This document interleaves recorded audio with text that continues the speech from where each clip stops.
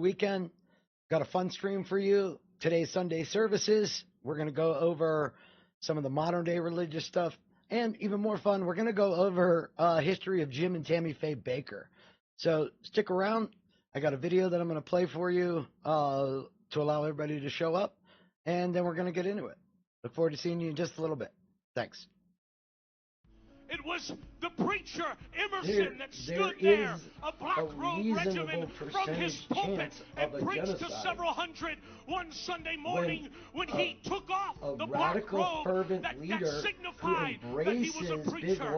And he said there is a time for peace, and there is a time for war, and now it is time for war. And so today I stand with the Black Robe Regiment, and I am one preacher declaring to patriots, it is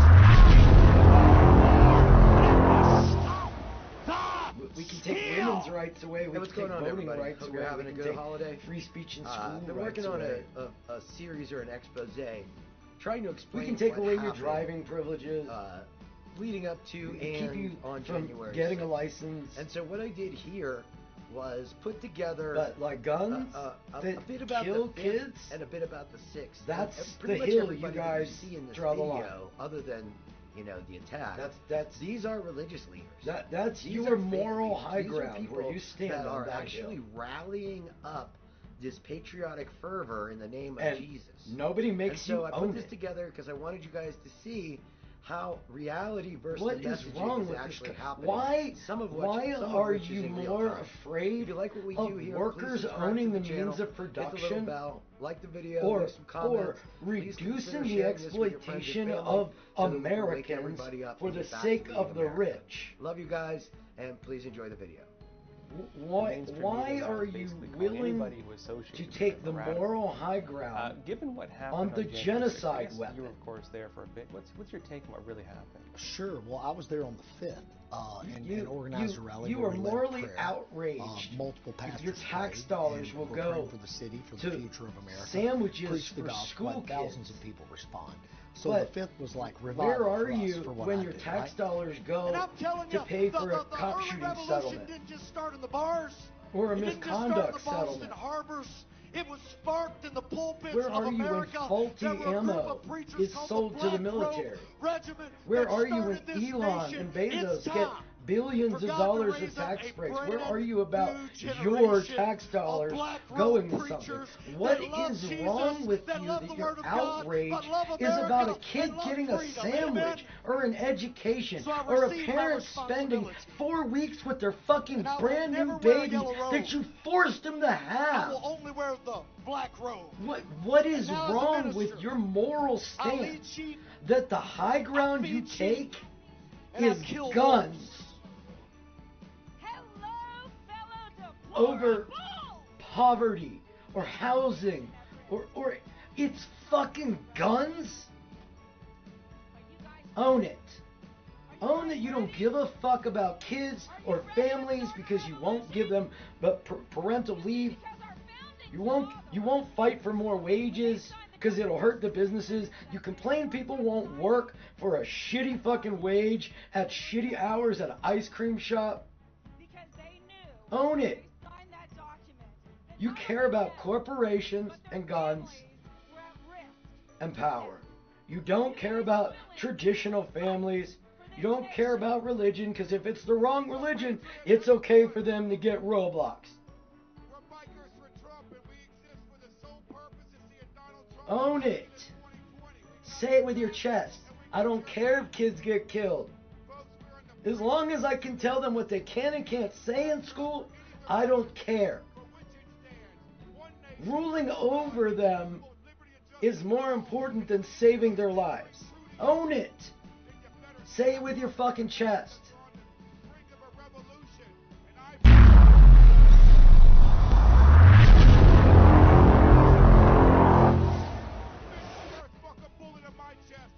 Here's kind of the way I look at this.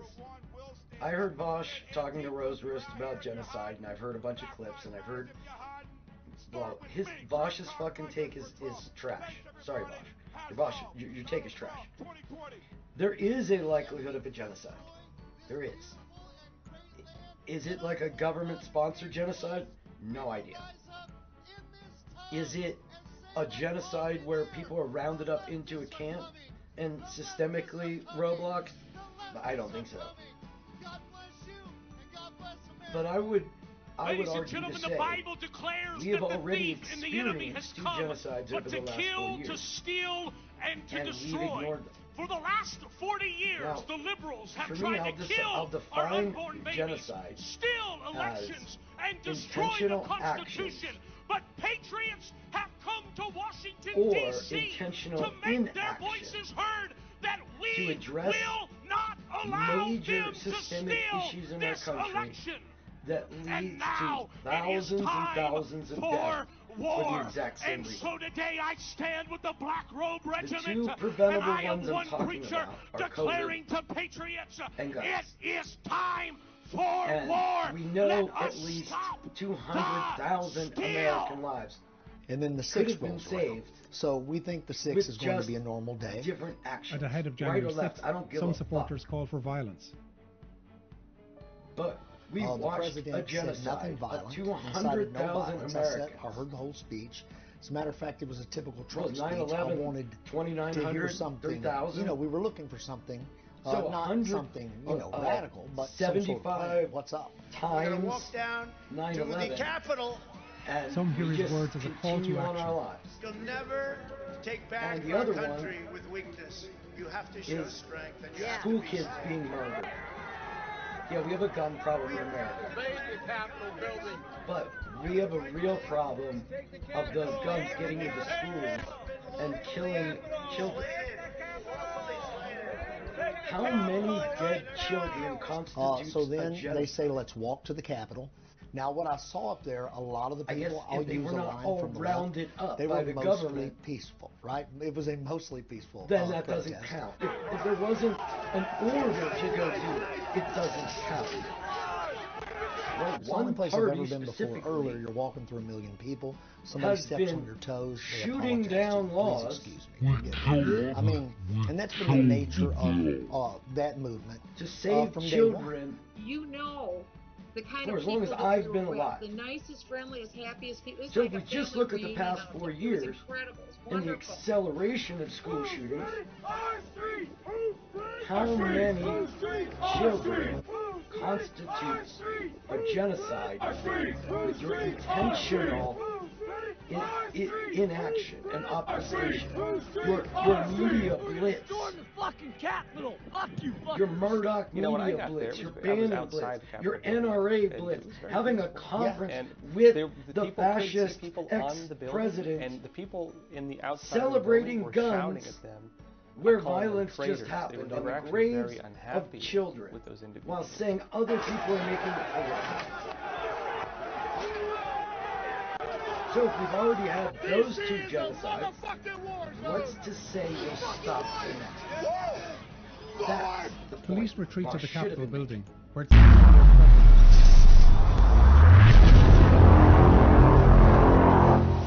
You're gonna find out they're on the left wing page. Forget what should have been.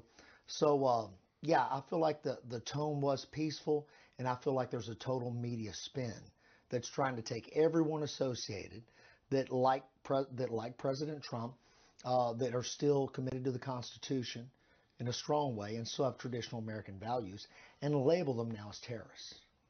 We have a good group. We got about 30, 40 of us. We're sticking together and sticking to the plan. Y'all, we're 1 block away from the Capitol now.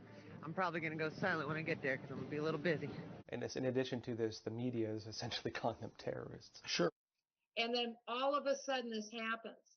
And it reminded me of Moscow in 1917 with the Bolsheviks, where there were rabble-rousers who dressed up in the opposition's clothing and had a violent event in the streets. And we saw what happened to Russia. Proud Boys, stand back and stand by. And that's what they did. Proud Boys. And I guarantee where there's escalation, you've got Antifa, because if you just, I want these guys arrested. I pray to God they arrest them because they never do. Proud Boys. Where's Antifa?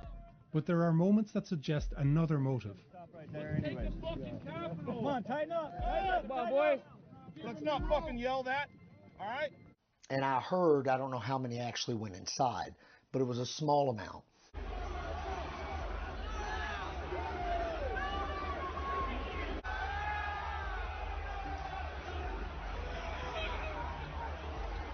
And then I know President Trump quickly condemned it.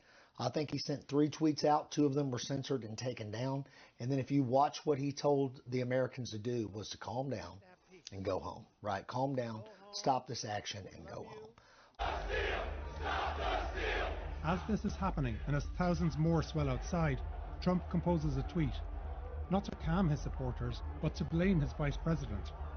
He writes, Mike Pence didn't have the courage to do what should have been done to protect our country and our Constitution. Anyway, this is not a protest. This is a rally that we had to call a protest in order to meet. And the people are not violent.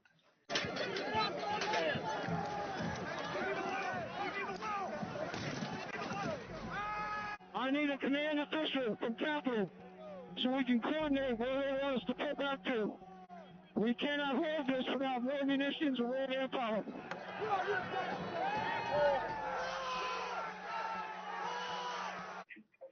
It's left wing. It's not pro-life Catholics and nuns. This wasn't the Trump crowd.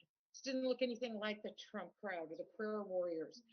I need to know from Capitol where do they want to pull back to.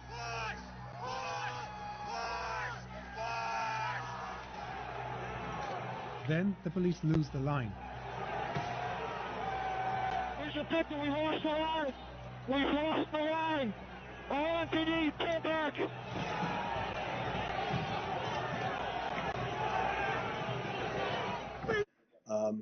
There may be some broken down windows. Yeah, there may be some activity, Charlie Kirk's reporting. But I'm telling you, it's not our group. It's not our people. It's not this crowd. 1033, I repeat, 1033, west front of the Capitol. We've been pranked and we've lost the line. On the 1033, have all units respond to assist him. Do what we're trained to do.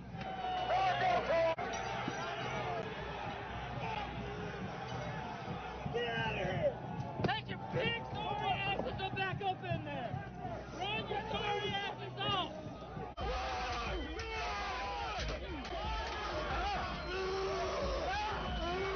The mob heaves in a coordinated scrum.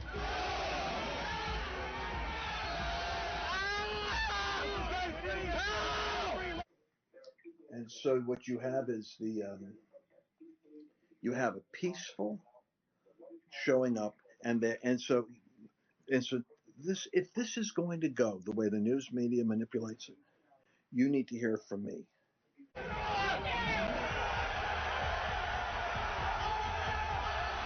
They are tased, gassed, and robbed of their equipment. They're beaten with a crutch, a hockey stick, and even an American flag. At least 4 officers are pulled into the crowd.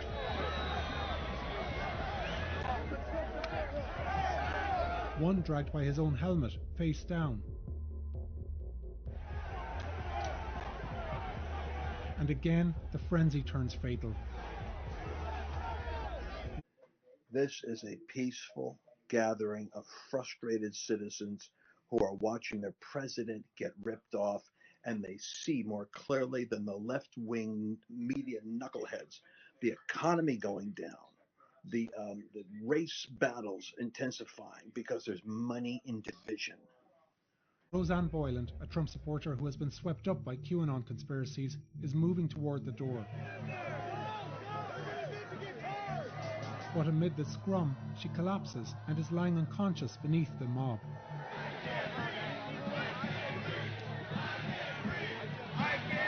As the crowd sarcastically chants a Black Lives Matter slogan, Boylan's friend, Justin Winchell, tries to pull her to safety. He screams for help. But instead, fellow rioters trample over Boyland and charge at the police again. Boyland will be pronounced dead at a local hospital in the evening. The president tweets again. He repeats that the election had been stripped away, calls his supporters great patriots, and says, "Remember this day forever." Don't think for a minute that these were nasty, naughty, ridiculous, hillbilly Trump people. That is not what you saw today. These were paid rabble-rousers. Dude, hey, we are one of you. We are one of you. Come on, Americans. Just as elsewhere, this crowd is a mix of die-hard Trump supporters, but also more organized groups like the Oath Keepers, who move in formation here toward that east side entrance.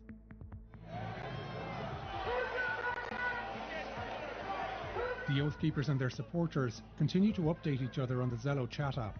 The House is in recess. We're going to yank them out of their seats. So maybe the populist movement is arising out of those that actually see reality and see the world the way it is. Remember, 1/3 of the revolution was fought by patriots who cared about freedom. That's what created America. The group enters the Capitol together.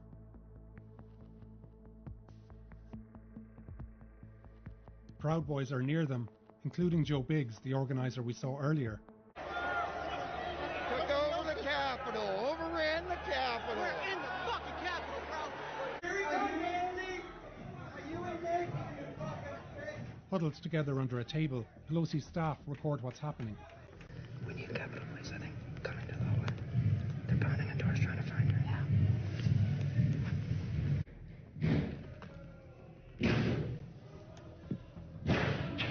Please be advised there are masks under your seats. Please grab a mask, place it in your lap, and be prepared to don your mask in the event that we get a breach.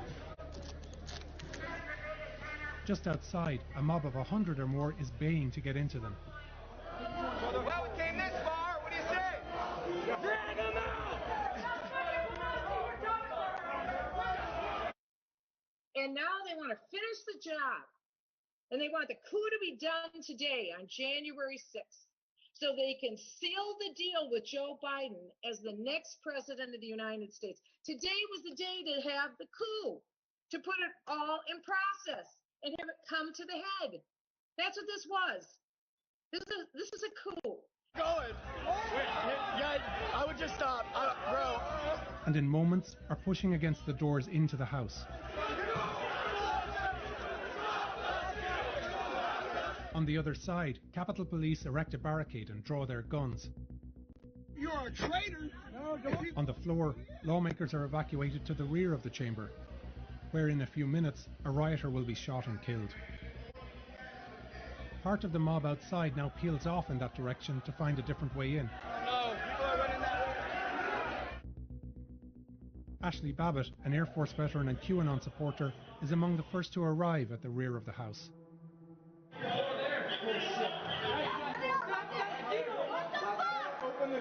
They see the lawmakers escaping. That lobby might have been clear had the House been evacuated sooner, but the rioters now become incensed. Zachary Allen, a Trump supporter from Pennsylvania, punches in the glass panels with his bare fists. Police are stretched extremely thin. Just 3 officers and a security staffer stand guard. None are wearing riot gear, and they keep their weapons holstered. Going back and exposing the forensic crime scene data that shows, oh my gosh, maybe the FBI and maybe the Democratic Party and maybe political operatives in D.C. were working together to create a narrative that would shut down the certification resistance movement in its tracks and turn over power to the machine that took the election by force. When a team of heavily armed police now arrives, the 3 officers step aside. Go! Let's go! Get this shit! This creates a crucial gap that allows rioters to smash in the glass. A warning, what happens next is graphic. It's 2:44 p.m. and behind the door, a police officer draws his handgun. There's a gun! There's a gun!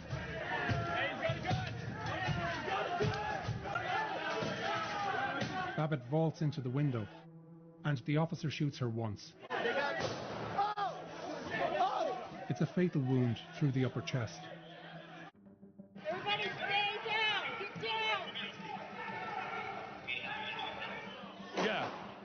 The fuck? Take your pins off. Pins off. The Bible says that the shepherd David was on the backside of a Judean hill tending the flock when a lion and a bear came to steal the little lambs. Why did God put David there? He put him there to stop the steal. The Bible declares that it was David that defeated the lion and the bear. Unfortunately, today, we don't fight lions and bears. We fight liberals and rhinos. And let me speak to Right Side Broadcasting, to every cowardly congressman or limp-wristed, weak-kneed, sissified senator like Ben Sass and little Mitt Romney and son of a Mitch McConnell. We say, you cowardly congressmen and sissified senators better stand up tomorrow like shepherds and stop the steal. And so what you have is you have a peaceful showing up, and so this, if this is going to go the way the news media manipulates it, you need to hear from me. That's right. You better hear it from me. Ladies and gentlemen, what up, Roxfist? How you doing? Happy Sunday. Today should be a fun day. Hope you're having a good one. Obviously, as normal, we'll start with some memes, and then we're going to get into what's going on with Christianity and the modern GOP, as we often do. But I have a video. What up, Mayor? I hope you're doing well. We're going to get into the history and story of Jim and Tammy Faye Bakker. Growing up, I knew them. Many people know them just because of Tammy Faye and the ridiculous makeup. But if you happen to have been here, I want to say it was almost a month ago now, where we looked over the history of the self-improvement and, like training tapes and the history of the self-improvement movement with like Norman Vincent Peale. Hey, what up, Mulder? Not Zig Ziglar. We talked about Zig, but Napoleon Hill, Think and Grow Rich, Craig Proctor, all the old minds of the self-help movement, which a lot of it was a grift, and it was tied very closely to religion. Well, see, that's the thing, Mayor. You said self-help industry has ruined America. While I believe and Tuna was talking about therapy this way last night, but I believe if you think signing up for a Tony Robbins seminar or getting the tapes is going to like magically change your life, that's crazy. But there are valuable lessons in some of these things. Yes. Like I talked about it the other day, when somebody doesn't show up for something, specifically when I was younger and a realtor, I would get really, really mad. Okay, Mulder. I would get really, really mad. And, fuck, what was I going to say? I'd get really mad when somebody wouldn't show up to an appointment. I was specifically there. I spent hour plus getting ready. And they don't have enough respect to call to say they're not going to show. Also, if it wasn't some sort of emergency, well, let me rephrase that. If they don't call to tell me they're not going to make it, odds are, since we have no existing relationship, it's easiest to just move on and never talk to me again than to address it. So as a salesperson, the first thing that happened is I would get offended. And then Tony Robbins taught me, ask the question, is there anything else that could be the reason they're not here other than the thing you're thinking? And obviously the answer is yes. And you start to realize they could have been in an accident. They could have had an emergency. Anything could have happened. And so, like, that's one thing that really helped me that came from self-help. But it's not like a solution. And I think that's really the problem. Convince people the opposite of pride isn't humility. Well, I'm not sure the old ones did that. Like the new alpha base, the alpha male type, yes, definitely. But the Craig Proctors, the Norman Vincent Peales, the Napoleon Hills, all of these people, I don't think were as much as it is today. Like, I still think caring and thinking about others was part of that process back then. But maybe not. Not masturbating. Well, that's the thing, is that's the religious fanaticism side. Like that well, you're going to see a woman that I've shown before. What up, Abattoir? Funny. You're going to see a woman that is like in a cult, but then you're going to see preachers that are accepted as Christian, and it's worse because the cult at least preaches some sort of weird unity vibe, whereas modern Christianity it's just a hate thing. That's all it is. But before we get into all that, the alpha males say the same stuff. Yeah, parts of it. But the alpha male stuff comes with like misogyny, racism, that kind of stuff. It's not about self-improvement. It's about everybody else is worse than you. It's not even that like pumping you up. It's literally just tearing everybody else down. Wrote the book, Why Didn't Anyone Ask Why Youngin is Hanging Around with So Many Old Dudes? I mean, if I'm right, and it's Napoleon Hill that claims he was like hired by Carnegie to go around and like fucking interview all these people, that's all a lie. Like, a lot of his story is a lie, but that's the point I'm making, is forget the message. The point has always been to lie to people to separate them from their money so that you can have their money. And to me, I've always believed religion is something by man, for man, to control man, which is why so many of these religions throughout the eons just repeat the same floods, they're the same stories. So somebody decides in a mortal mind that they can be part of immortal knowledge, and it's all bullshit. Manipulate and reinforce systems through ideology that benefit them. Yeah. And so one thing I used to teach in consultative selling is, if you can find, and this comes Zig Ziglar, I can have anything I want if I can find enough other people that I can help get what they want. So if you position yourself that you can benefit by completing something other people need, there's always a fee in that.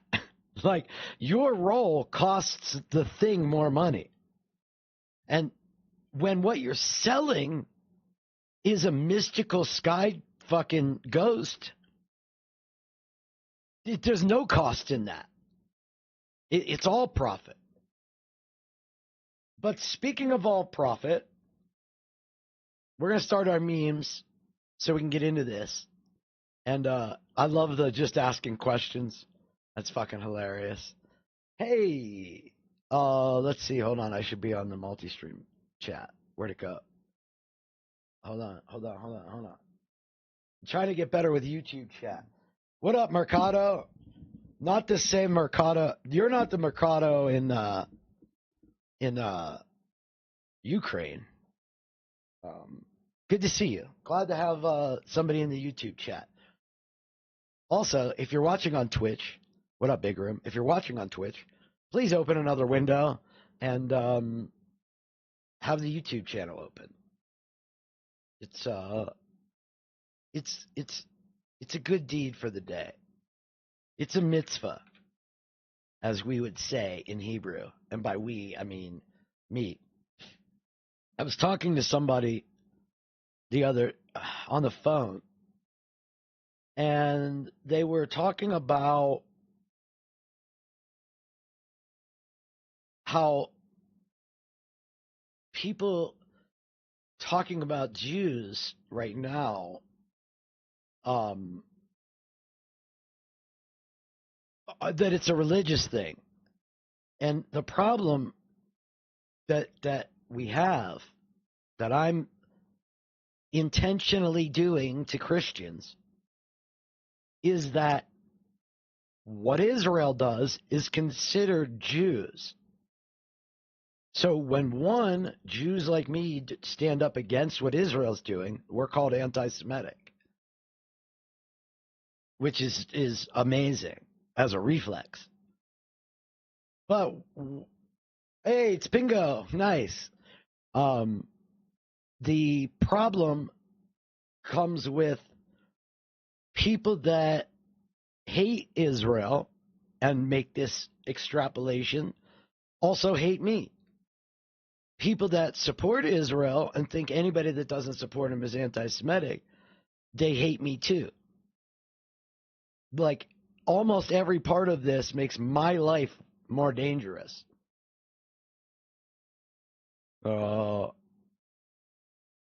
Well, I'm not even a Jew to most.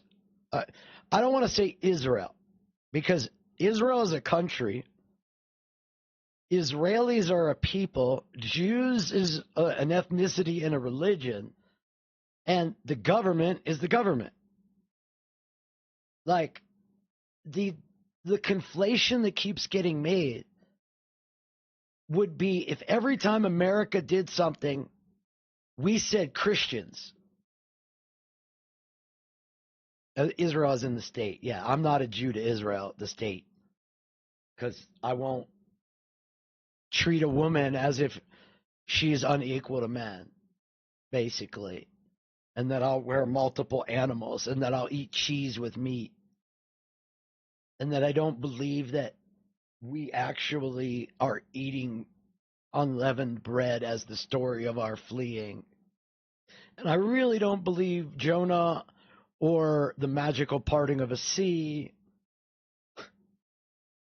I mean, religion is a lot like self-help. There are parts of it that can benefit you, but as a whole, if you just buy in and you don't question, it's fucking you over. And it's not making you better. So, we're going to get into some of these memes, and I think this is an interesting joke to start off. What is the most offensive joke that you've ever written? If only Africa had more mosquito nets, then every year we could save millions of mosquitoes from dying needlessly of AIDS. Wow. Wow. Napoleon? Interesting. And behind the yellow light, please. Oh my God, this is great. And behind the yellow light, please. The train will be approaching soon, so the customer with the juicy melon, please stand away from the yellow light. And the customer with the juicy melon, please stand away from the yellow light, sir. Thank you very much. Difference between a fridge and a butthole? I was going to tell this joke, but I figured I'd let her do it. What's the difference between a fridge and a butthole? Difference between a fridge and a butthole. What? A fridge doesn't fart when you pull the meat out. Oh my God.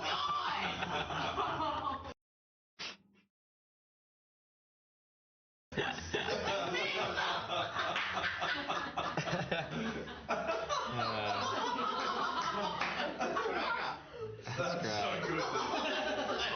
Oh my God.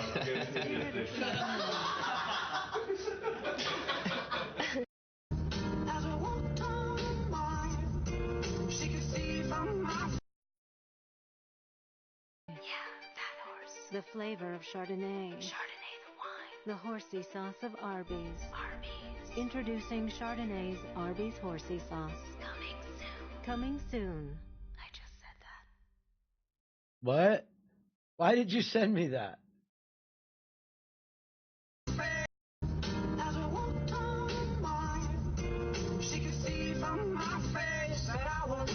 That's crazy.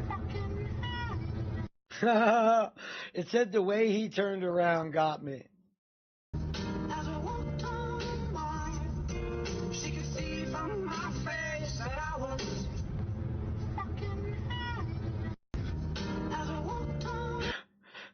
Man, what's up with the neighbor lady? What do you mean? She came out of the house earlier. She had like a frilly jacket on, a bunch of feathers and stuff in her hair. What's up with that? Oh, well, she had one of those DNA tests. Now she thinks she's a Native American. Yeah, I don't think I'm a hoe is one of the tribes. I don't think I'm a hoe is one of the tribes. How does a non-binary person kill people? How? They/them. That is the single best LGBT joke in the history of LGBTQIA. That is the best LGBTQ joke ever told. How does a non-binary person kill people? How? They/them. It's too good. That's just too fucking good. I mean, let's be real. How does a non-binary person kill people? How? They/them.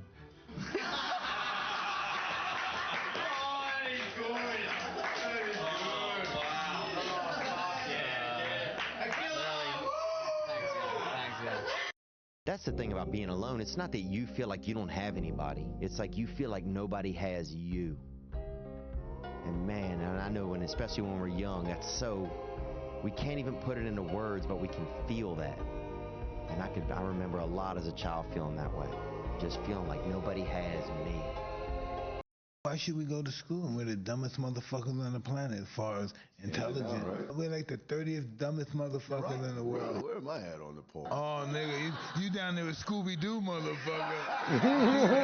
Scooby-Doo. Whoa, me? Your wiener's the size of a Tic Tac. That's why your breast smells so good. Hey, come here.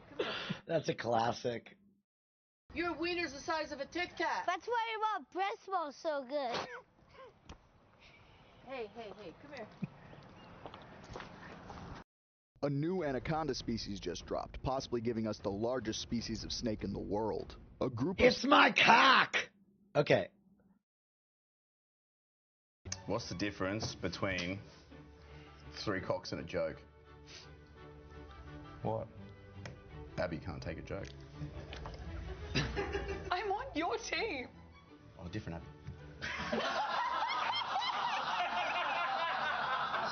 So I went to this Chinese all-you-can-eat buffet and the owner. This is one of the funniest bits from my childhood. You be here for an hour. You go now. Okay. All right, let's hop into this. What are your thoughts on gay marriage? I'm against it. Yeah? Yep. And why is that? Because of my religious belief. And what? You ever think about Nazi Germany? I do. I think about Nazi Germany regularly. What a weird thing to say. You ever think about Nazi Germany?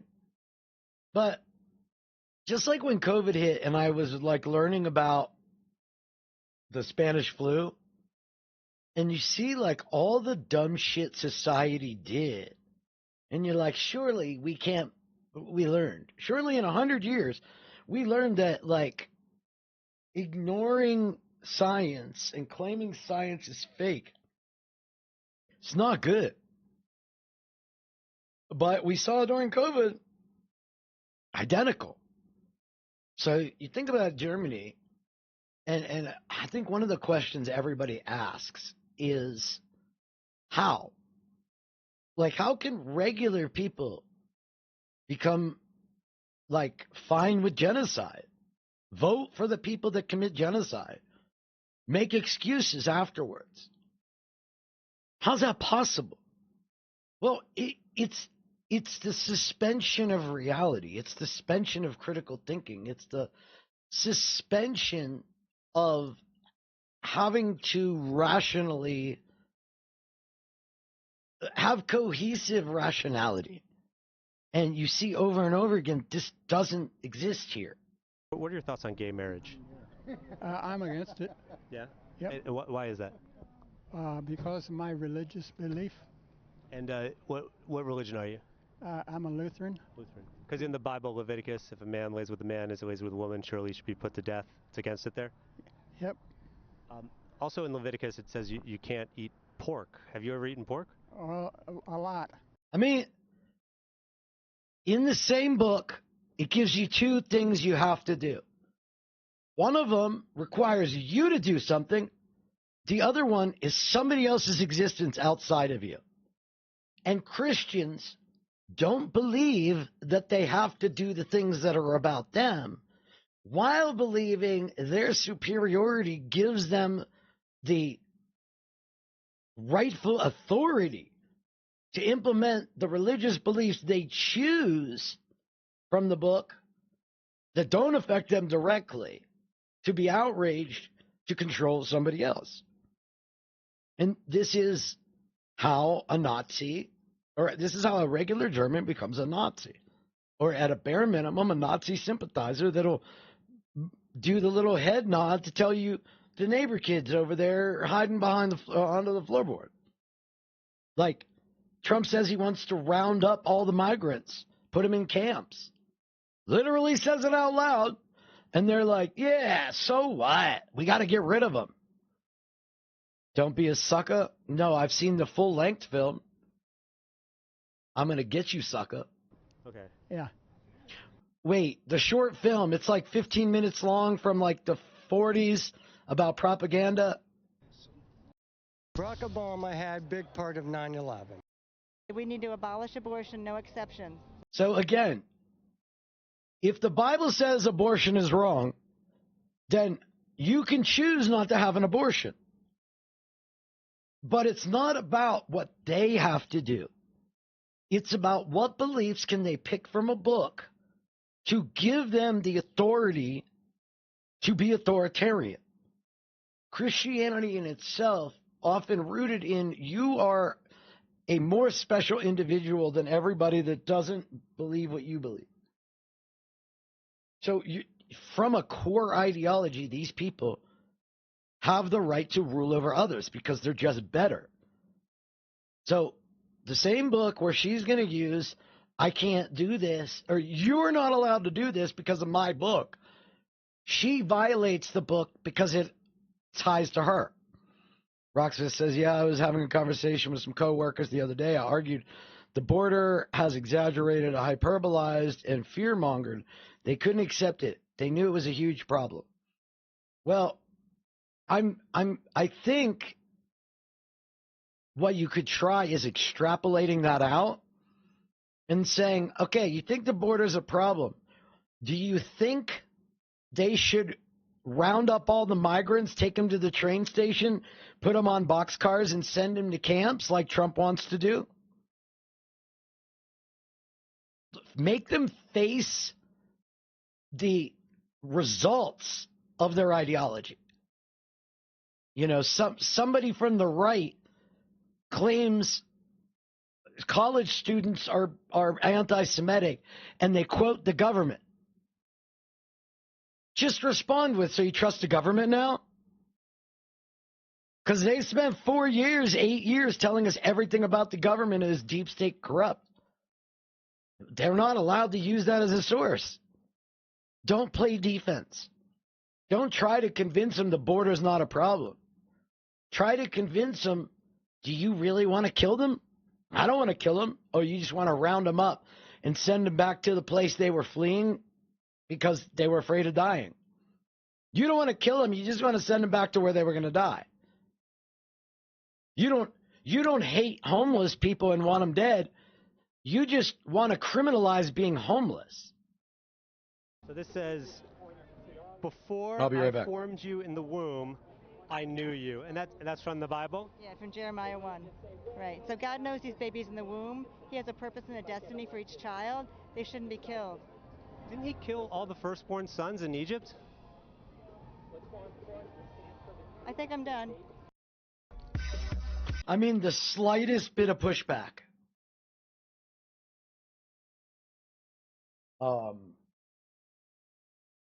They know. Yeah, facts based on my brain. Exactly. And then if you say, show me, like, it doesn't even work because they'll pull up something that says the opposite. Give it to you as proof. And nothing you say is going to change their mind. Like, we watch it with Jungler every week. He'll come in with some preconceived notion, and it literally takes an hour to get to a point where the preconceived notion doesn't disrupt the conversation. Having a conversation about affirmative action and saying it's not about race. And then you read what affirmative action literally was put in place for, and it takes an hour. And it's not about race, though. It's about lowering standards for DEI. So diversity isn't about race. No, it's about standards. Like but Rhea, I do the show partially because I want him to be able to better evaluate information. But I do the show so you can see how this works.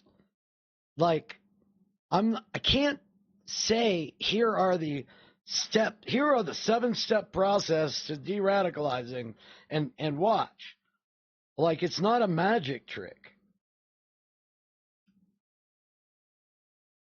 I mean,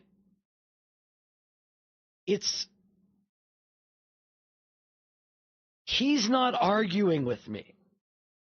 That's the thing. In one paragraph, it's people have different circumstances, and therefore it makes sense that a group that has a different culture of education gets judged based on that culture of education and not judging everybody by one uniform standard. And then uses the exact same example to prove the opposite in his mind. It's a great experiment in seeing the diametrically opposed ideas both be confidently right. And when you don't agree, you're the idiot. Like, identifying the issues in the communication breakdown are more valuable than the facts. Because once you identify the gaps in the communication, like, for example, when we looked at Steven Crowder lying about the Espionage Act, like showing it on screen and saying it says something other than what it says. And it took like 4 times and like him reading it to realize the message being sent to him and the message in front of him by the same person are different and diametrically opposed. They cannot exist at one time. It can't.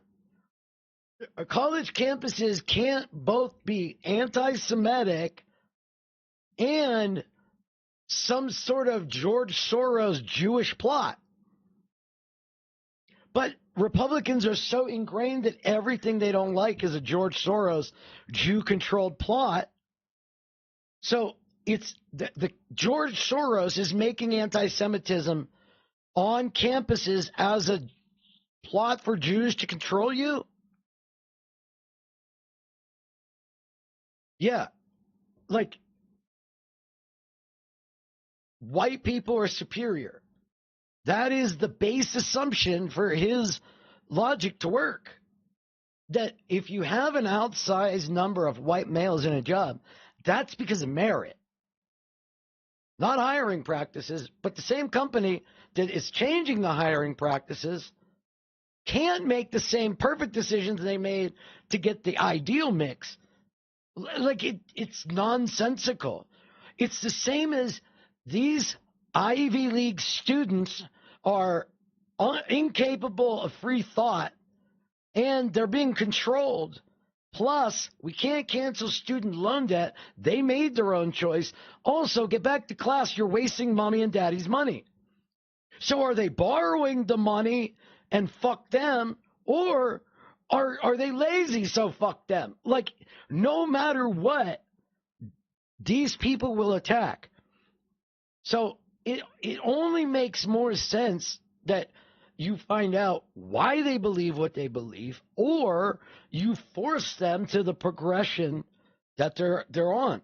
Like, one thing I realized afterwards I could have done was say, okay, so you believe expanding to a more diverse workforce as like a quota means you're lowering the standards.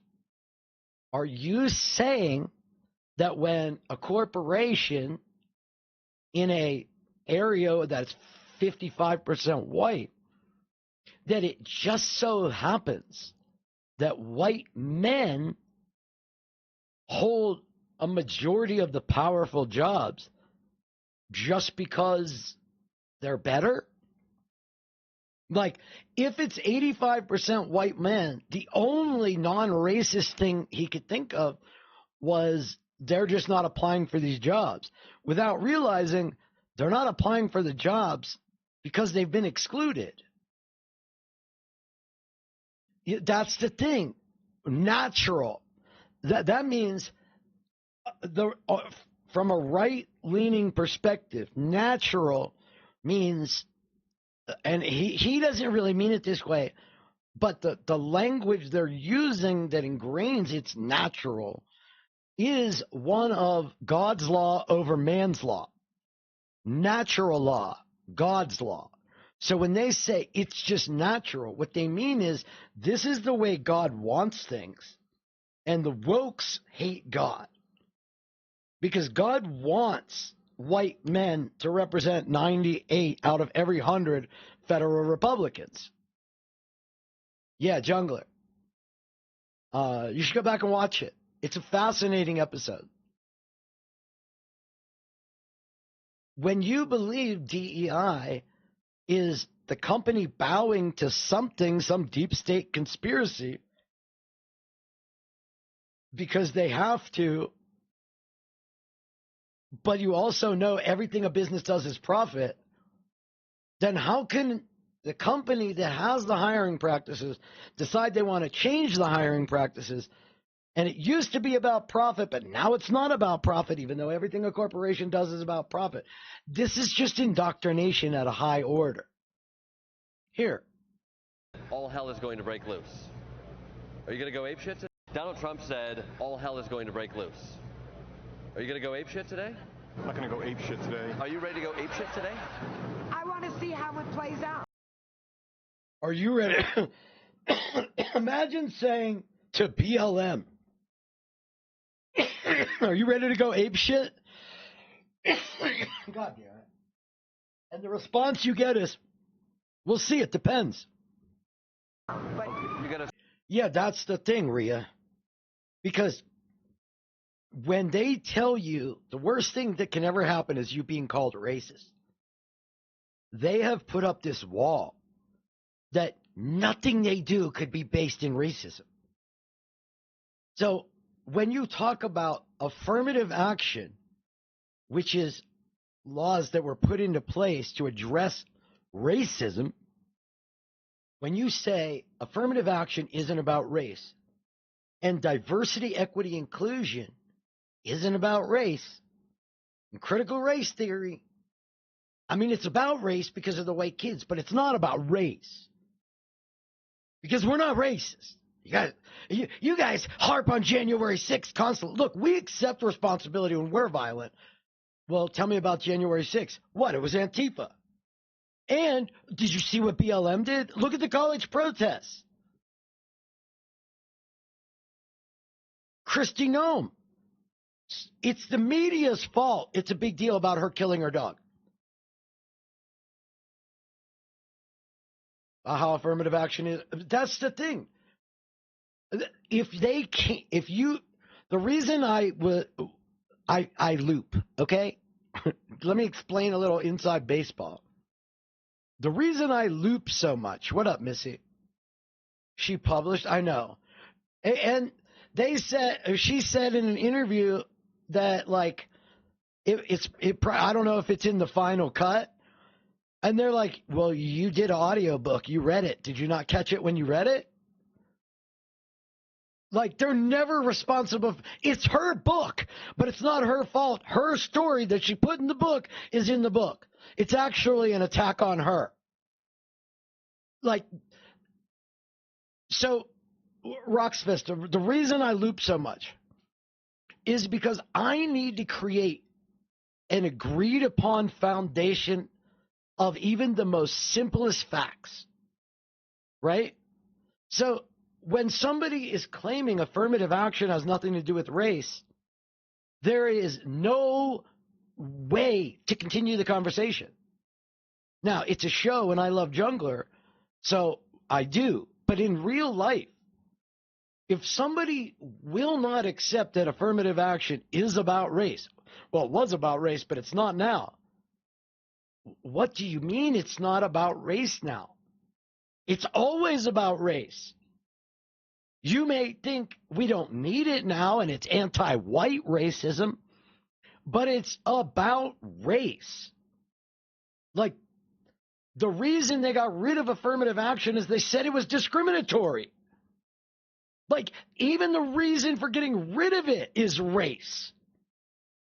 So when the premise of the argument is this conversation about affirmative action and DEI isn't about race, but also I was just saying when I saw a black guy 15 years ago, I didn't have a problem with it. But now when I see the same black guy, I worry. But it's not about racism. It's about quality. Well, it's the same guy, so it's the same quality. And the only difference is the way you look at him because of his race. No. It's because corporations. Like, the mind gap of being so afraid to realize that something you have might be bigoted. Here's an example. Have you ever, or do you use the phrase, I don't want to get gypped. I hope I don't get gypped here. I hate getting ripped off. I don't want to get gypped off. That's fucking racist. And when I find out, it's like, oh, shit. I didn't know. But when they told me expat is racist, and that's only because of the colloquial, like the way people refer, like black people get arrested, rich white people get indicted. That's the difference. Saying indicted isn't racist, but often it promotes the language of racism. You know, the 18, 19 people in Georgia, did they get arrested or did they get indicted? Well, it's both. Well, they turned themselves in. No, they went and were arrested. Like, the reason they had a mugshot is because they were arrested. But the news calls it indicted. But when you arrest protesters, were they indicted? Look at all these protesters getting indicted. Do they give the protesters a phone call and say, hey, can you guys show up a week and a half from now to do the processing of your indictment? No, they fucking take them off the street and they arrest them right away. Do they go to Trump with cops and arrest him? No. I would say a coup is a whole lot more than a sit-in, but this is the language. Donald Trump said all hell is going to break loose. Are you going to go apeshit today? I'm not going to go apeshit today. Are you ready to go apeshit today? I want to see how it plays out, but... You're going to slow walk the apeshit. Right. Slow walk it. Trump supporters are calm, peaceful protesters.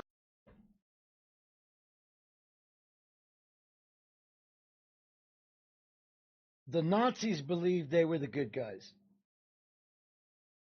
Like, the entire reason I started this channel and named it what I named it was to really highlight how false of a reality people are in. Think about Eric Adams going on fucking news, spreading lies about outside agitators, claiming that one of the two people they arrested was the wife of somebody arrested for terrorism, when it turns out the guy, all charges were dropped. He didn't do anything wrong. And the woman was there a week before with her daughter, just visiting. He lies about the chain and that kids don't bring this on campus, except they got a student discount for buying that exact item. So all these fucking liberals, Michael Cohen going out there yelling about the anti-Semitism on campus, it's all bullshit. All of it.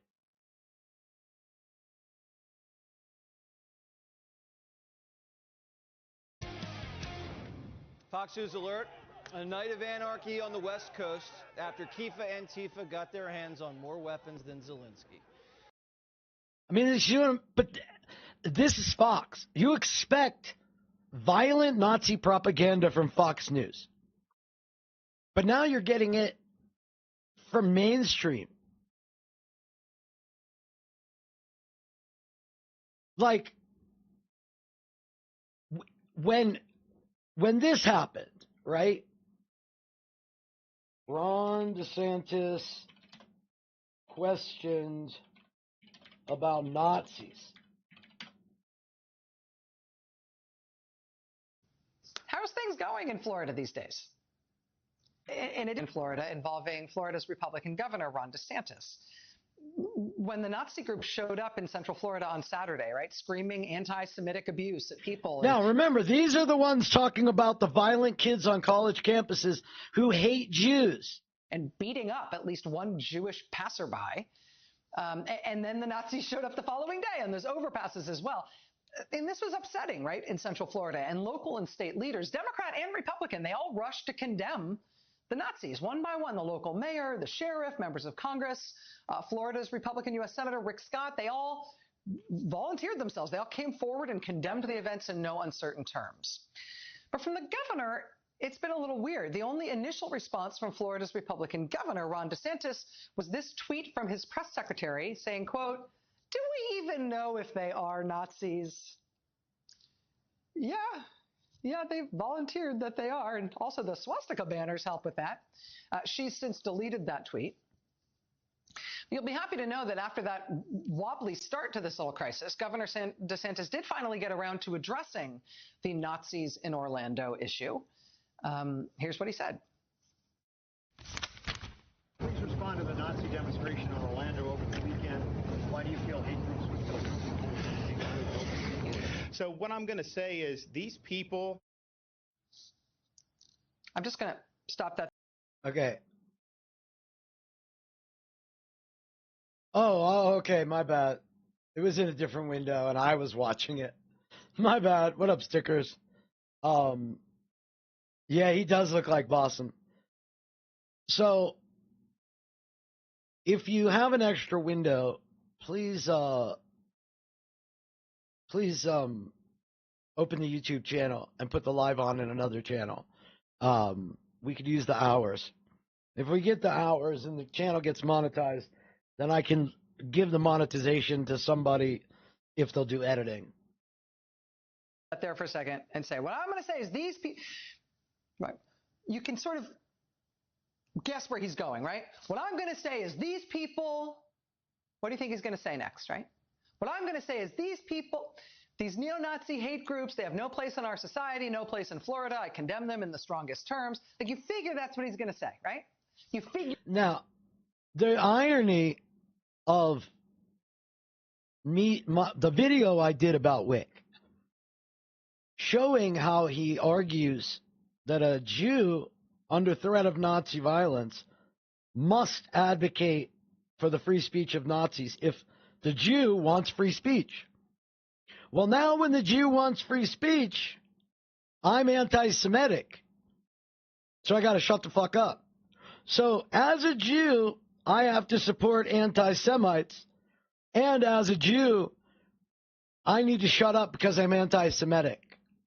That is where Florida's governors. Weird how liberals and fascists line up that way, huh? Going with that statement. Because, I mean, that is the easiest, most straightforward question an American politician can get, right? I mean, this is the most clear-cut example of how the phrase scratch a liberal and a fascist bleed comes about. Now, is everything liberals do support fascism? No. But this is a direct alignment. Please respond to the Nazis. Right? That's like a long, slow softball right over the plate. Are you ready? There's only one right answer to that, and you shouldn't have to memorize it. It's an easy one. Please respond to the Nazis. What up, meatbag? That's what Ron DeSantis was asked. And he starts off, so what I'm going to say to these people, what do you think he says next? Here's where he went with it. So what I'm going to say is these people, these Democrats who are trying to use this as some type of political issue to try to smear me as if I had something. Notice everybody behind the guy who won't speak out against actual Nazis and actual Nazi clothing and actual Nazi symbols. You can't speak out against this.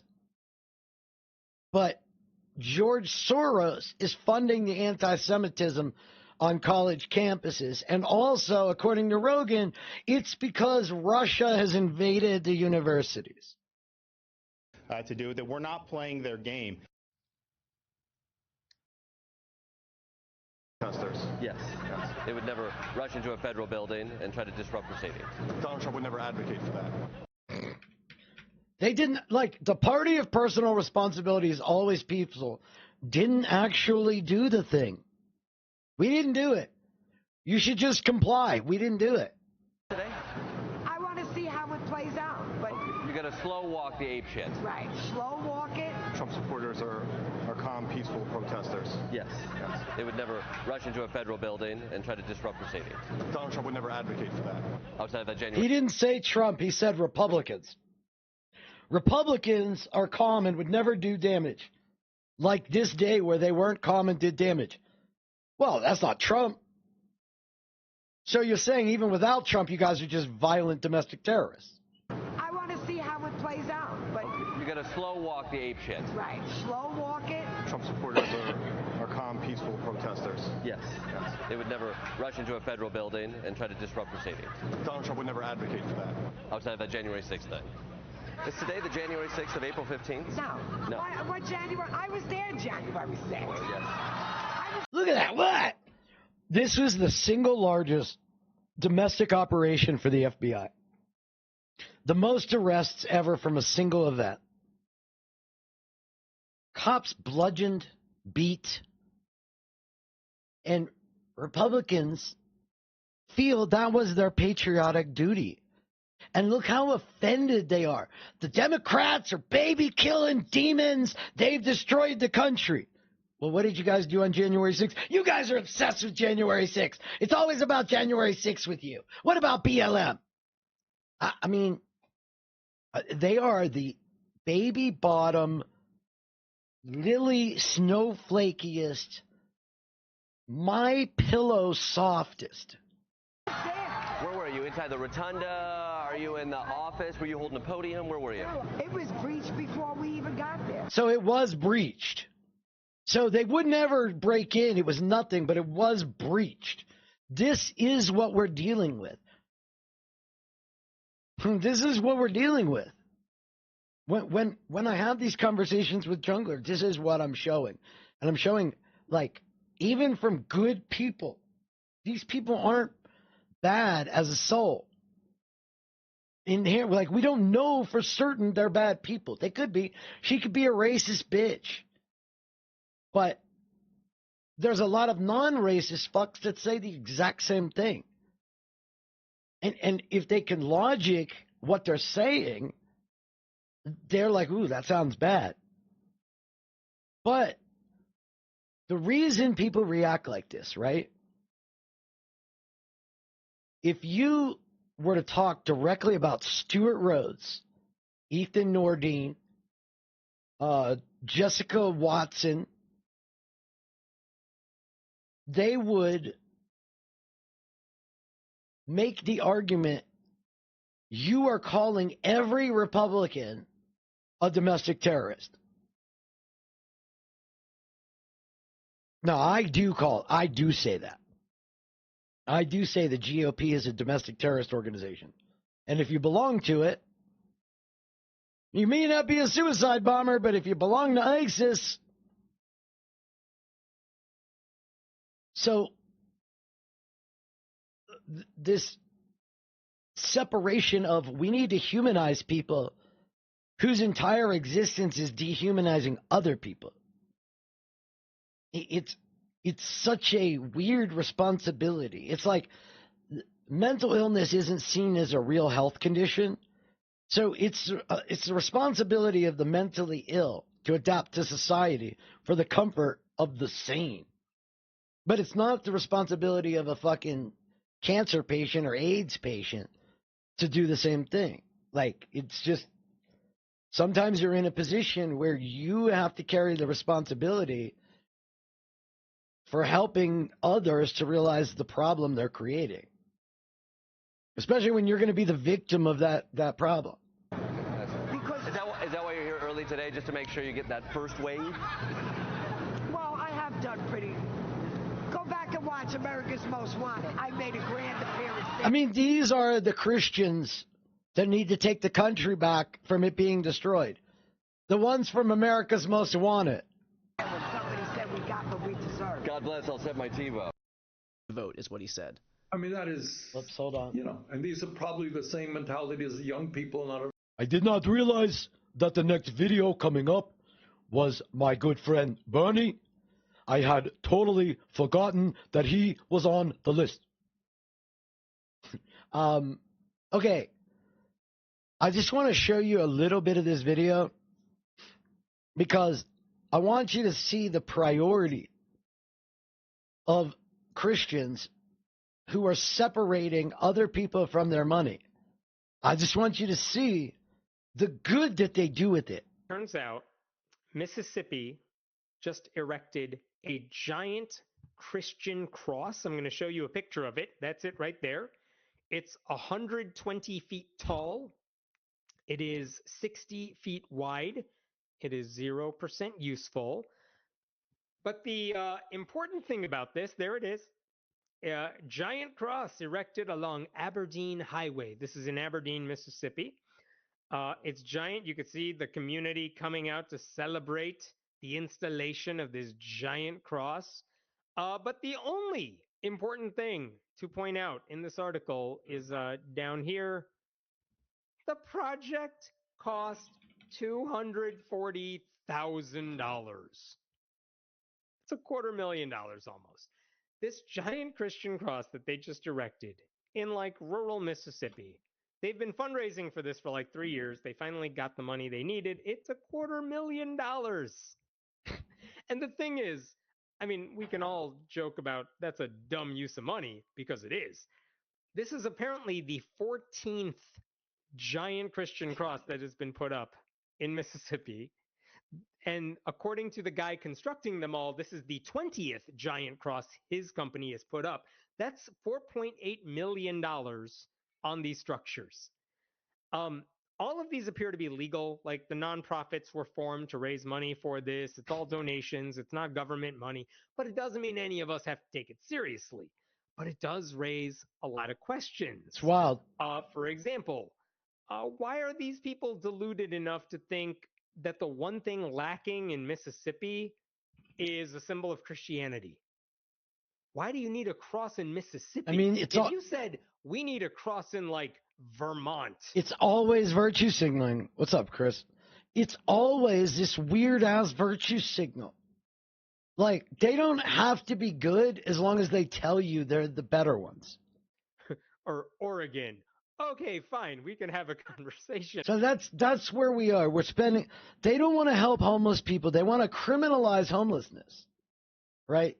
Which we're going to get to in a little bit. So these are the people that follow the ideology and don't. These are the people that became Nazis. Like, hate and pain is the goal. And do you think the Bible should be taught in public schools? Yeah. I mean, ignore all the murder and degeneracy. I mean, why not? We have a separation of church and state. You know, it might be to some people, but not to me. Interviewed in Virginia by two IT's I mean, I think the way to ask the question is, do you believe kids should be taught at a young age about like dangerous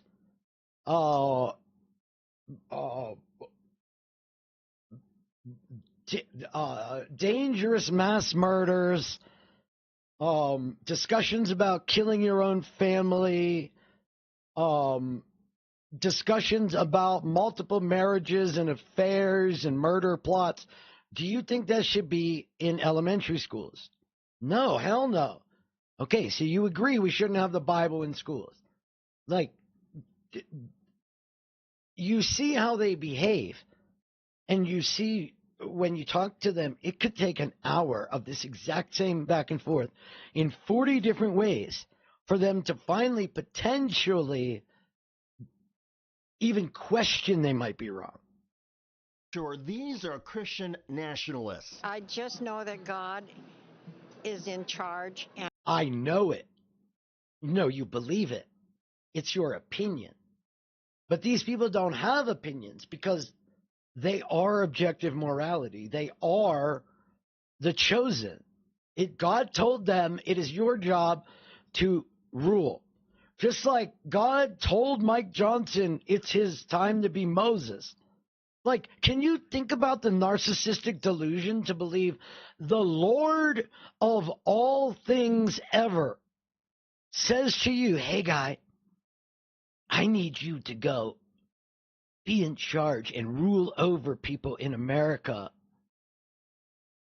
Are you like, imagine the narcissism. And whatever he does it's the only thing to be doing. And what God is doing. I mean, it's all dribble. Yeah.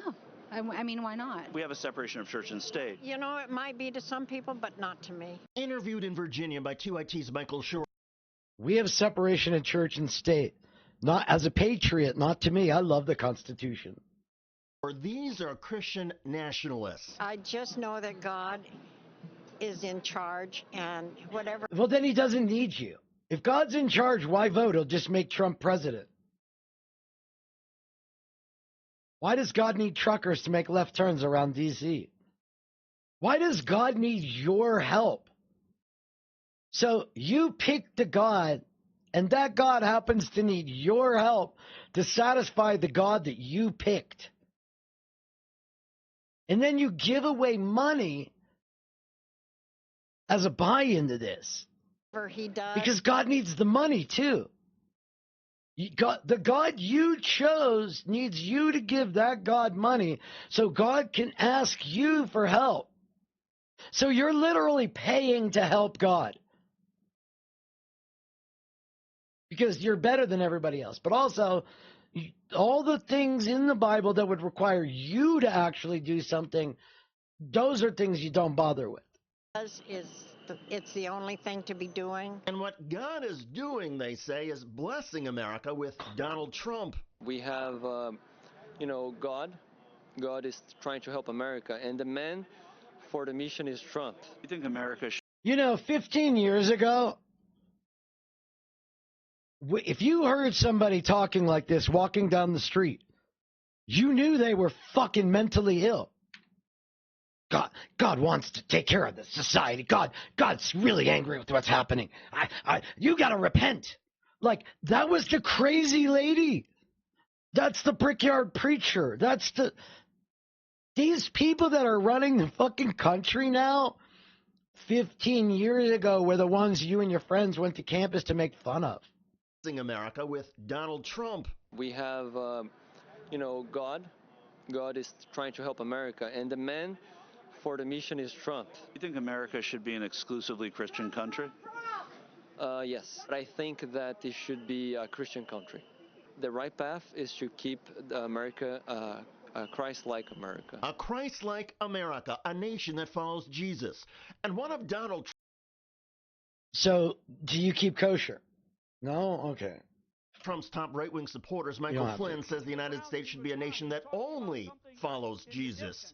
So if we are going to have one nation under God, which we must, we have to have one religion, one nation under God and one religion under God, right? All of us together. Michael Flynn, he said that if the country is one nation under God, it should be one nation under one God. I mean, that shirt right there, that is the best summation of MAGA. A picture of Trump surrendering with the phrase "never surrender." Like, I told you, what, 2 years ago, I did the video explaining that, like, you need to understand their language. Everything they say is the opposite. Having a black president? Facts. I mean, it's wild. Freedom for all means our religious right to rule. Never surrender means they surrendered. Stop the steal means I'm in charge of protecting the election, and I'm going to claim it can't be protected and then blame the other people not in charge of protecting it. He said that if the country is one nation under God, it should be one nation under one God. I can't believe people would argue about was the election stolen. Just concede. Let's say the election was stolen. It was Trump's responsibility to protect the election from any sort of manipulation. It was Trump's job. Trump was the one responsible for protecting the election. If the election was stolen, you're admitting Trump is a failure. Which one is it? Well, the Dems stole it. So the Dems are better than Trump. Trump couldn't stop the Dems from stealing the election. Like, if it's a plot and Trump's on court begging you for money, then he's losing to the Democrats. If he wasn't able to secure the election because the Democrats stole it, then he's incompetent and incapable.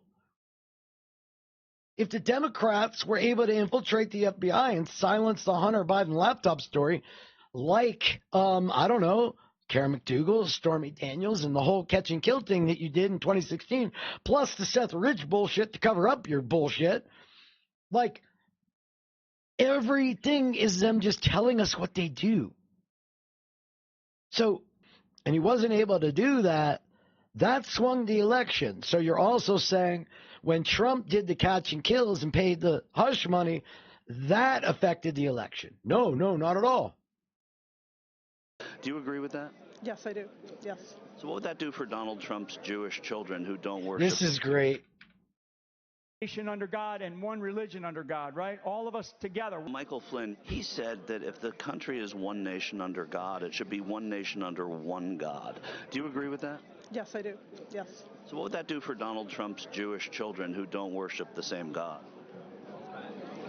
But don't they still? I mean, it's still the same God. They just don't worship Christianity. So they don't worship Jesus. Right. Isn't Jesus the God of Christianity? Well, he is. He's 3 in 1. 3 in 1, Son of God, or whatever you want to call him. Jesus does not appeal to Donald Trump's own daughter Ivanka and son-in-law Jared Kushner. They are raising their children, Trump's grandchildren, Jewish. And what about our Muslim people in the country? Should they be made to worship Jesus as well? I don't. Wow.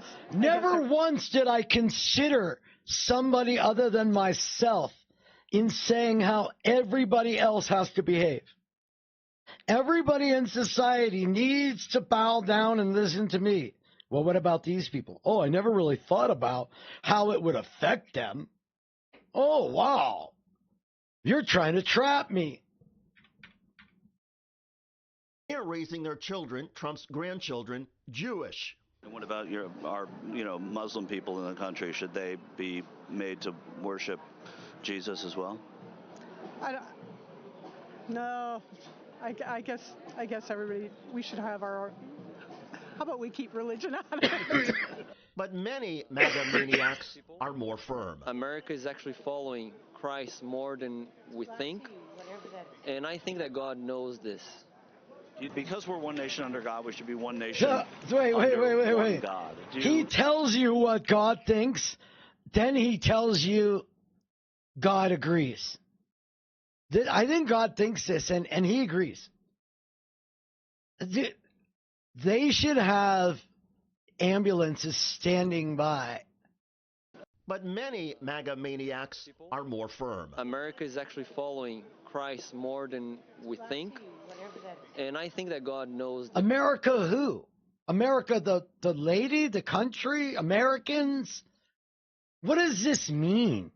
Like, what he's saying doesn't even mean anything. Like, there's zero substance. These are just phrases. These are Manchurian phrases. Manchurian. But many MAGA maniacs are more firm. America is actually following Christ more than we think, and I think that God knows this. MAGA maniacs are getting aggressive. Maniacs are getting aggressive. MAGA. Because we're one nation under God, we should be one nation under one God. Do you agree with that? Absolutely. I mean, it's crazy. Everybody has to agree with me. I believe in freedom. So what then, like Donald Trump has children and grandchildren who are being... This is white supremacy. They choose a religion, and then they use their choice to justify their superiority. Raised Jewish. What would happen in that case to people like that? Well, the Jewish religion, that they have What the up, right T-minus? to believe in their person. They have a right to believe it, but when Jesus comes down and forces them to convert and they don't convert, well, they get what they get, right? Which is God. The Jewish religion believes in God. I personally am Roman Catholic. I believe in God. I believe in Jesus. And what about a Muslim, friend or colleague? Would they have the same protections? As far as their religion goes, sure. Yeah. So that Michael Flynn thing, one nation under one God, it's not, he's saying that there's one Christian God is the way I hear it, but you're saying that shouldn't be. Well, in my eyes, it is, because I am a Christian. Right, but should it be mandated to the country is what I'm saying. Should we be one nation under one God as the United States of America? Well, that's what's printed on our... Unbelievable. What up, Armor and Quills? Americans are following Christ more than ever. I mean, it's crazy. Our money, and that we should... We say in God we trust, right? Correct. Our money, right. But I'm What does money have to do with Christianity? Asking, do you think we should all adopt one God, the same God? I think if whatever religion you're in, you believe. So what about people that aren't in a religion? Well, they don't have the same rights as us. We believe in God. This is superiority. Whatever higher being is. Or you're an atheist. Well, it's good to see you. I'm glad. How was your visit? I'm not. No, not you. I'm not saying. Sorry. Yeah, no, that you're. And I don't like that. Yeah, atheism or the belief that there is no God is depending on what you want, there was some funny drama that we went through with Reservoir. I just happened to have a random conversation with Will, and that turned into another conversation with Connor and Sunday and Kuhlman, and then that turned into Reservoir doing a 9.5-hour stream, going over 2 hours worth of content, whining and crying for 9 hours. And then I did a stream because he yelled at Dankness and lied about me for a bunch of hours. So I just did one of those, like, here's the proof, here's what I did, here's what he said, here's how he's lying. And then he did a 4-hour Cope stream yelling at anybody that would, like, defend me and tell him that, like, I had been saying this all along. You're still saying he's wrong, but he's been right this whole time. Now you're saying he's right, but only because he was lucky. And when they're like, no, he told you this, he like freaked out. It was, dude, I haven't seen somebody crash out like that in a long fucking time. Crash out for you old folks is freaking out, going nuts, making yourself look like a lolcow. Is really pushing it in MAGA world. As you can see, it's a struggle for many of the Christian nationalists to accept that America's under God. Or Thursday night, Jungler and I had a great visual representation of the communication problems of the country, where affirmative action and DEI weren't about race. They just both always lower the standards, but it's not about race. God and not specifically under Christianity's version only.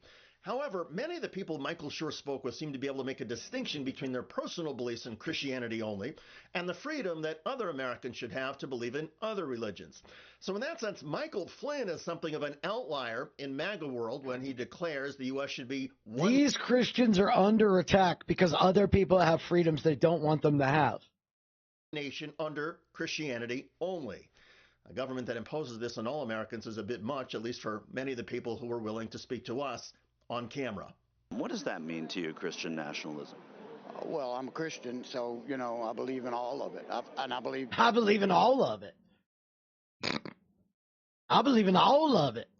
Hating the gays, hating the migrants, hating the poor, hating the left, hating college students, hating the Jews, all of it. Donald Trump is a Christian. Donald Trump is a Christian. What's his favorite book? Oh, that's too personal. Is he a New Testament or Old Testament? Both. You know, it's a good Lord that put us here. It's a good Lord that wrote the Constitution. The good Lord wrote the Constitution.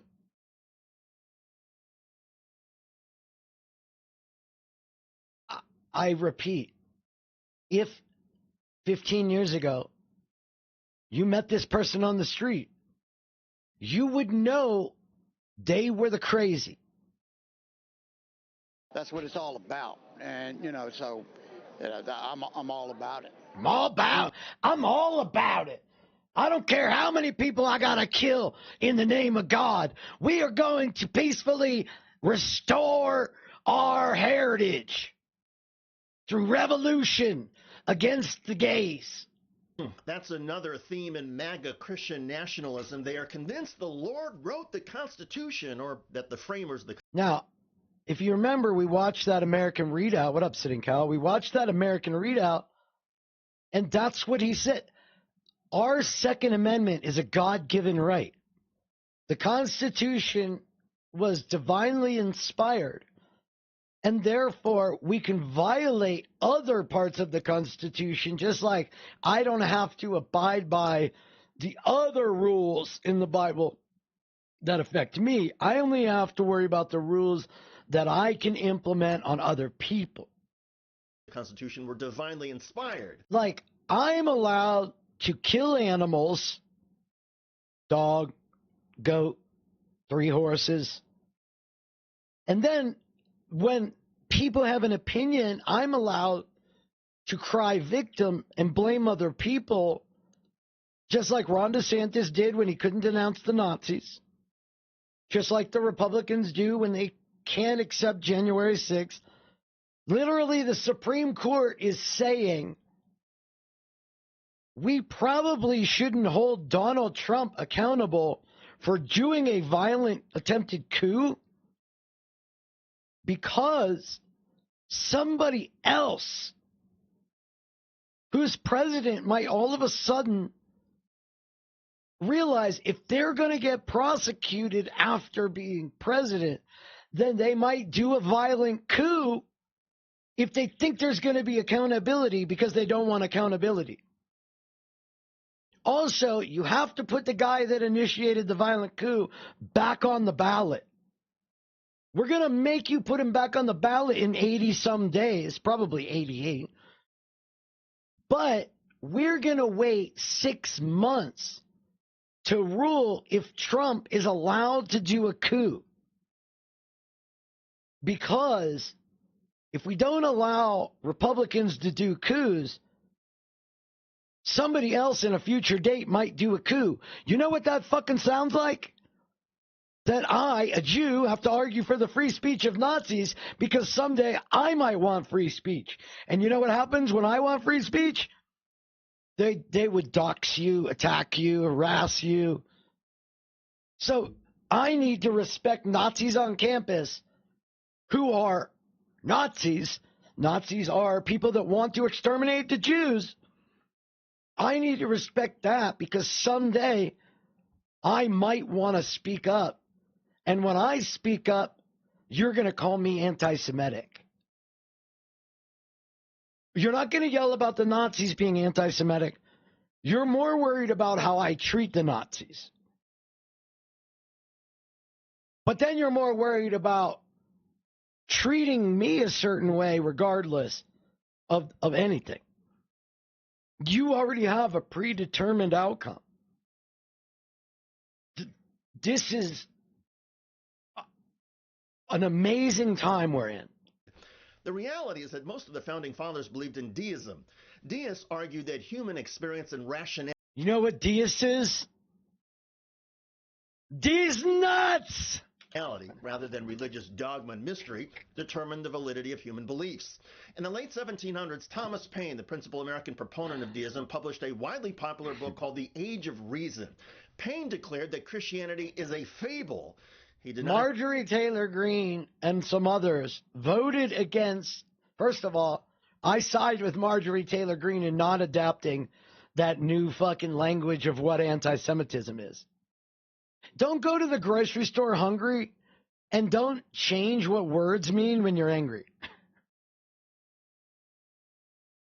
Marjorie Taylor Greene was against it because blaming the Jews for the death of Jesus and dehumanizing the all of the Jewish people, that could be considered anti-Semitic. Well, it is anti-Semitic, you motherfuckers.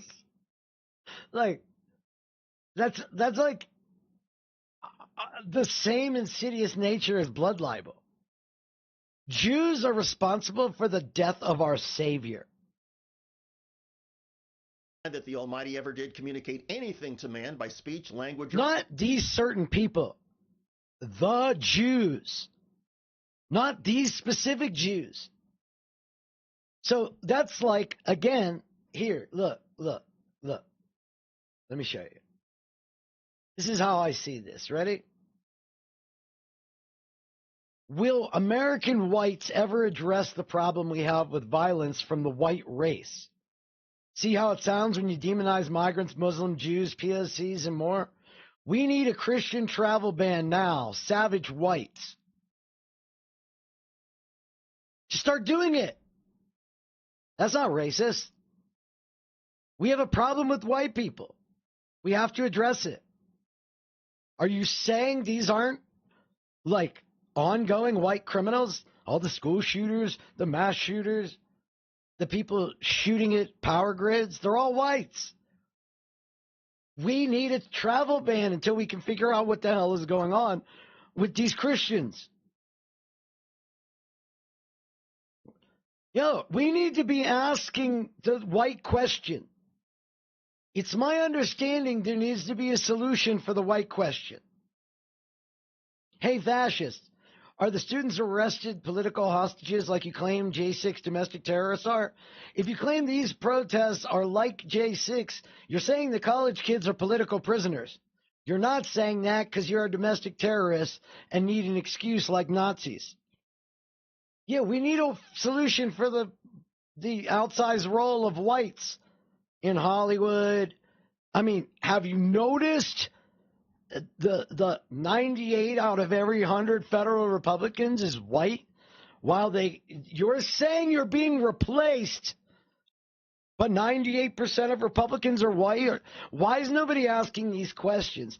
I mean, from my understanding, what I've heard is Alexander Dugin and Vladimir Putin are working with Steve Bannon, and they've created a network of bots with the GRU and the Wagner Group guy, Prigozhin, that accidentally fell out of a plane. You know, they tried to do a coup in Russia, this Prigozhin who leads the Wagner Group. And mysteriously, like Navalny, who died in prison after the Novichok, Prigozhin mysteriously fell out of a plane like he was the husband of Carol Baskin. In fact, the same people that killed the Baskin guy were involved in this. Next thing you know, there's going to be a ring of blood sacrifices of animals in gravel pits. I mean, if you talk like Alex Jones, it almost sounds crazy.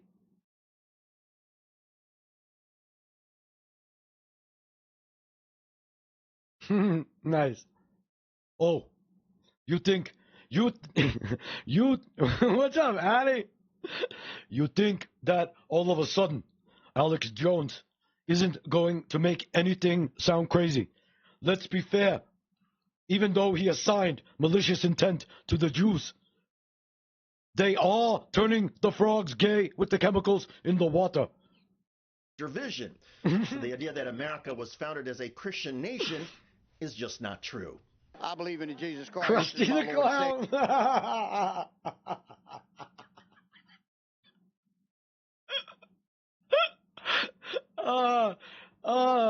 It's like Jewish. Krusty's like Jewish Alex Jones.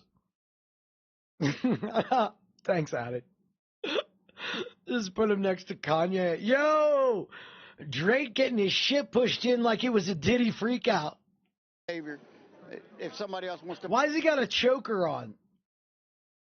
Wait, what is the deal? Is that where his head was sewn back on with this fucking Igor-looking motherfucker? Believe something else, that's up to them. Don't push it on. Look. This is a Christian nation. God wrote the Constitution. You can have your beliefs, but don't push them on me. And by push them on me, I mean stop taking my superiority power to rule over you. Nation is just not true. Jesus Christ. I'm falling behind. We're running behind on time here, guys. My Lord and Savior. If somebody else wants to believe something else, that's up to them. Don't push it on me just because I don't. I hate how they keep forcing you to be gay. I didn't want to suck that dick this time either, but what choice did I have? Forcing it on me. Here I am just trying to be a cis white man who deserves the job. You got them coming in, taking my job. Wait, I thought if this is a meritocracy and a dirty, filthy immigrant takes your job, then doesn't that just mean they're better than you? You know, do you guys know who the Washington Generals are? Don't believe in it. Don't push your religion. Who knows who the Washington Generals are? Your sexuality. That's fine. If you want to be that way, be that way. Don't push it on me. And most Americans would find that to be reasonable. The problem is that for all of the moderate Christian nationalists in the MAGA movement, there is still Michael Flynn and others like him who have no tolerance. White supremacists are the Washington Generals of history. Every time they play the game, they lose.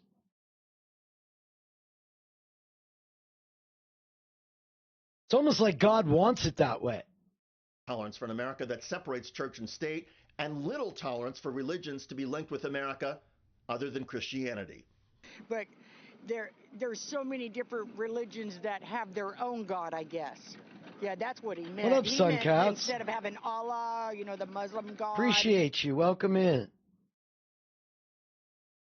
And the Buddha God, and yeah. This is a place where you can get right-wing vitriol towards the right wing. Lingar. What about Austin? God hates Texas.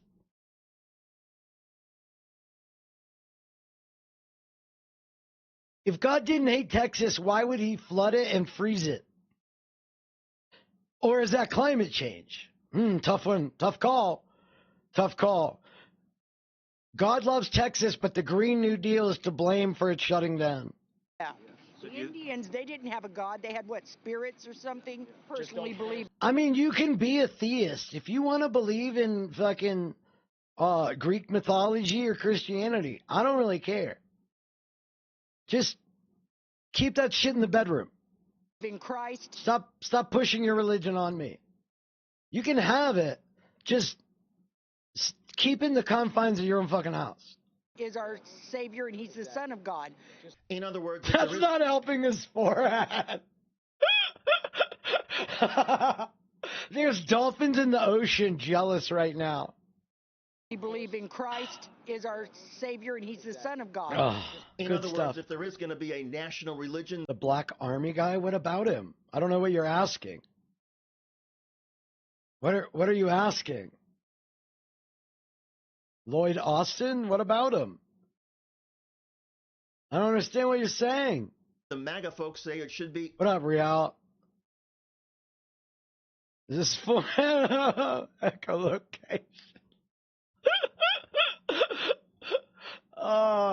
He's like a narwhal without... What about him, though? What about him? I don't... you started 2/3 of the way into your thought. Christianity. He's a Washington general? Am I just not getting the pun?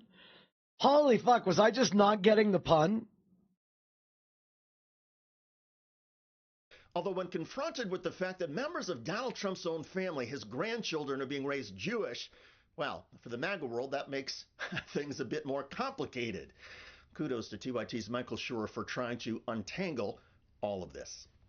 By the way, some high-profile Christian pastors are now denouncing the Trump MAGA Christian character limit. Nationalism. Some of you bring politics. This guy is a real hero. Denouncing the Trump MAGA Christian nationalism. Some of you bring politics into the church. You think that politics is spiritual stuff. Politics is of this world. You think it's your duty to be political about this, that, and the other. No, your duty is to serve the Lord your God with all your heart, mind, soul, body, and strength. Now, these are the kind of whites we need to promote. I had no idea there were so many syllables in the word white.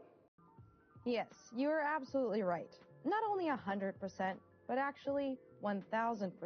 Plus, when you think about it. So there you have it. Jews control everything. And love your neighbor as yourself.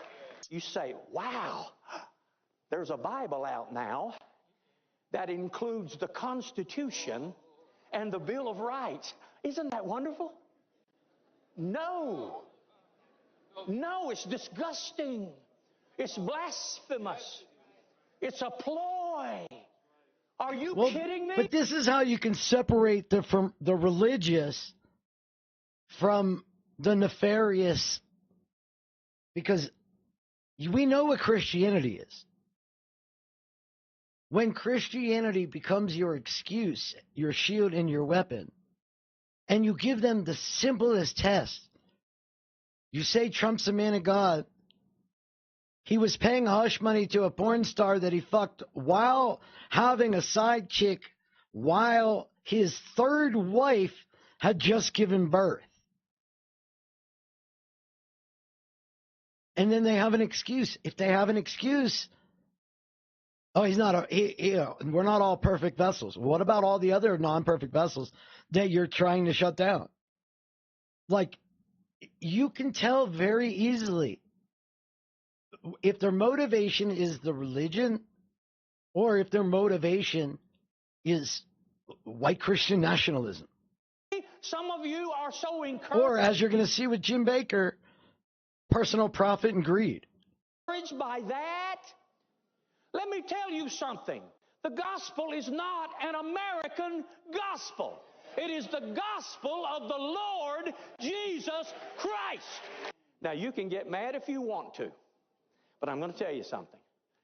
If you glory in that kind of thing, you don't have a prayer life. If you glory in that kind of mess, political mess, you do not know what the Word of God says. Check out. See, I'm fine with that. That's a religion. I mean, it might be dumb, misguided, flawed. Take away fucking consent and autonomy. But he's not preaching about what you need to tell other people to do. Spirit of capitalism.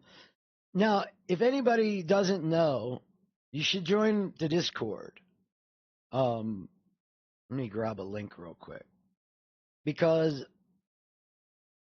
unlike some recent misconception, this is one of the most educated and informed, groups of people that I find online. Everybody has, some sort of expertise from being a lawyer or law school, or did a ton of research, or worked in politics. Missy really has a lot of information and can answer a lot of questions about the effects of capitalism on our mental state and our personalities. It's pretty interesting stuff. Okay. Unbiased juror? Of course I can. Do you have any feelings or opinions about how... Do you think you could be an unbiased juror? Of course I can. Do you have any feelings or opinions about how Mr. Trump is being treated in this case? I absolutely do. You do? What are those feelings? No, I have feelings that if you commit a crime, then you should go to trial. Let's go. That's it. So you support this trial? No, because it's not a trial. Oh, well then I'm sorry there's no room for you on this jury. But apparently... Republicans believe in facts, which is why they know before the trial Trump did nothing wrong and it's all a hoax. And if he's found guilty, it's a travesty because he did nothing wrong. The Democrats are just going after him. It's a big conspiracy. Wow. He's almost encouraging them not to vote. Yep. And look, I said it for a long time. If Republicans want to be Nazis, can they at least wear the uniform so we all know it? It was the venue itself that presented the most bias. Trump cannot get a fair trial in a 90+%. Dude, you have the shittiest piece of flair I've seen in a long time. Democrat city. Dude, they can't say fuck Joe Biden. They have to come up with a phrase for it. They can't say the thing they want, so they got to say it's DEI is reducing the quality of applicants. When I see a black pilot, I get nervous they're not qualified. But it's not because of race. It's because of diversity, equity, and inclusion, and how adding diversity reduces quality. But it's not about race. Like New York City. Where can Trump get a... That's true. The red hats are part of a uniform. That is correct. Fair trial. In the Midwest, in Ohio. The only place Trump can get a fair trial is people that already agree with Trump. Because fair election means Trump won. Constitutional rulings mean Trump won. Republicans won. The only things that are valid is when they work in favor of Republicans. Imagine if everything that didn't go your way was the fault of immigrants. And then you created a system where you rounded up immigrants and took them to camps.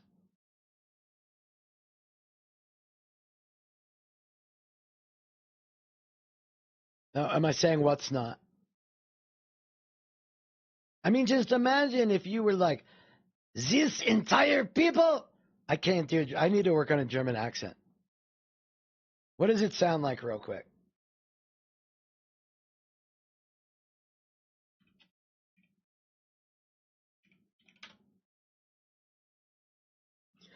No. I'm being hyperbolic about the Jews or the Nazis spoke about the Jews wanting to round them up, take them to camps, as Trump just said he wants to do to the migrants, and how they're subhuman vermin invading, poisoning the blood of our country. He's saying he wants to round them up, take them to camps. That's what I'm trying to say.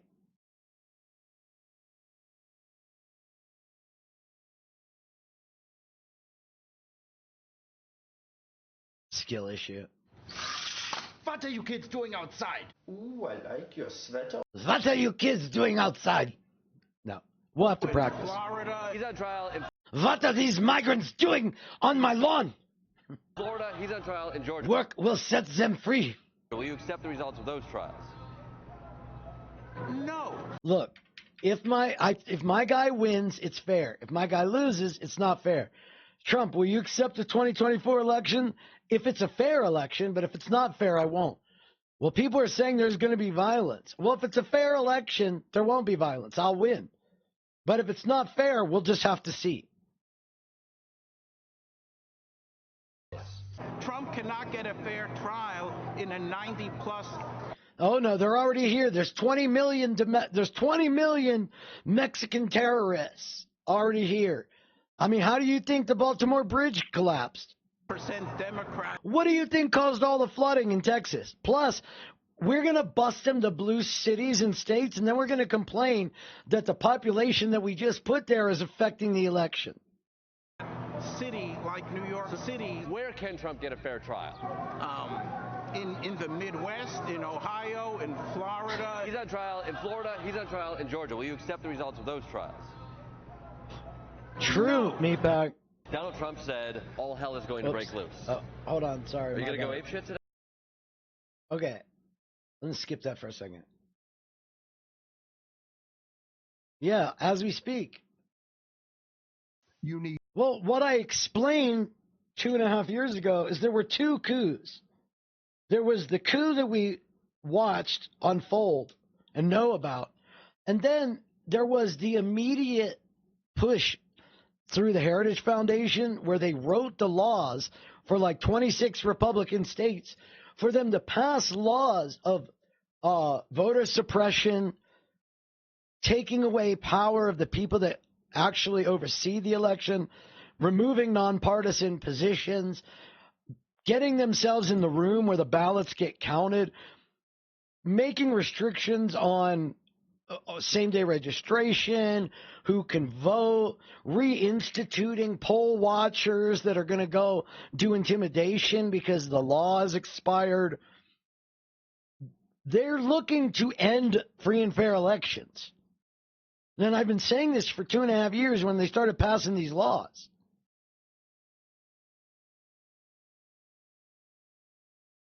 Hey, what up, Rumble? We'll drive out the globalists. We'll cast out the communists, the Marxists, the fascists.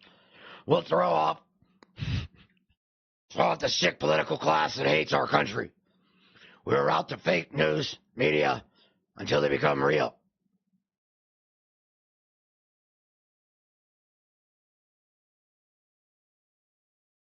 Taco eating contest today in Denver. Nathan is being replaced. Need one juror. Long live Kobayashi. That does. That's a real Trump quote, Pucker. I thought that was Hitler. I just assumed that was Hitler. Right thing, and it shuts all the other jurors down.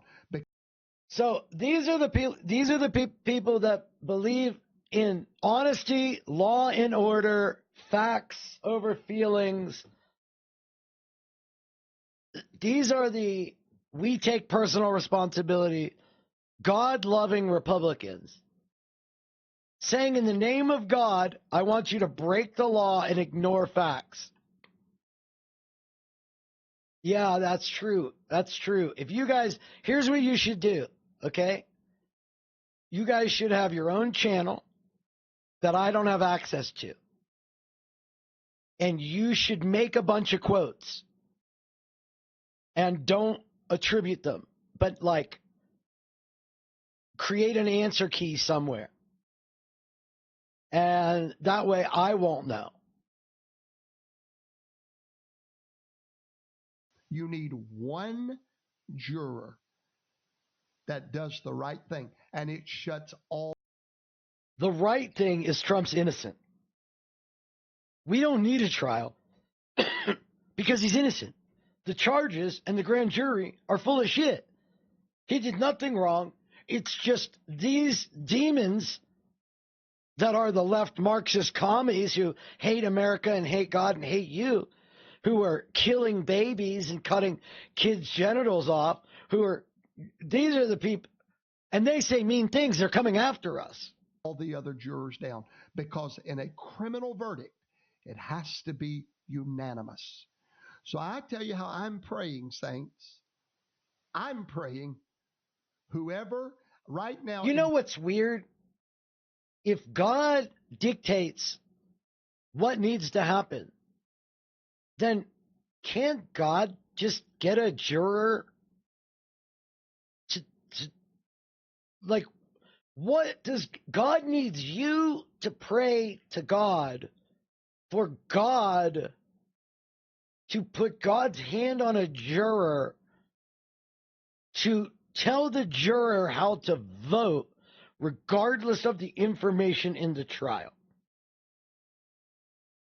That's our logic here. Jury I'm raising all four of my kids trans. And the neighbor's kids against their will. Listen to me. I took them all down to the wash and wang where they can get a nice haircut and gender affirming care, a gender transition. Right there, next to the daycare. By the Spirit of God, we need to be. There's actually a karate studio, and then wash and wang, and then on the other side is a dance studio. So literally, the parents drop them off the karate studio, we grab them, we snip them, and we ship them. Praying right now. Somebody clip that, please. The will of God on earth as it is in heaven. By the way, if you've not heard my latest sermon on prayer, you need to go watch it at fhtv.tv. Anyway, we need to begin praying for that juror. God needs us to pray or God can't do it. For that one Darts full of HRT trucks.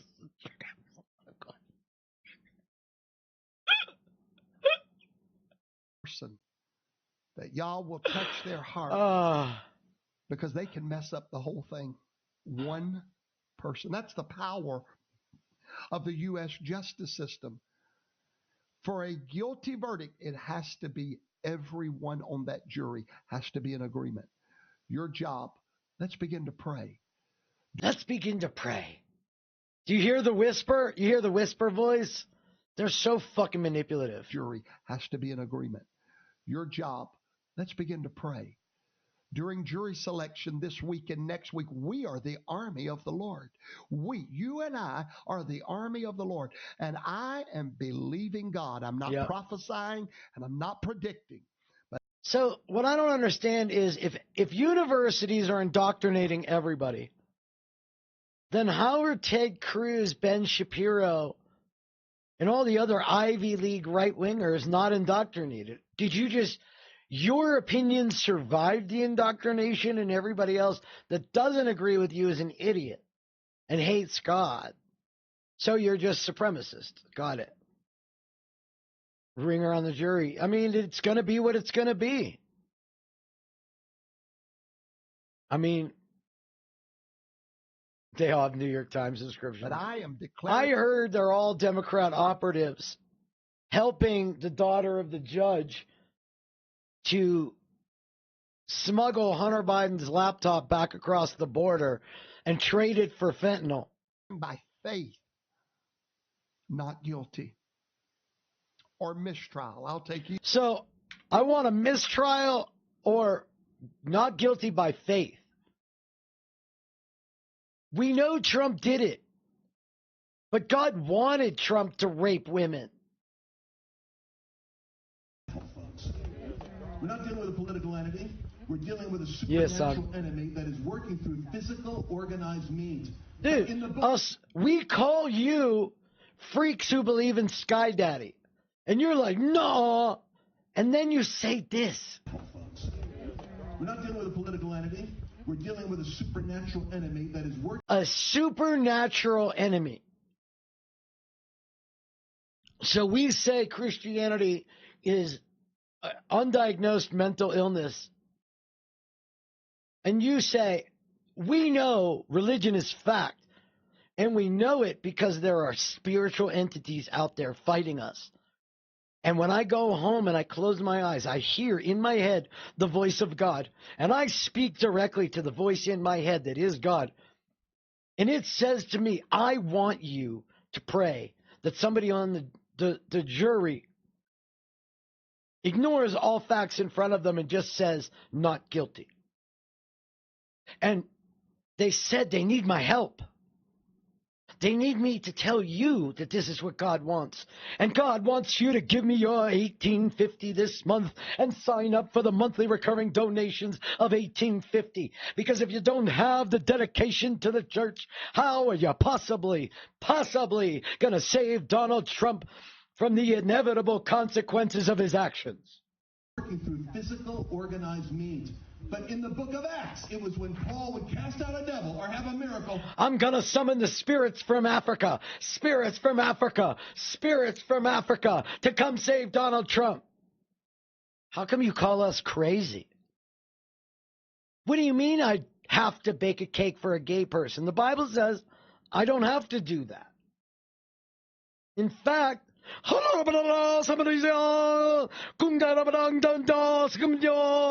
Your Honor, that have broke the spiritual atmosphere.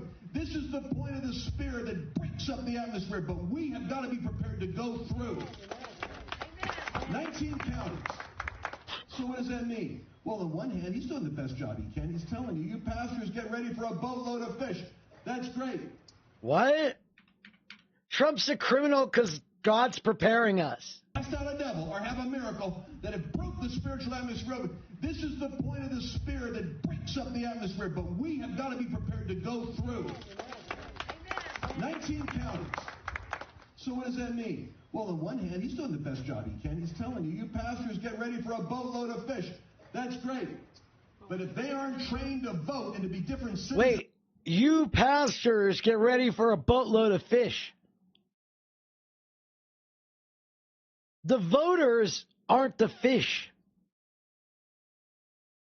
The money is the fish. This guy, Lance Wallenow, right? He is the absolute most grotesque person that does fucking projection and confession. He is the most obvious example of it. Watch this. It was the it's like around 16 something. The crowd is a mix of die-hard Trump supporters, but also more organized groups like the Oath Keepers, who move in formation here toward that east side entrance. I mean, all these people have been convicted, many of them of like basically being a traitor to the government.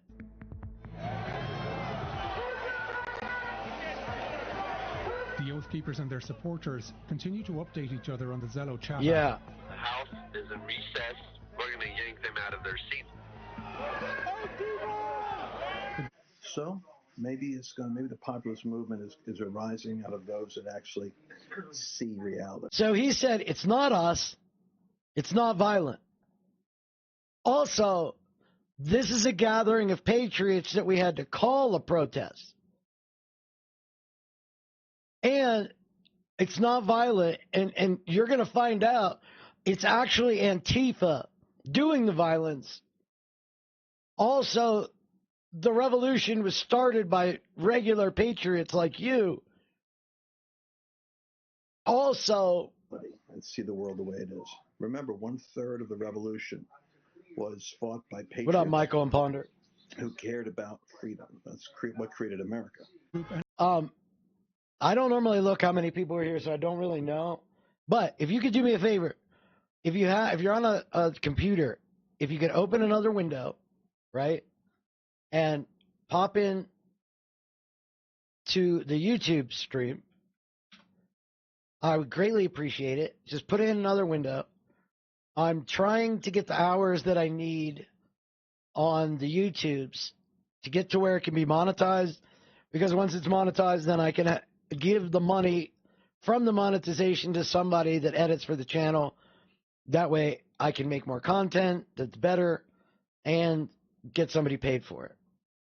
Enters the capital. A24 made a film called The Sixth. No, I don't know what that is. Where was Aiken's comment? We got to report God to the SEC. Yeah. Together. Including Joe. Overran the Capitol. We're in the fucking Capitol, bro. So they're literally filming themselves and bragging about it, right? Now watch how this gets addressed. Huddled together under a table, Pelosi's staff record what's happening.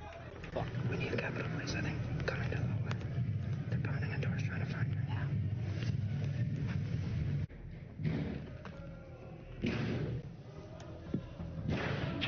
Please be advised your mask under your seats. Please grab a mask, place it in your lap, and be prepared to don your mask. Hey, thanks, Ponder. I didn't know it had alerts.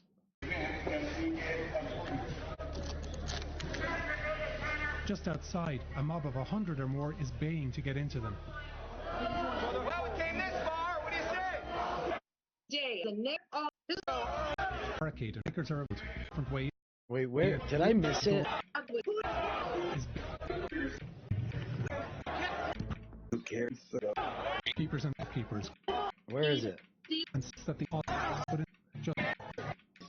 Sorry. There's a specific scene and I had the wrong one. That we had to call Trump. No. What the fuck? Where is it? Oh, there it is. Police are stretched extremely thin. Just 3 officers and a security staffer stand guard. None are wearing riot gear, and they keep their weapons holstered. What's up, Severin? I'm so close to build up my extra. I don't know what that. I don't know what you mean. Going back and I'm also stoned. So I played this because I want you to see the projection. None are wearing riot gear, and they keep their weapons holstered. Going back and exposing the forensic crime scene data that shows, oh my gosh, maybe the FBI and maybe the Democratic Party and maybe political operatives in D.C. were working together to create a narrative that would shut down the certification resistance movement in its tracks and turn over power to the machine that took the election by force. Maybe they're going to come together with a secret group to use media and politicians to create a narrative that will shut down the certification resistance movement. So he's talking about people that are going to stop the people trying to stop the certification. He described exactly what him and his ilk did and then turned around and blamed other people. It's direct projection. Yeah, I'm going to pull it up in another window while I let this go. In the book of Acts, it was when Paul would cast out a devil or have a miracle that it broke the spiritual atmosphere. This is the point of the Spirit that breaks up the atmosphere, but we have got to be prepared to go through. I'm super glad I do that now. I always open links that aren't YouTube links in another window because of how many times I had to delete streams because it would dox me. And that one would have. 19 counties. So what does that mean? Well, on one hand, he's doing the best job he can. He's telling you, you pastors get ready for a boatload of fish. That's great. But if they aren't trained to vote and to be different citizens than the lethargic, apathetic flock we've got right now, we will lose. Yeah, right. So what that means is we have to be infused with a certain kind of a new patriotic Reformation fervor. And there's an anointing on it.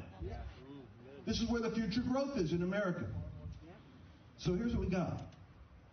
I hesitate to tell you what it is, because the moment I tell you what it is, the Daily Guardian, the Daily Beast, and every other left-wing, they take us more seriously than Charisma Magazine does.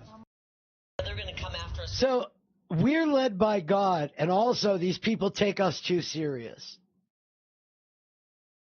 Now, here's the thing. There is no difference between this fine young specimen and what you were just listening to. Now, in August of 2023, we are once again on the threshold of the opening of the fifth dimensional Lion's Gate, which will occur on August 8th. Throughout this incredibly powerful year.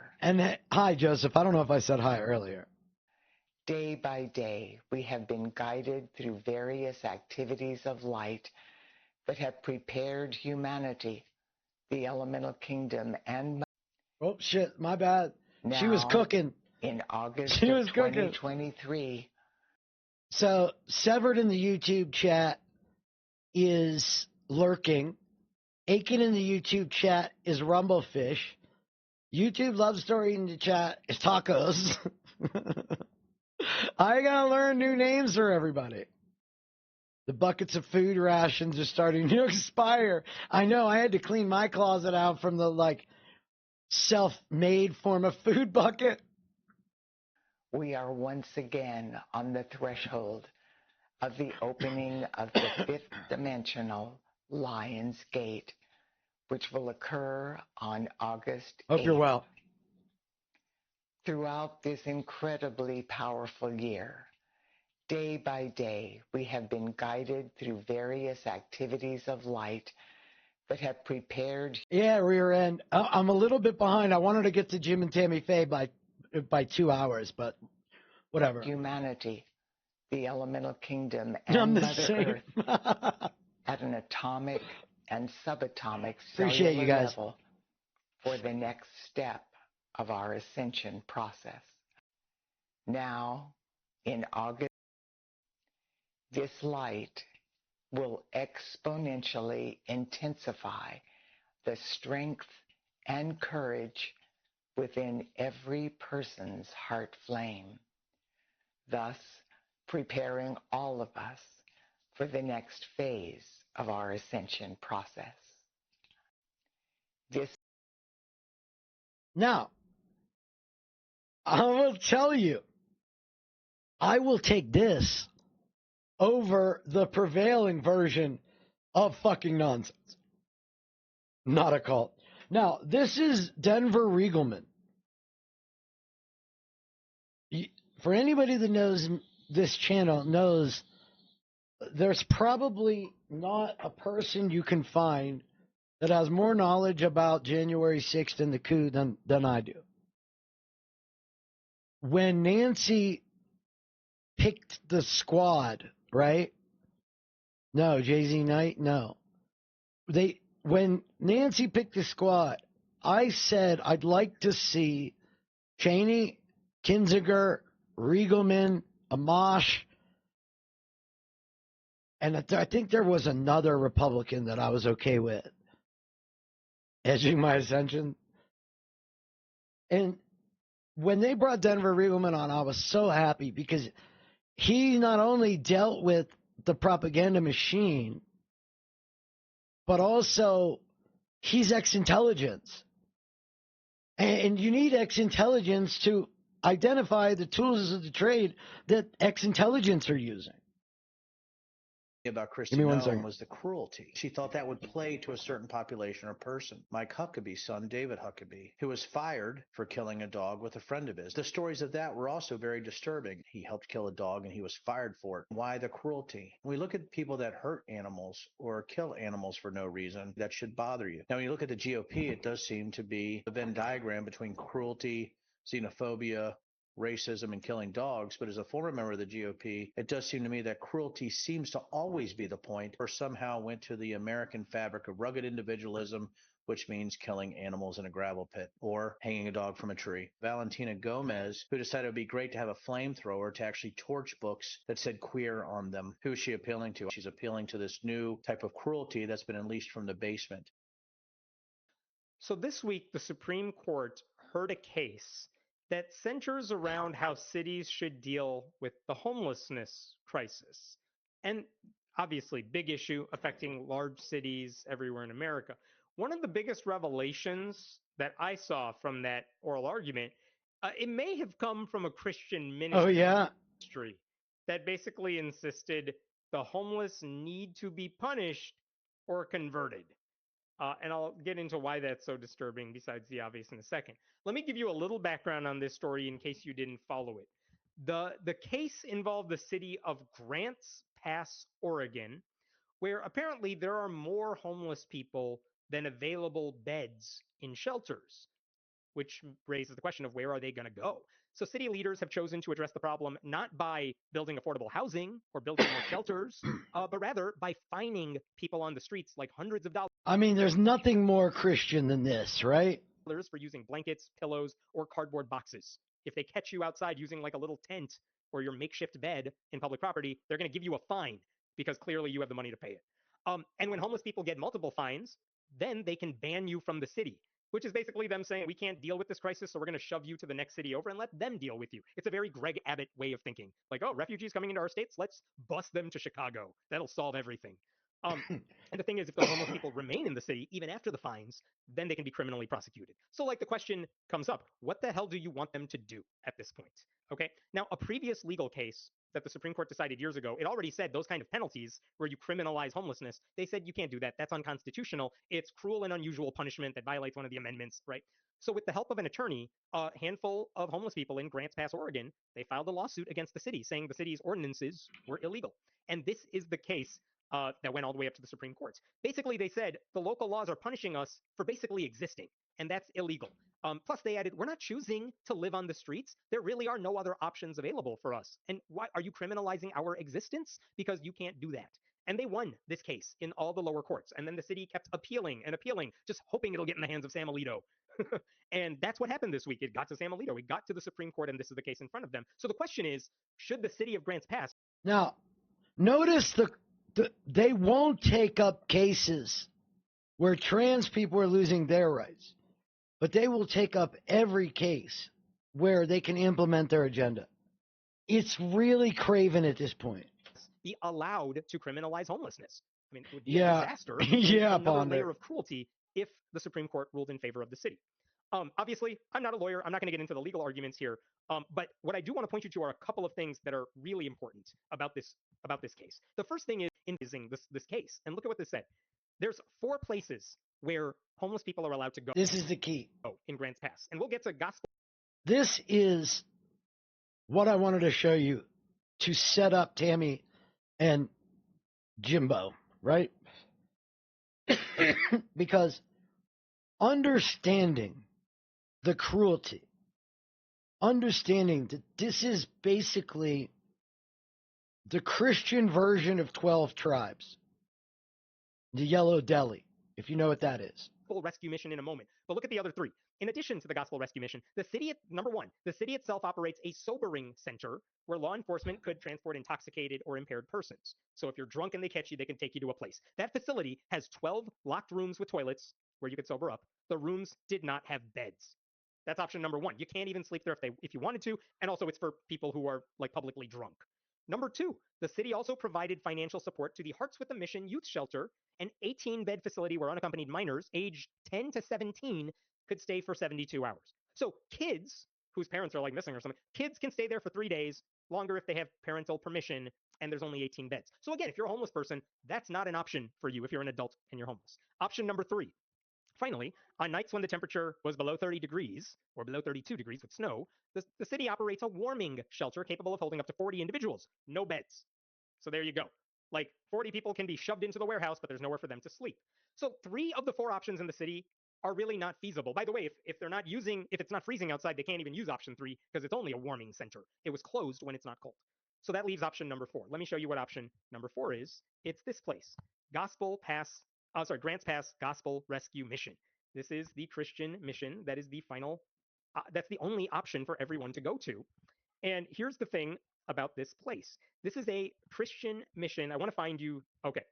There was an article in Baffler about this place, and it had so many interesting details. I want to read through this. I know it's long, but let's talk about this. Once an individual is accepted into that shelter, that Christian-run shelter, the only option, they must come.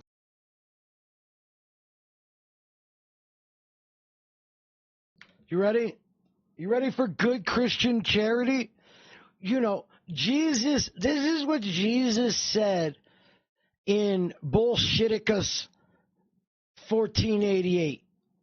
Once an individual is accepted into that shelter, that Christian-run shelter, the only option, they must comply with all the house rules or sacred covenants, which hammer home the conditional nature of the charity on offer. So, important. In exchange for a bunk for 30 days, individuals are required to work without pay for 6 hours a day, 6 days a week. They have to work for the church, for the ministry, 6 hours a day, 6 days a week, no pay. Jobs include working for the mission's business ventures, cleaning streets downtown, for which the mission, but not you, are compensated.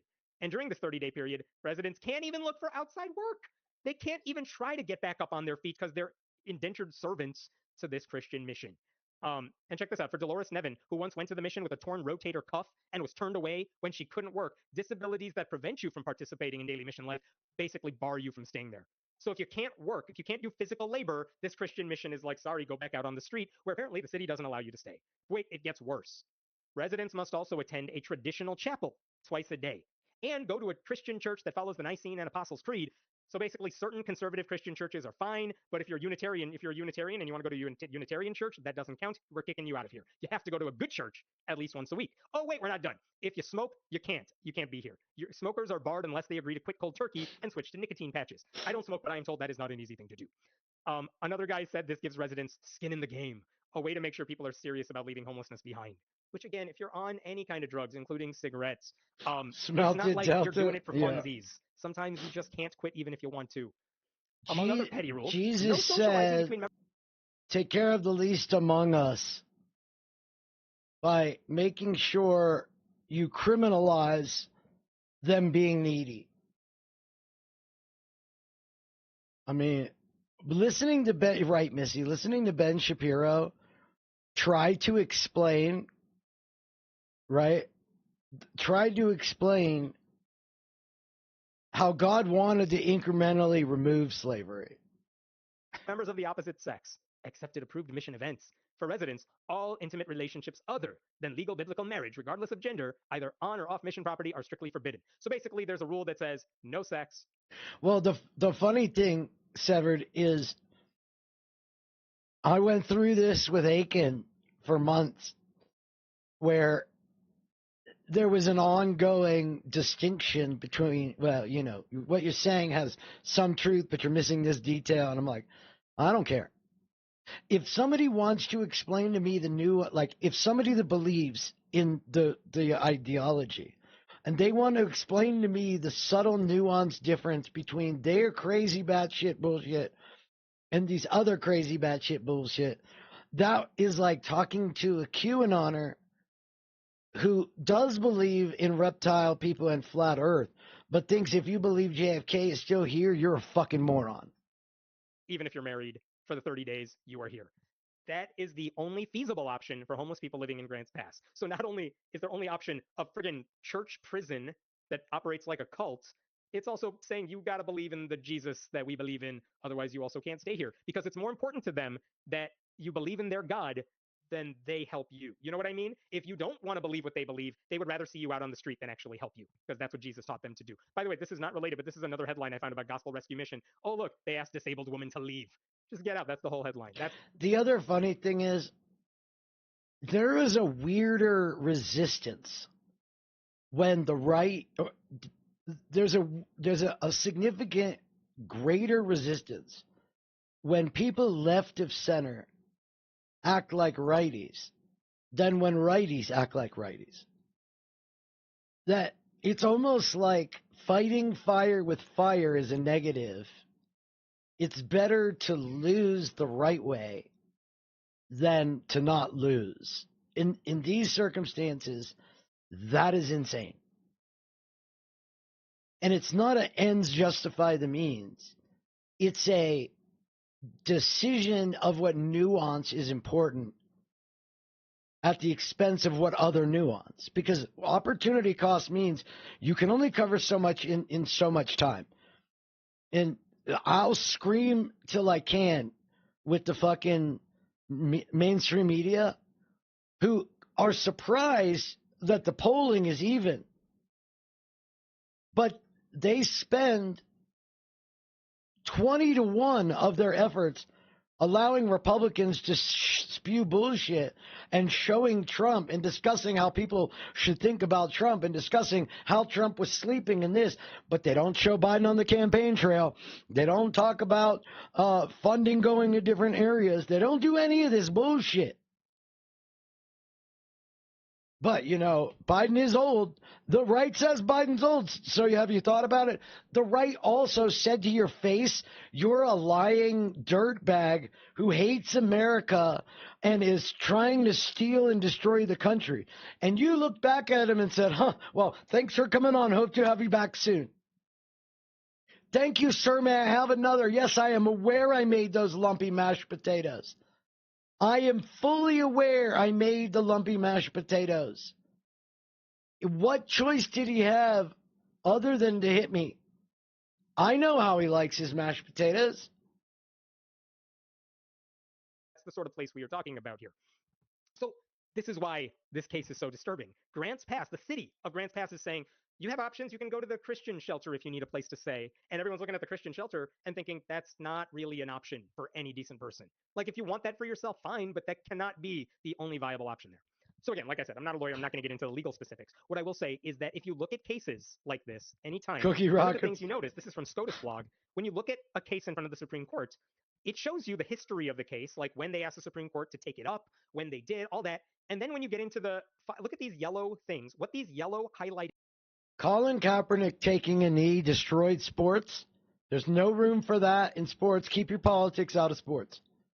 Booing Donald Trump at the UFC is a sign of disrespect for America.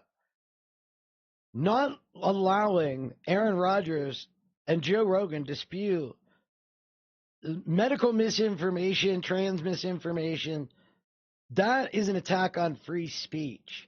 And we need to shut down these protests on college campuses, because that's not the right place to protest. There's no room for that in the school system. And you guys need to get out of the streets and stop blocking traffic, because that's not how you protest. Items are basically other groups of people saying, listen, I have no involvement in this case, but I do have an opinion about how you should rule. That's true, rear end. Even if they are cookies. I hear the Cookie Monster has a few investigations about being with underage brownies. On it. So, hey, Supreme Court, I'm writing something called... It's a true story. Called an amicus brief, so you can read it and hear my arguments, because I have a vested interest in how you rule on this case. And the reason I say that's interesting is because you have all these third parties saying, we want you to rule this way, and then you can read what their arguments are. And, you know, the Supreme Court justices are looking at these. Their clerks are looking Yes, actually, Trump is still the president. He controls the military. But when we fucked up getting out of Afghanistan, that was Biden, even though actually it was Obama doing his third term, because, you know, Obama said he wanted a third term.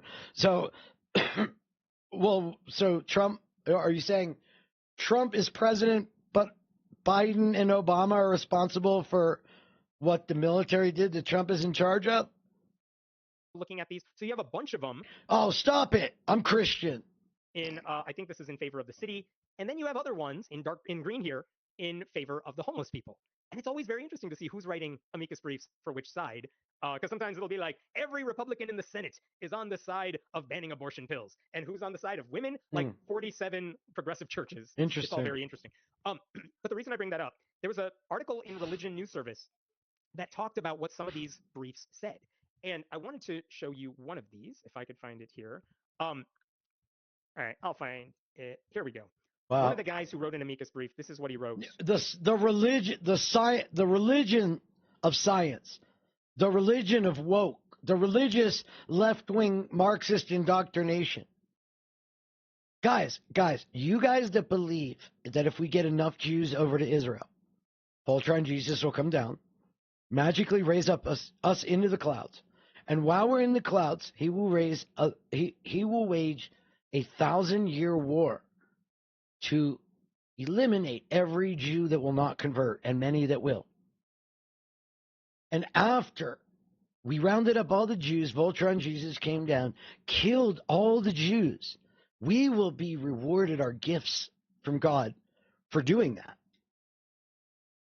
Also, not supporting Israel is anti-Semitic. And you hate free speech if you don't allow the Nazis on campus. If I can find, there we go. Criminalizing. Look, until somebody like me is willing to say it the way it is. Look, I'm just saying it how it is. These are just facts. I'm just saying it how it is. These are, look, you can have your opinion, but these are facts. I'm just telling you the objective truth. Until somebody compiles and puts together all the things that are going on, all the fire hose of shit, and repeats it back the way they say it, we don't even hear it anymore. We literally hear English when Trump speaks, and he does not speak English. It's like we have that bug. You remember the ear in Hitchhiker's Guide to the Galaxy. What up, Ricky Bobby? In Hitchhiker's Guide to the Galaxy, he has the little ear thing that translates everything into his language. That's what we got. Dude, look, write down Trump's words and read them out loud. And when you say them out loud, they will sound more ridiculous than when you heard them. Babblefish. I'm for real. Come on, guys. I'm not kidding around. I'm being serious, guys. I mean it. I'm not joking. We got to get this done.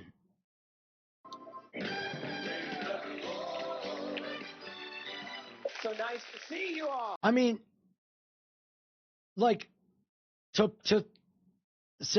help explain a little bit about why I intentionally don't use the specific differences is because I don't think somebody should be able to say, well, I'm a Roman Catholic and those are the evangelicals. And what happens is we talk about college campuses to distract from talking about dead women and children.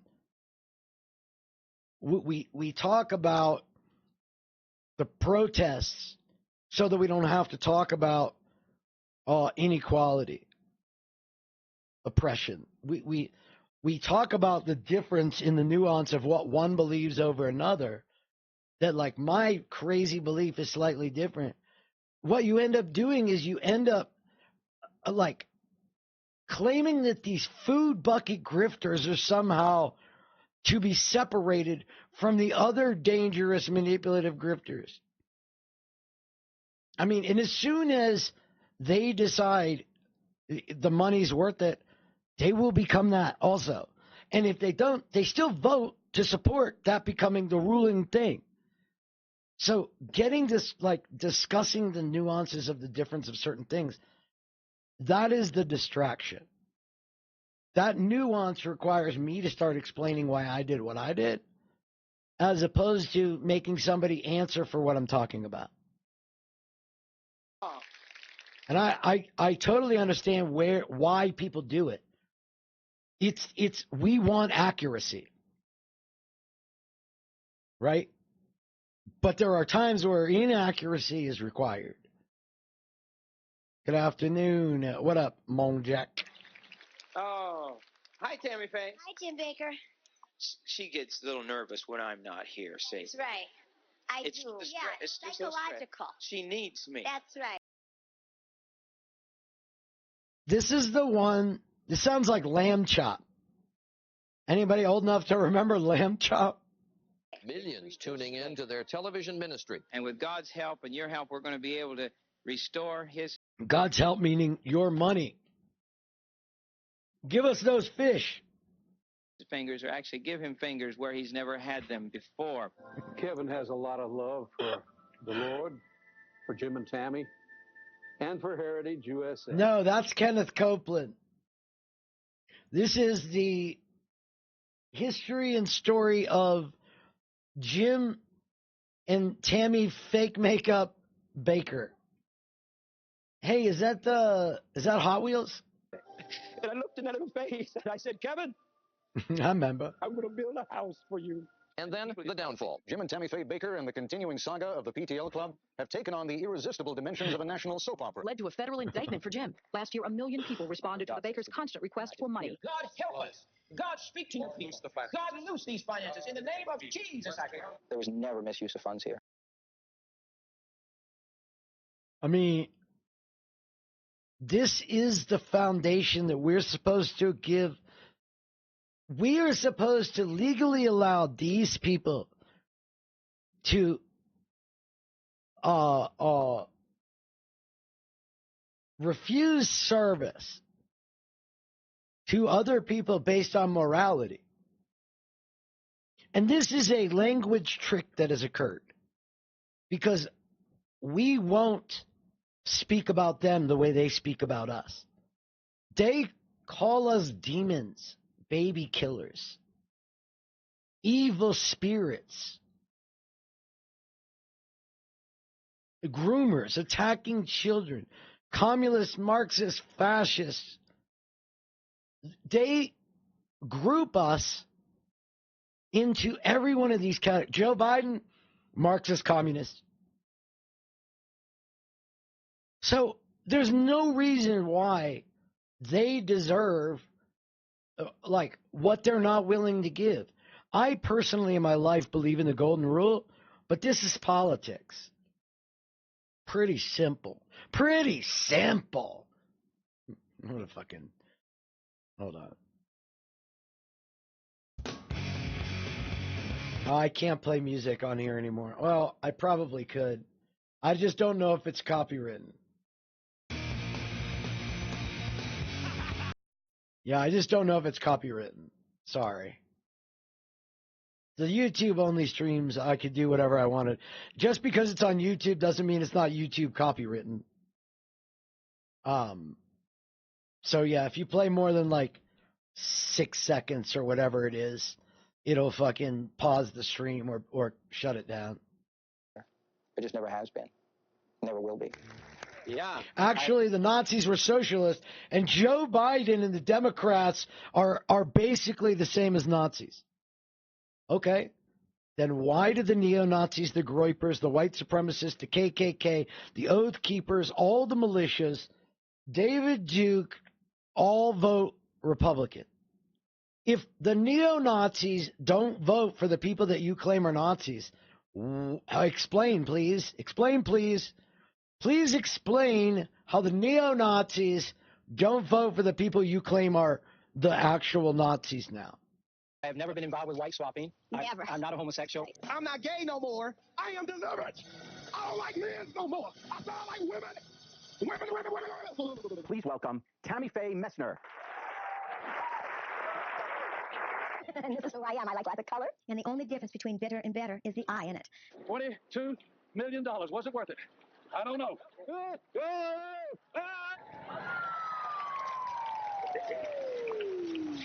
I believe it's satanic. One of the biggest things they make fun of me about is the food buckets. I'm talking about end times. Oh, I've got powdered food. You say, Jim and Lori, help me be prepared today. God, why didn't you warn me? And he's going to say, you sat there and you made fun of Jim Bakker all those years. I warned you, but you didn't listen. God told me to create this crypto. I mean, God told me to sell food buckets. So I've never actually done anything like this before. Yeah. But the footage that I shot with my new Captain was on TV and asking you to video. Again, sorry. Today I want to talk about Tammy Faye and Jim Bakker. Now, these two people, they had an extremely successful TV ministry. They're known as televangelists, where the person. What tangible product did they provide to this world as a productive member of society? If the arts don't add anything to society because they don't produce anything, what have all these preachers produced? Was preaching. Drake is getting his shit pushed in like a Diddy party. On TV and asking you to send money. I'm not going to be going to heaven and be broke when I get there. Anyway, let me just get into the story because it's a lot. I'm not going to heaven to be broke when I get there, said Jesus to Mother Mary Magdalene. And I need to tell you, okay? All right. So the whole story really begins in 1960 at a Bible college in Minnesota, because that's where Jim and Tammy Faye Bakker met. Both Jim and Tammy grew up in very religious homes, and Tammy had kind of like a troubled childhood in the sense that her father left and she never saw him when she was young. Oh, that's the problem. We need to go back to good Christian values and get the fathers back in the homes. That's the problem. People like this growing up in homes without fathers, it's really an issue, and we need to address it. We wouldn't have this problem if we had good fathers in the homes. And then her parents... You see how it works, Lurking? You see what I'm saying? Because of who I am and what I grew up around, I understand the conservative mind. So I'm trying to add values that agree with most of the left by using language that the morons on the right actually use and understand, as opposed to people on the left that are like, actually, what you just said was actually racist, because if you look back at the origins of the word, race is a social construct, which means just like gender, it doesn't. What are you fucking doing? What person that is afraid their kid's going to be in a bathroom with some other kid is going to give a fuck about the study that you found? Let me explain what the doctors are actually saying here. This study over in Switzerland compounded 15 years of divorced when she was 3. Oh, you think trans ideology is degenerate and it needs to be eliminated from society? Do you find it concerning at all that that's exactly what happened in Germany? The Nazis said exactly what you just said, and they burnt down the gender clinic. Do you find it odd that they had the same view of masculinity and the same violent view of trans that you do? Do you find that odd, or are you okay with ideologically aligning with the Nazis in the name of Christianity? That makes real sense. I mean, the thing is, we are beyond a period where facts and logic and having the best argument matters. Like, the hall of information is fucking closed. Sorry, not the hall, the fuck, what did I used to say? I can't remember the saying.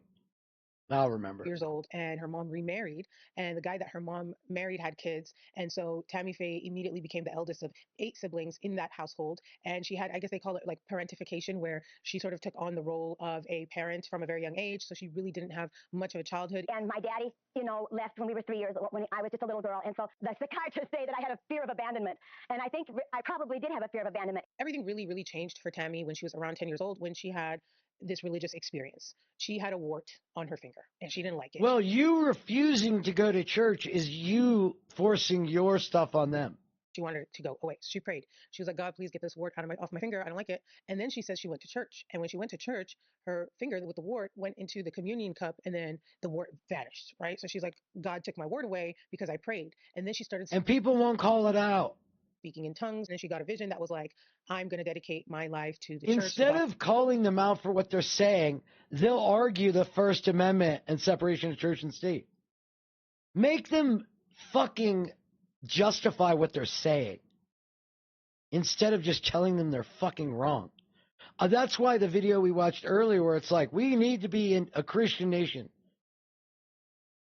Well, what about Trump's Jewish kids? Do they have to convert?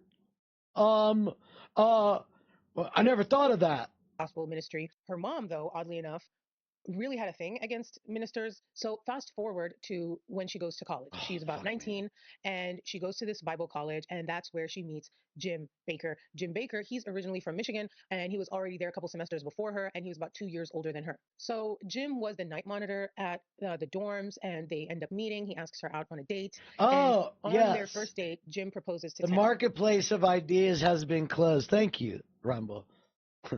We regret to inform you that the marketplace of idea has been closed for an indefinite period of time. It is under reconstruction as it has been defiled with the remnants of good ideas, good logic. We don't want you to waste your trip, though. However, we do have the Hall of Emotions you can go visit. It's a wonderful place. Enjoy. However, there is no room for your facts and logic there, as it is, of course, the Hall of Emotions. Tammy Faye for marriage, and she says yes. And Maple's the next year blood. they're married. Well, this was kind of a problem, and they ended up getting expelled from the Bible college because... To all you Canucks, how about that Maple Leafs game last night, though? They found out that they got married. According to Tammy Faye, she said, quote, apparently the rule was that a man and woman could enter college if they were already married, or they could marry once they graduated, but not one moment before. Once they got expelled, they leave Minnesota and they go to South Carolina. This is going to be where everything goes down. During this time, they decide to become traveling preachers. They are a team, and Jim preaches, Tammy plays the accordion and sings. They claim to be healers. I mean, they came back from 3-1 to lose in overtime. And that was a great game. And they start making a name for themselves, like in the traveling preacher circuit of the area. That ends up getting them on Pat Robertson's radar. So who is Pat Robertson? Well, he is a huge Christian media mogul. I walk the dogs at night. I walk my dogs at night so I don't have to pick up poop.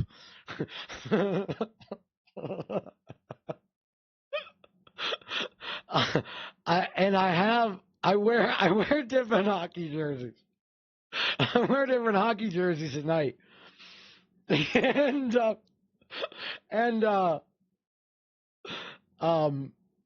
I have jerseys from movies. I've got a Clark W. Griswold Blackhawks jersey. I have a Gordon Bombay jersey. I have a what's his name from was it Mystery Alaska? I can't remember his name. BB maybe. I have a Mackenzie's from Youngblood. Was it Youngblood? Not Youngblood. Slapshot. And I have a Happy Gilmore Boston jersey. And I did not want Boston to win. And I refused to wear the jersey, so I wore a regular Crosby jersey, hoping that I wouldn't give them the lift they needed. And he owned the Christian Broadcasting Network, which I'm going to refer to. I just love hockey. Like, I love hockey. To as CBN. And I can't play hockey anymore, but I still use my super deke. I don't know if nobody knows what a super deke is. I should film myself one time.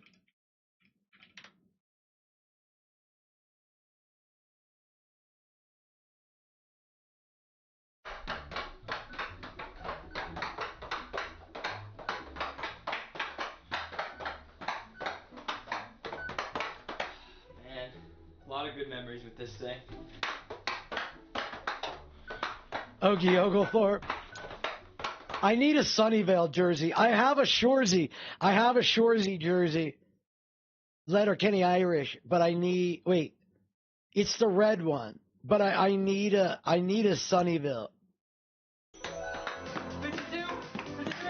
So my best score is 50 in 45 seconds.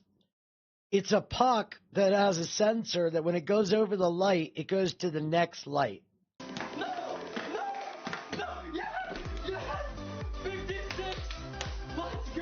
Yeah, so my best is 50. I hover around 45 typically.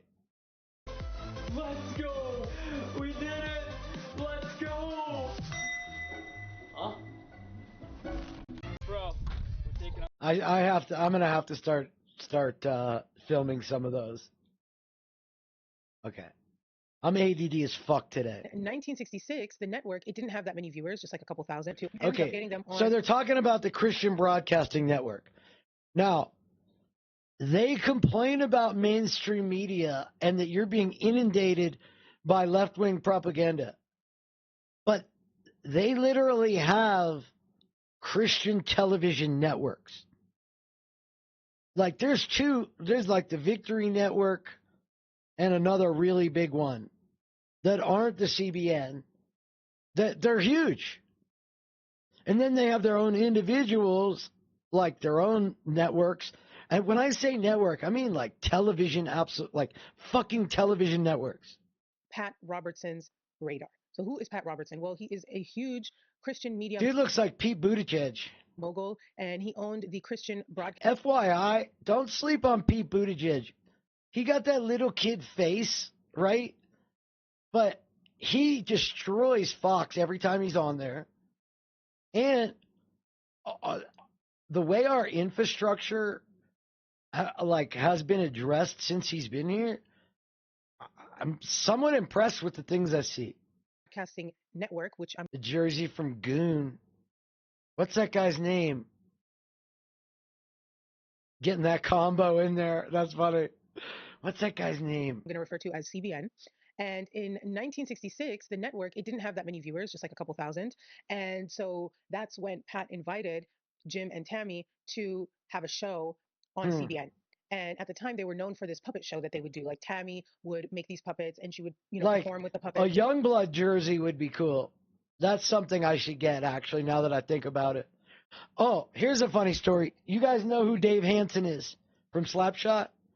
Put something in the chat, like yes or a number or whatever. If you remember the Hansen brothers, I have a funny Dave Hansen story. And it was like funny and for kids, and it was pretty popular. Choose Susie Moffat, the delightful puppet that appears on the Jim Bakker program. This puppet show really put them on the map and gave them their big break. And it was like pretty much Tammy's creativity with it, because she created the puppets. She would perform with the puppets and do puppets and do all the voices and stuff. The puppet show was really successful. CBN started getting more viewers, and that's when Pat Robertson came out with the 700 Club. So when I bought my sign shop, the owner spent like a week with me, taking me around and introducing me to like different important clients. One of those clients was the Neville Island skate complex, or whatever the fuck it is, where the Robert Morris University plays. And we do some of their boards. And at that point, I don't know if they develop newer stuff, because I haven't been to a real rink in a long time. But I think last I checked at DU, that they're still this way. What you do is you make these Lexan panels, this clear, like almost unbreakable plastic, and you reverse print on clear and you put it on the plastic, and then that gets screwed into the boards. And the white from the boards is the white background to fill in the clear, so it's not white material, right? So I'm learning all this. He's showing me the ice and the boards. And we're walking down the hallway, and around comes this fucking dude, probably 6'1", 6'2", long fucking hair. And I'm like, this guy looks familiar. And the old owner is like, hey, I want you to meet this guy's a facility manager. This is Dave Hansen. And I was like, wait, what? Did you say Dave Hansen? It's like Hansen? And he just laughs. He's like, yeah, that's me. So I literally met Dave Hansen on the job. So here's your host, And that's his name, Dave Hansen. on the 700 Club.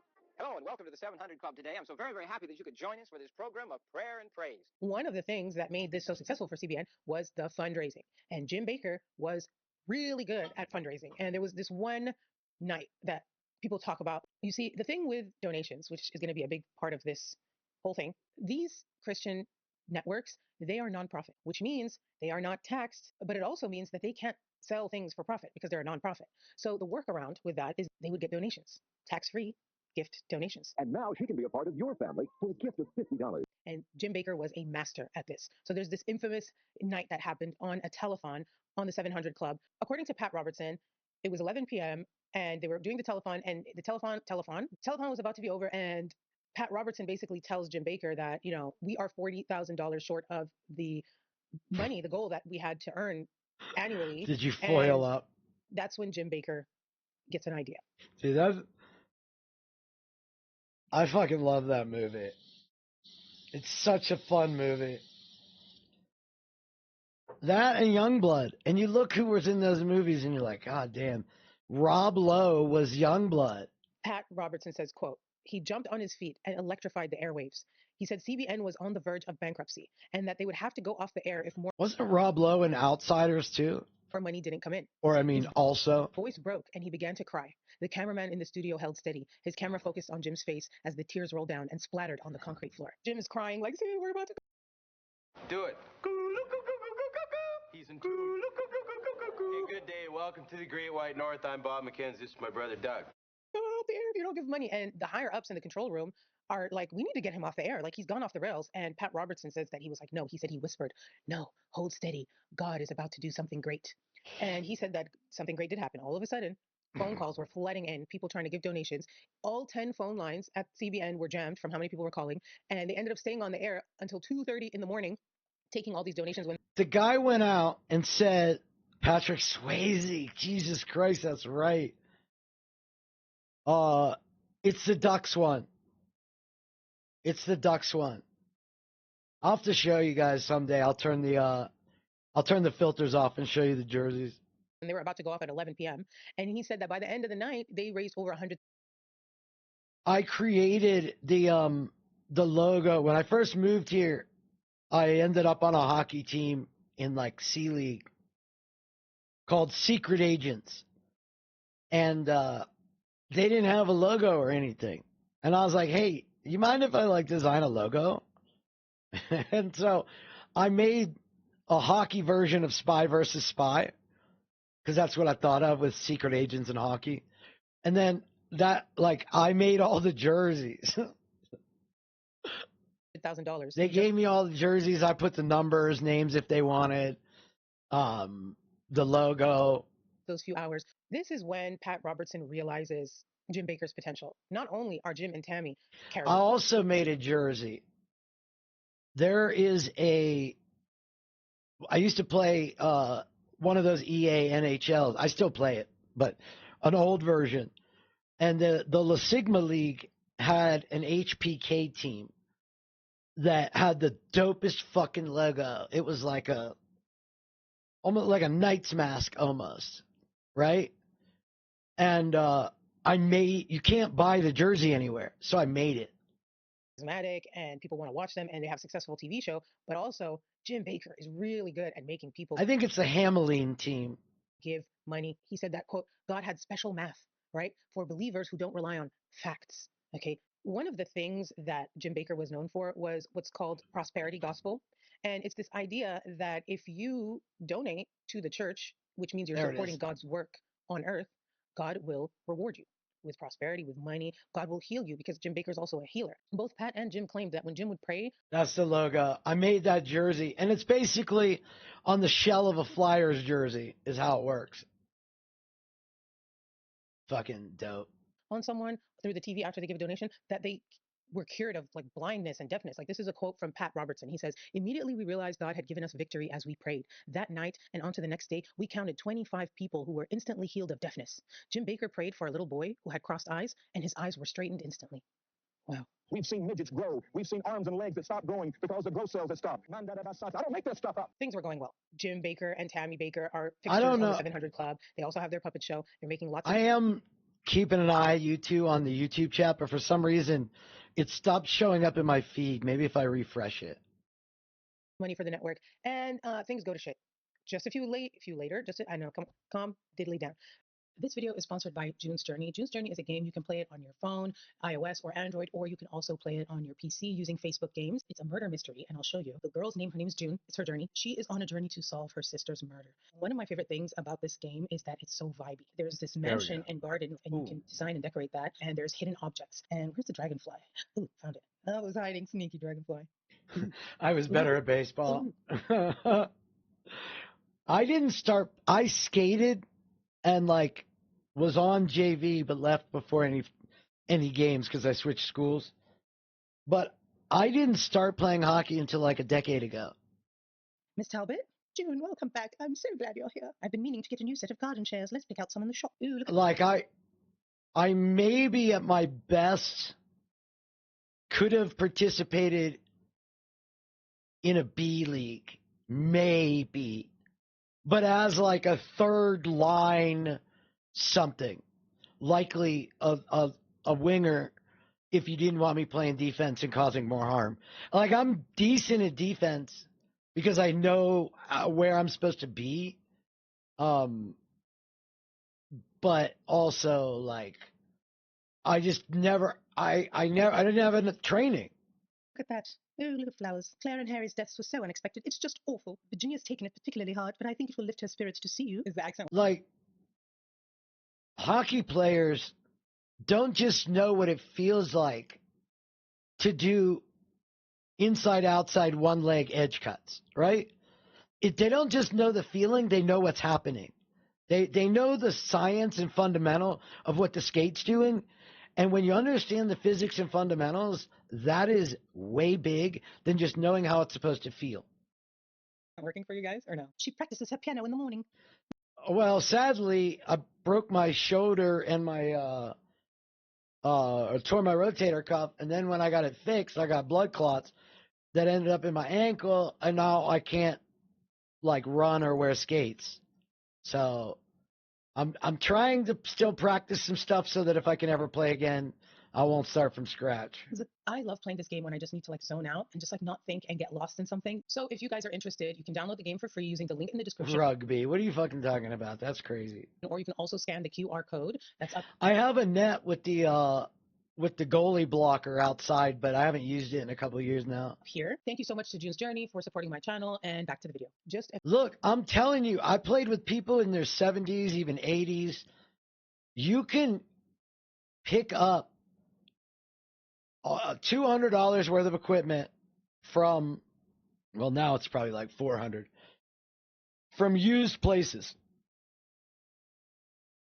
If you really want to like get into skating, you can get skates, real skates for maybe $300-400, like the low version of real skates. So for a total of maybe $500, you can get everything you need, and then go to like learn to skate and intro to hockey, and literally do that 2 or 3 times until you're ready for a league. And then play in the shitty league and enjoy sucking at it. And if you want to get better, you can there's open ice all over the place. It's like $10 or $15 for an hour, hour and a half. You can practice. You can do drill. Like, it's so easy. Field hockey. That's A funny. few years later, Jim and Tammy Faye are actually. My dad had money, and I had to work Saturday mornings before basketball camp for 3 hours for like $3 an hour to pay off hockey equipment that should have cost $800 that I got for $150. So regardless of the class, like, it's doable. Did they quit or did they get fired?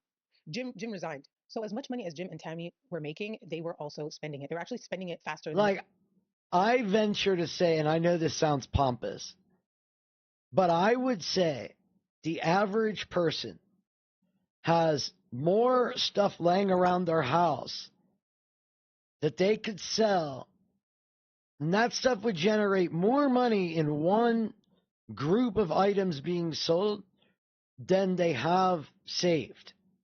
And I don't mean this as an insult, because I know a majority of people in the world have like zero money, period. But that's exactly my point. You probably have $500 worth of stuff in your house that you do not use or do not need.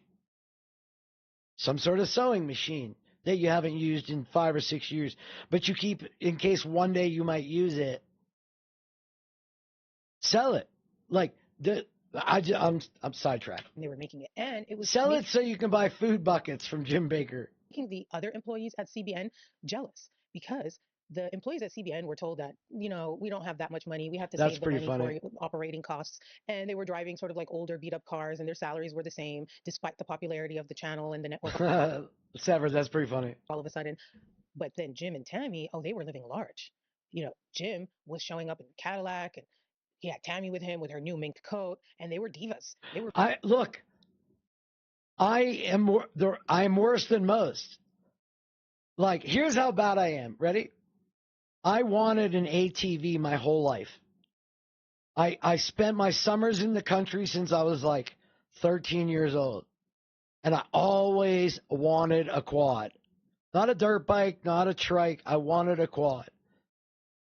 And when I got older, I wanted a quad, but I never just pulled the trigger. I couldn't justify it. Finally, I was like, I'm buying a quad. So I shopped around, used ones, obviously. I shopped around, and I just couldn't find one that I was willing to buy. And then this dude was selling 3 quads, a 250, a 400, and a Banshee 650. And they were all of them are like decked out. All 2-wheel, but they're all decked out. One was like $1,200, one was like 22 or 21, and the other one was $4,000. So 4,673, and he sold all 3 to me for 61.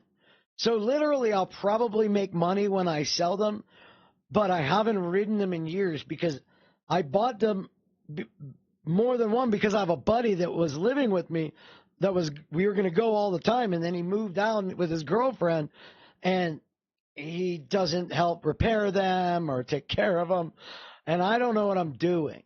Were moody, emotional, demanding, and the other employees began to resent them. Well, and then the reason why I stopped like even giving a shit was when I broke my shoulder, because I wasn't going to be able to do it for almost 8 months, 9 months. They felt like these people were fake. They were doing it all for the money, and they were mad that they were getting special treatment.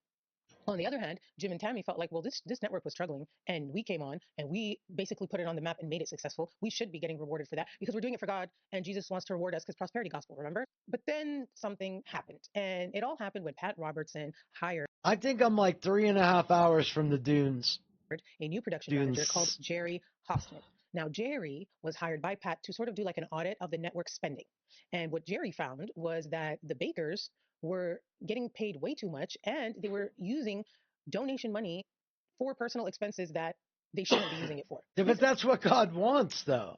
God wouldn't get the donations if God didn't want that. Added to the animosity between the other employees and Jim and Tammy, Jerry found out that Jim was trying to get CBN to pay for this new water heater that he wanted put into his home, and he got pissed. Yeah, that's why I'm still pro-vaccine, but also if you have like a legitimate doctor understanding of why the doctors were literally like, I've never seen anything like this.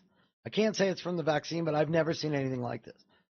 So, like, if they don't know, that's too much of a correlation for me to just keep taking vaccines, that vaccine specifically.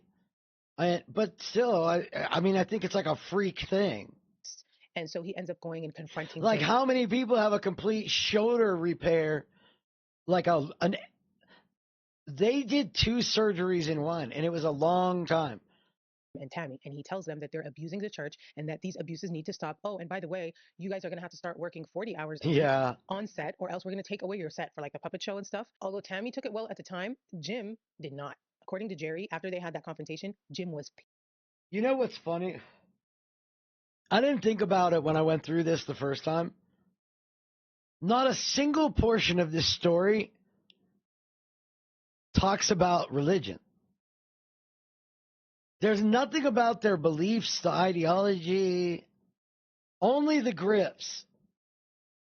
Pissed. And this is when it gets bad, because Jim I'm not even against the COVID vaccine. Like, I don't have an issue with it. I think I have a bigger issue with people in the military refusing a lawful order from their commanding officers and acting like the military should acquiesce to them against the chain of command, and that they're mad that they're the victims when they've taken all the other bullshit that's been shoved up their ass. That is crazy. These loyal employees at CBN, and they go to Jerry, take Jerry to the prayer room at the network, and they basically said he was possessed by the devil and tried to do an exorcism on him. Jerry didn't back down, though. He said that at that point it was, quote, open warfare, and he basically said he kept his foot on Jim and Tammy's necks the entire time, to the point where Jim ended up resigning. Jim actually told him, "You made it so miserable for me at CBN that I had no choice but to quit." When Jim You want health care for the rest of your life? Take the experimental vaccine and shut the fuck up. We put our lives on the line. I know. Take the vaccine. Shut the fuck up. Tammy leaves CBN. They go and with another televangelist couple, their names are Paul and Jan Crouch. Together, all 4 of them found a new network. Yeah. I mean, that's the sad thing, is like the anti-science won the battle on being able to discuss COVID. I mean, COVID's still a fucking thing, right? No, we're all good. I'm enjoying yelling. Don't worry about it. Which was called the Trinity Broadcasting Network, or TBN, which is another Christian TV network, which, by the way, right now is very, very popular. And the thing is, that only lasted several months because Jim and Paul end up having a following. Yeah, but India, I don't know about, but a lot of those are places that can tell you, get in your fucking house, you don't have freedom. Had we not just like run around in the streets and then said the vaccine doesn't work, but also neither do masks, neither do social distancing, neither do any, like, no science is real.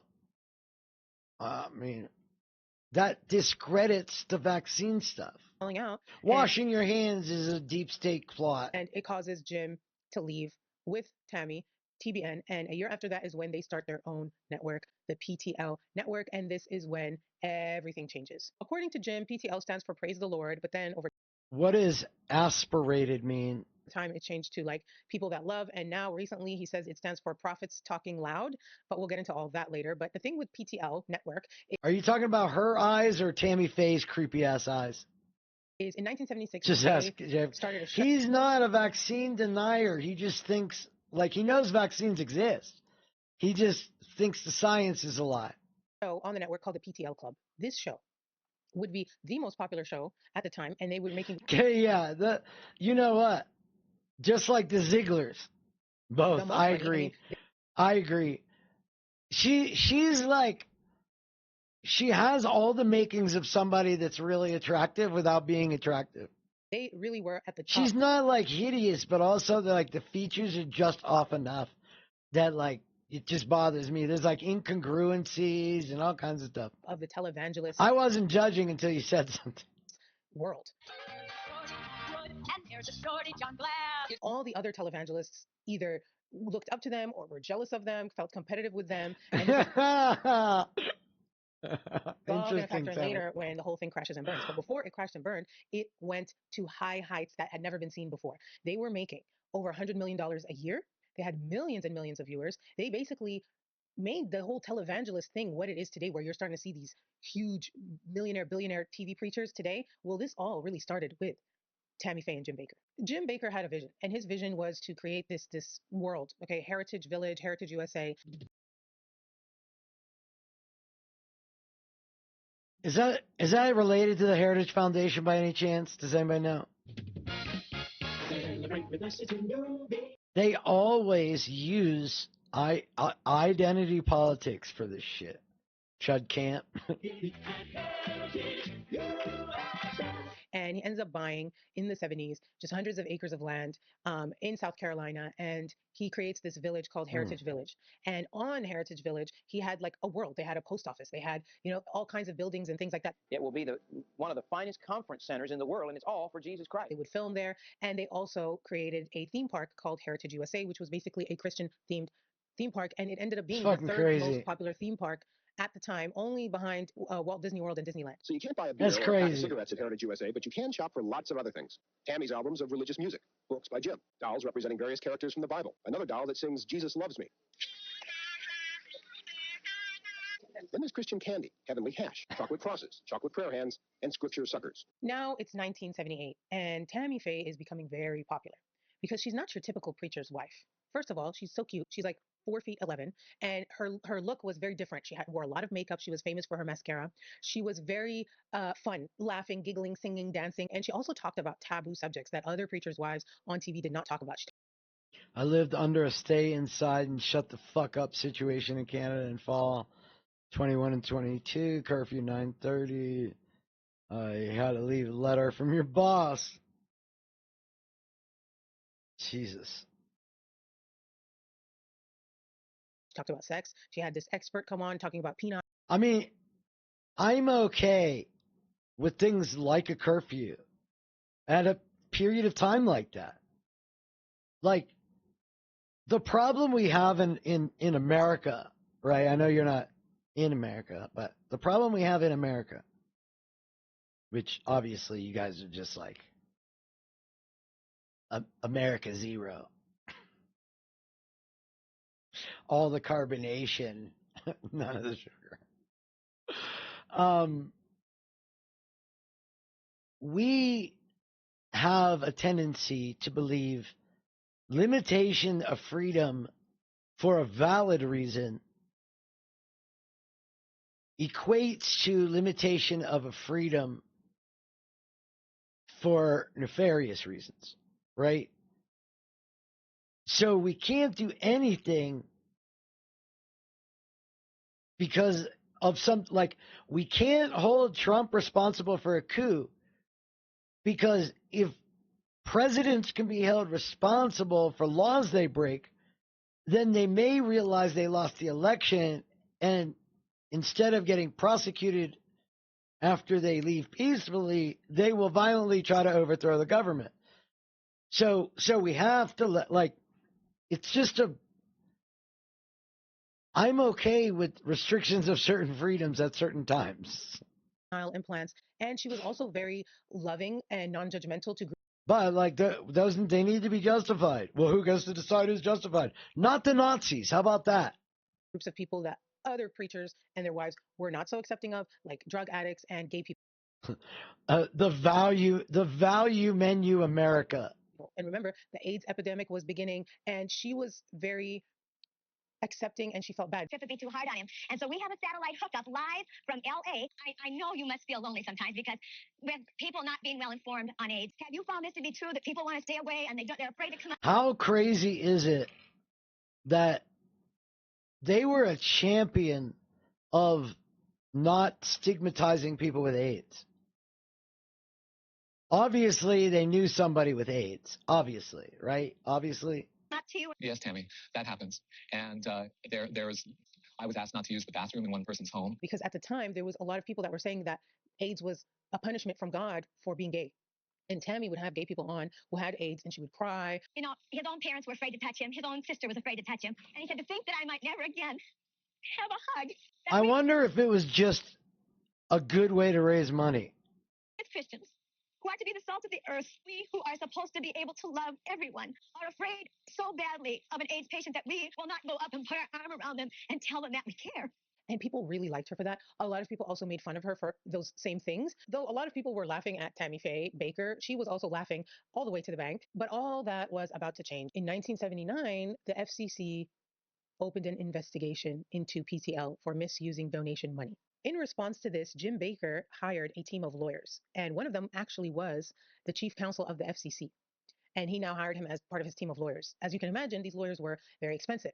So Jim started to hysterically fundraise on PTL and use this negative press about the FCC investigation to make his followers feel bad for him. So Jim would say that this was a witch hunt. He would go on TV and he would say that the federal government was doing a satanic investigation against him, that viewers, when they donated money to him, they were giving a quote, black eye to the devil, and they would cry. You know, that's the thing with Jim and Tammy Faye, man. They were cry babies.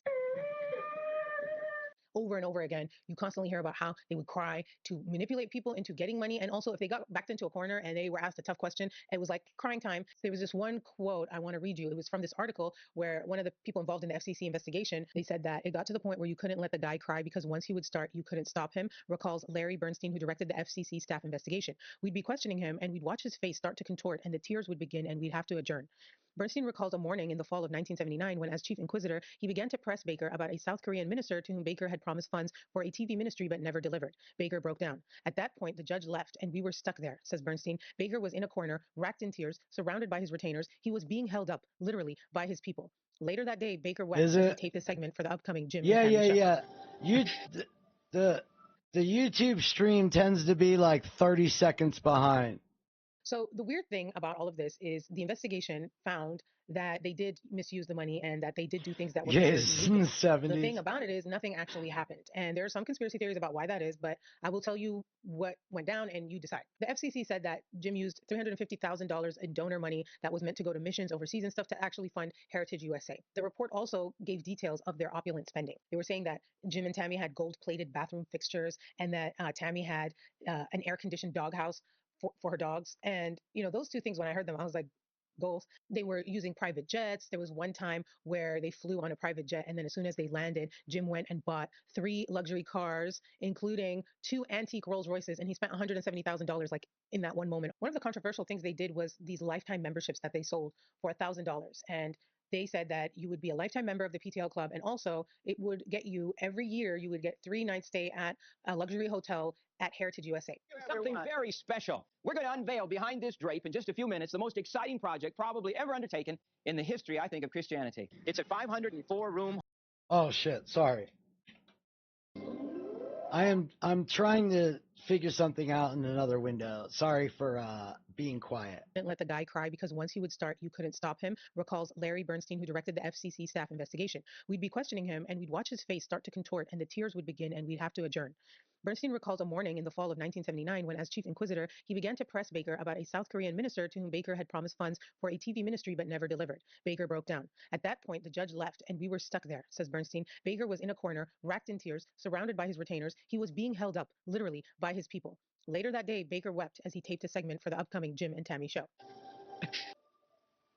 So the weird thing about all of this is the investigation found that they did misuse the money and that they did do things that were considered illegal. The thing about it is nothing actually happened. And there are some conspiracy theories about why that is, but I will tell you what went down and you decide. The FCC said that Jim used $350,000 in donor money that was meant to go to missions overseas and stuff to actually fund Heritage USA. The report also gave details of their opulent spending. They were saying that Jim and Tammy had gold-plated bathroom fixtures and that Tammy had an air-conditioned doghouse for her dogs. And, you know, those two things, when I heard them, I was like, goals. They were using private jets. There was one time where they flew on a private jet. And then as soon as they landed, Jim went and bought 3 luxury cars, including 2 antique Rolls Royces. And he spent $170,000 like in that one moment. One of the controversial things they did was these lifetime memberships that they sold for $1,000. And They said that you would be a lifetime member of the PTL club, and also it would get you every year, you would get 3 night stay at a luxury hotel at Heritage USA. Something very special. We're going to unveil behind this drape in just a few minutes the most exciting project probably ever undertaken in the history, I think, of Christianity. It's a 504-room hotel, the Heritage Grand Hotel. When you give your $1,000 gift, you'll receive a special membership card that will allow you to stay here in the Heritage Grand for 4 days and 3 nights every year for the rest of your life. They ended up selling like 120,000 lifetime memberships, but that money was not used to even build enough hotels to make good on that offer because they only had 1 hotel built. You know, it seems like there's a lot to do to complete the Heritage Grand Towers, and there is. And it only had 500 rooms, yet they were promising 100,000 people that they can come stay every year for 3 nights. If even a fraction of those people decide to take them up on that offer, they're going to get screwed. Then they also said that there was a check from PTL for $25,000 that was used to buy Tammy a mink coat. People don't like that. And that this was all happening at the same time that Jim and Tammy were on the air saying that they were struggling, that PTL Okay, I figured it out. I'm back. had no money, that they had given their life savings to PTL, when in fact, they were making tons of money from these donations and they were not spending it on what they were telling people they were going to spend it on, which is... Wait a minute. Are you saying one of these good Christian leaders is a liar? Illegal according to the FCC. If you give false and deceptive statements, they don't have to follow the laws because those aren't God's laws. For fundraising over the air, that is a violation of federal law. Now, the thing is, they didn't actually charge them with anything. And this is what people say is the reason why. Okay. The FCC, all of a sudden, they hold these closed door meetings. The FCC, yeah, you know me. Where they're voting on dropping the case against Jim. And this was crazy. People were like, why are they even voting on dropping the case? And the FCC commissioners, they ended up fighting. According to sources, they said that they were, quote, shouting and table pounding, and they ended up voting 4-3 to drop the case against Jim Never. Bakker. Now, 2 of these commissioners who did not want to drop the case, they wrote like a dissent when they came out with a ruling, and they said that the decision was wrong, it was foul, it was unprecedented. Hey, you remember that time Sarah Huckabee Sanders' dad, Mike Huckabee, remember that time where he supported the Duggar? And it was an insult. But regardless. Teach him how to Duggar. Teach him how to Duggar. Teach him how to Duggar. Matt Gaetz, teach him how to Duggar. 4-3, so the case was dropped against Jim Bakker, even though they had all this evidence. Then it was leaked that the IRS found over $1 million. I wish Courtney was here. She's missing all the references she'd have loved. Of money that was misused in just a few years that they were conducting this investigation. Teach me how to They didn't Duggar. publicize that, but it did get leaked. And they didn't recommend criminal charges or send it to the criminal division or anything. So that's when people started to be like, what the hell is going on? And this is when they found that the president at the time was Ronald Reagan. I have a telegram, and you folks watching on television, millions of you are watching, and I have a telegram that is very, very special. Nancy and I are delighted to... He's got a telegram. My guy got a telegram. A telegram.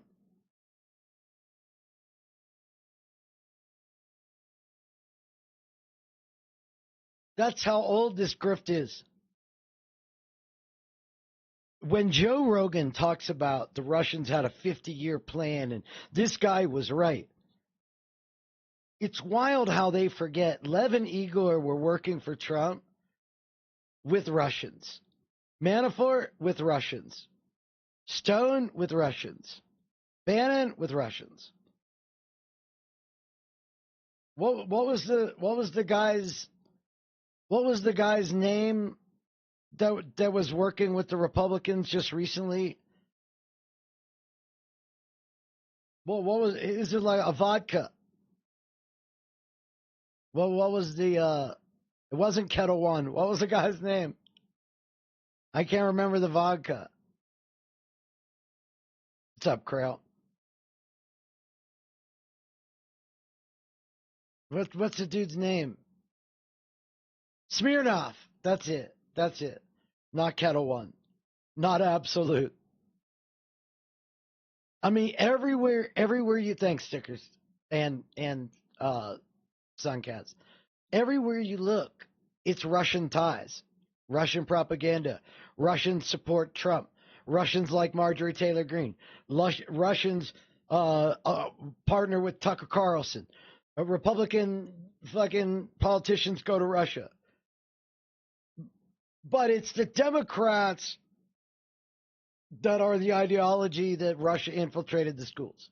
to send our warm greetings as you observe your Victory Day celebration and dedicate your new broadcast center. I especially want to take this opportunity once again to express my... I wonder if he saved that on a mimeograph. Did he make copies on a lithograph, a mimeograph? Turn the page. Strong belief in freedom of religion. Signed, Ronald Reagan, President of the United States of America. Freedom of religion meant freedom from laws for the religious. Even back when Chuckle Nuts. Dude, okay, you ready for this? I was on cutting edge technology. I had at one time both the tape that goes into your car that has a cord that plugs into the headphone of your Walkman or Discman. Because you didn't have a CD player, you had a tape player, but you wanted to listen to your CDs. And I had an empty 8-track thing that you put cassettes into that would allow the cassette to play in an 8-track player.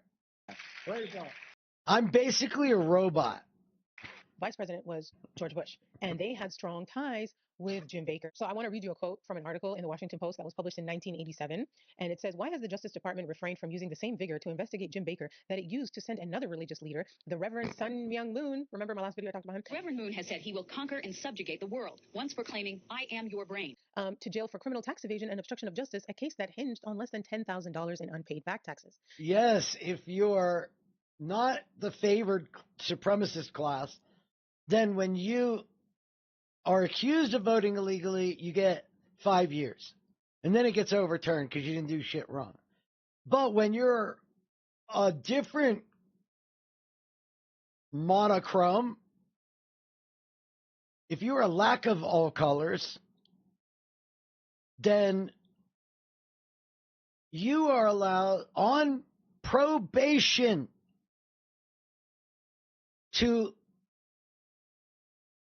vote illegally 9 times. And you get a $5,000 fine. So when you're a religious zealot of the proper persuasion and lack of color, you get a different set of rules, because freedom of religion means exactly what I just described. That these freedoms from the religious people to violate the laws, because we can't have church and state, which they have convinced people means the state shouldn't control the church. But it absolutely should control the church like it controls every other fucking organization. Why is your mystical bullshit somehow already treated as if you were supreme to the laws? In part, the Reagan administration appears to have been less than eager to take a hard Fucking look at a popular cannibals. television ministry whose evangelical Christian followers formed a key part of the president's electoral constituency. PTL was praised by no less than the president himself at one national religious broadcasters convention. Meanwhile, Vice President George El Bush Cassette? No, what's that? lobbied Bakker as part of his campaign strategy, inviting Jim and Tammy to a campaign party at his home here last summer. After leaving Bush's staff, former Vice Presidential Press Secretary Pete Teeley went on the PTL payroll and received $120,000 over an 18-month period to serve as the ministry's Washington consultant. So this is why a lot of people feel like nothing really happened to them, is because they had the protection of the president, because the president needed them. So they got away with that, and now it's the 80s, and they are making money hand over fist. I mean, it got to the point where they were making $200,000 daily from just mail-in checks alone. Don't forget to mail in your pledge this month to Jim Bakker. Jim Bakker would always make sure to ask for mail-in checks the day that Social Security checks were mailed out. But the thing with Jim Bakker is that he was constantly making promises he couldn't keep. And one example of this is Kevin's house. So Jim told his viewers to donate to Kevin's house, which was supposed to be this home that they were going to build at Heritage USA for disabled kids. And so Jim brings out this boy. He's like 17 years old, and he's less than 2 feet tall because he has this bone disease, and it stunted his growth, and his name is Kevin. And with God's help and your help, we're going to be able to restore his fingers, or actually give him fingers where he's never had them before. Well, this is not a church, but it surely is a house of the Lord, and it's Kevin. This was what I had. Fucking crazy. house. A dream that lives on in the hearts and in the minds of handicapped children. I'd like you to meet my very, very 4x8 tapes. Jesus Christ, that's the size of a floppy. special friend. His name, Kevin. His pain is sometimes more than you and I could bear, and yet, why does Kevin continue to smile? My grandmother had a laser disc, which I joke saying laser disc is how they communicate to the Jews with the space lasers. We all have them. That's our receiving device. Look, I gotta be honest with you. I paused in my tracks for a reason.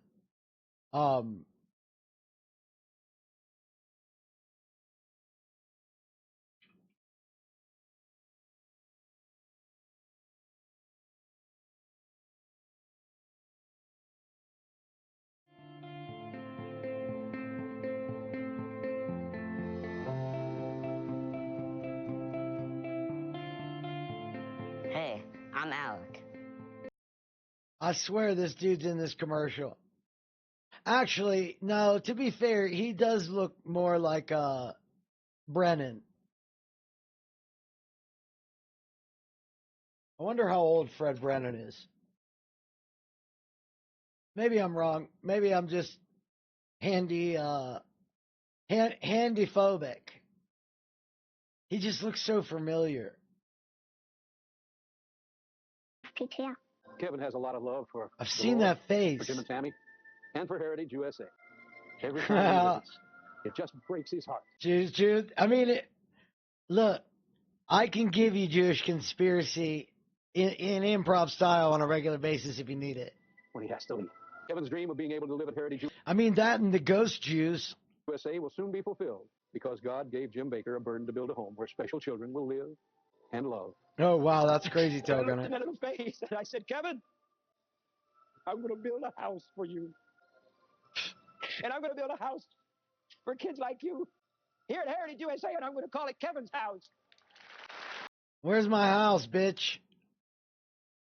I'm suing Jim Bakker. I want my house. Suffer the little children to come unto me. Kevin's house, a special place for special kids. The kids that have this, they're going to be happy too. And it's not just my dream, but I'm sure some kids out there, it's their dream too. Would you be willing now to pick up a telephone and call 704-554-6000 and say, I want to make a commitment to Kevin's house? Yeah, if you're going to send money, you want to send it to Jim Bakker, Charlotte, North Carolina. Get me escorted by a police car from the site. It's a long ways over to Kevin's house from the studio. I don't remember when I've been more excited about anything. You're all wet too, aren't you? It is so exciting. I'll just show you my snapshots. It's not very good. I need something steady to hold these on. Can I use your head, sir? No, now don't move. Now don't move. There. That's not grass. That's this gentleman's hair right there. And this is crazy day, isn't it? Well, we hope in 30 days that, well, I don't know if you'll be able to move in, but you'll be able to move in within 30 days, maybe 5 days after that. Remember, if you would like to help us with all these projects, that $125 right now will go a long ways to 3 projects and also keep us on the air, as we have to do that every month. We'd like to send you this sterling silver, solid sterling silver. Oh, my God. Anniversary medallion of our 25th anniversary. It'd be wonderful if you do that. People It's the spent money, right? They got crypto. like millions of dollars, but a year after it was built, there were only 5 people there and only one. That literally is the original version of that crypto scam that other pastor did. One of them was disabled, and that was Kevin. The other people who lived there were Kevin's mom and dad and his 2 sisters, and they weren't disabled. And also, it turns out that Kevin, his parents are Jim Bakker's cousins, and they never actually got like a disabled person who someone who was donating thought would get help to go live in this house. Dude, it's Joe the plumber. You guys remember Joe the plumber? He just had his cousins come out and do the thing on the show, got the money, built the house, told them they could stay there, and never actually followed through. And things like that would happen all the time. And people who worked with Jim Bakker would say he would just like lose interest and move on. And other people would say, no, he was actually running a Ponzi scheme, like a pyramid scheme.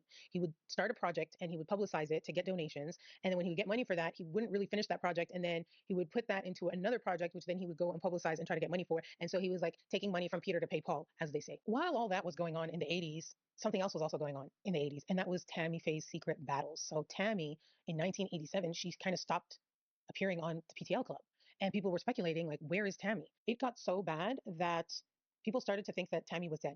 And so then, all of a sudden, okay, Tammy shows up on one of the PTL Club episodes, and she confesses to having an addiction, a drug addiction, to prescription pills. Dude.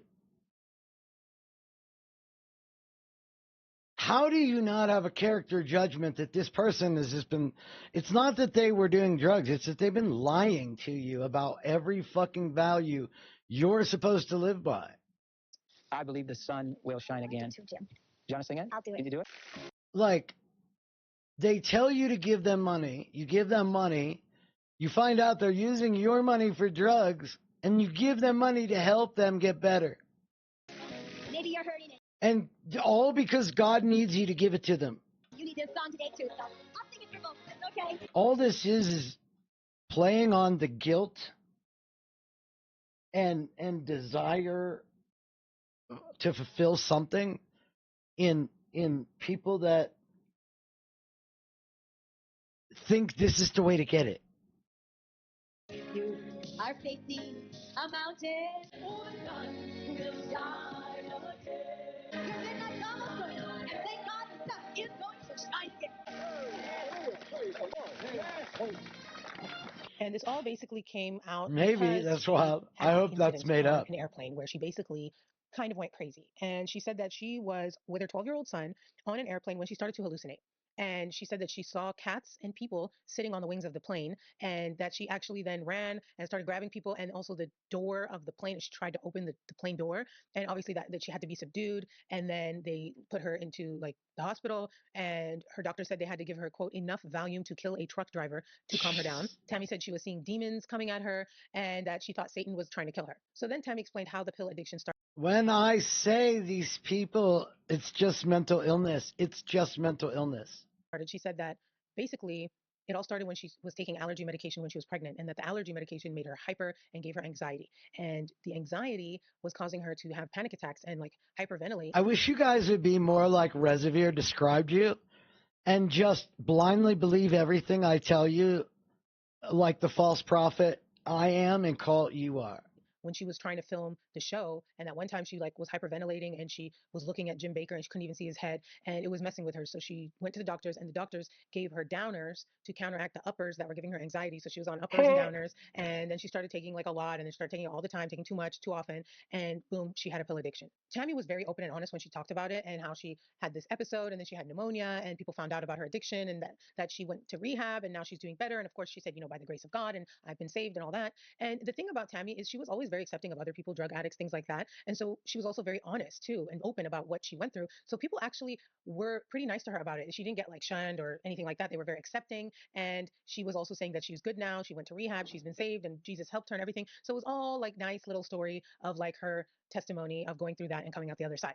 Well, little did people know that just a few weeks after this confession, shit was really going to hit the fan, okay? The defecation was going to hit the ventilation. I don't know why I say that because it's really stupid. The defecation was going to hit the ventilation.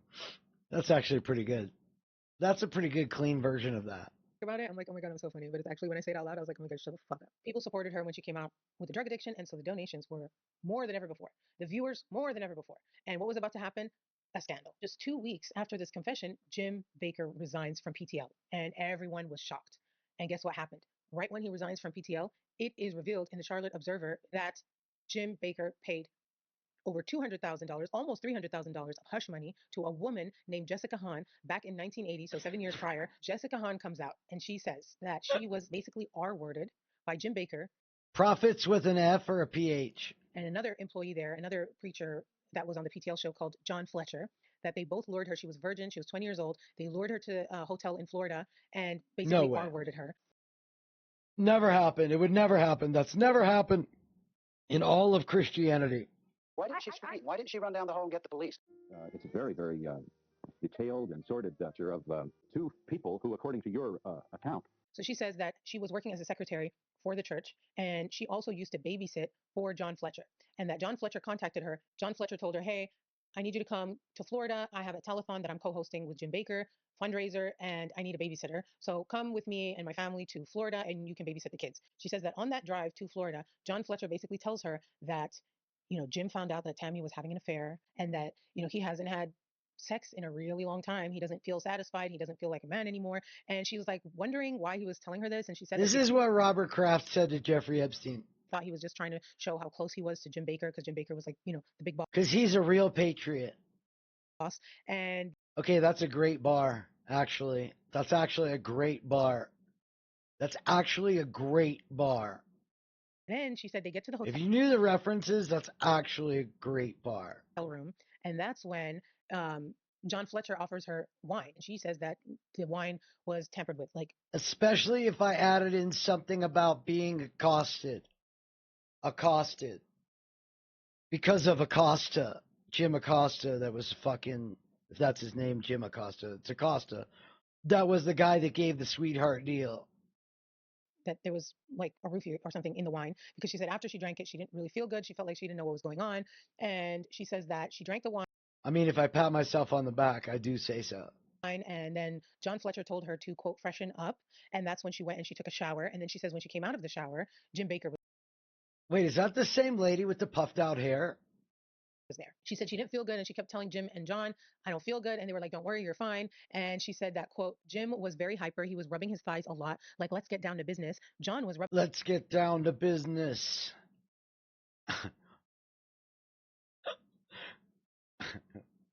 His hands together. couldn't They were say kidding the and next joking line. at each other. And then Bakker got very tranquil for a moment, like he does on TV when he cries. And he told me he didn't know how he was going to make it. Meanwhile, John is telling Jim, tell her what your problems are. Maybe she can help you. And then she said that John Fletcher gave her a bottle of Vaseline intensive care lotion and said, Jim likes back rubs. She said that John and Jim kept telling her, helping the shepherd is helping the sheep.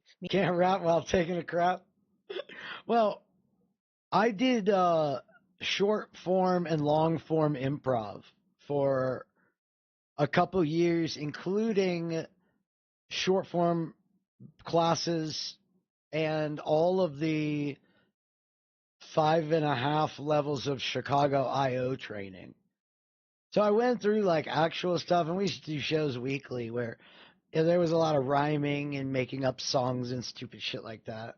Meaning that like he was. And I was in the lower scale of caliber, if you will. Doing God's work and helping mankind, and so she helped him. Some of the people from our club ended up in like New York and LA clubs. She was helping mankind. Basically, she said that John left the room, and that's when Jim basically pulled off the bedspread and said something like, I hate bedspreads, and then pulled her over to him and said, I really think you can. Yo, Ponder, you didn't answer me yesterday in the Discord, so I'm going to ask you now to interrupt stream, and I'm going to ask you to finish this line. To do like a whose line type thing.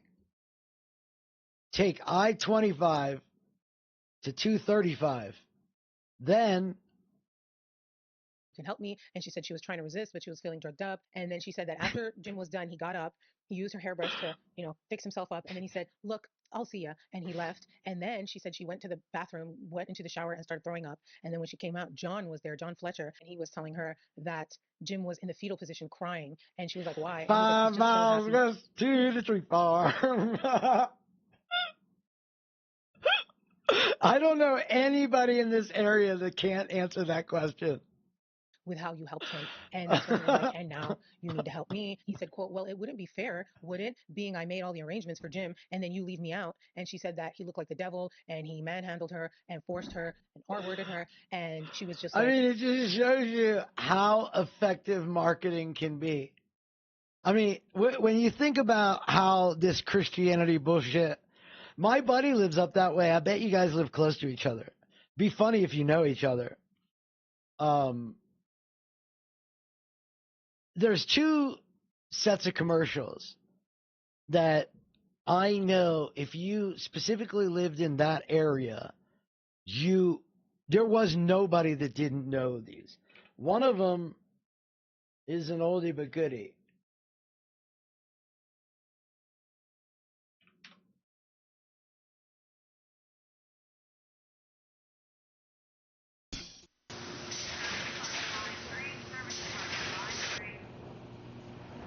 Excuse me.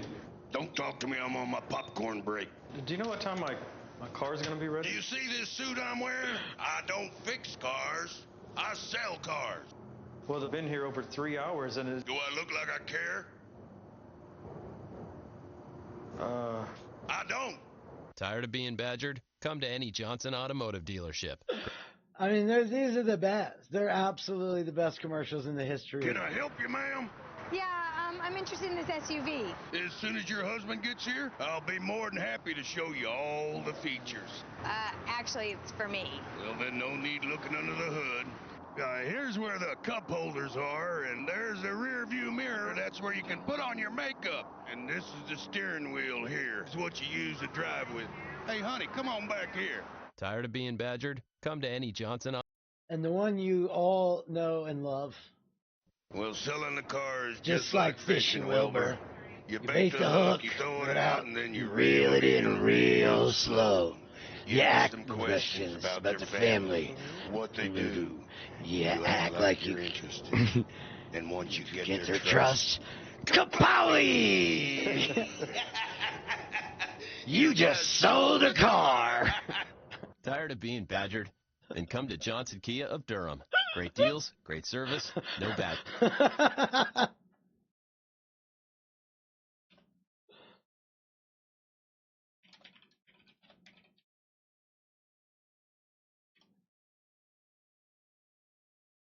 Are you Colorado proud? We are. For over 3 decades, Heidrich's Colorado Tree Farm Nursery has been your local source for the highest quality trees, shrubs, and perennials grown in Colorado. Need ornamental grasses and beautiful perennials for your front yard? How about a vegetable garden or fruit orchard out back? Or maybe a majestic shade tree to cool off under? No matter what your needs, we have plants you can be proud of. Stop by today or check out our new website and let our friendly, knowledgeable family help yours. Heidrich's Colorado Tree Farm Nursery on Woodman. No way.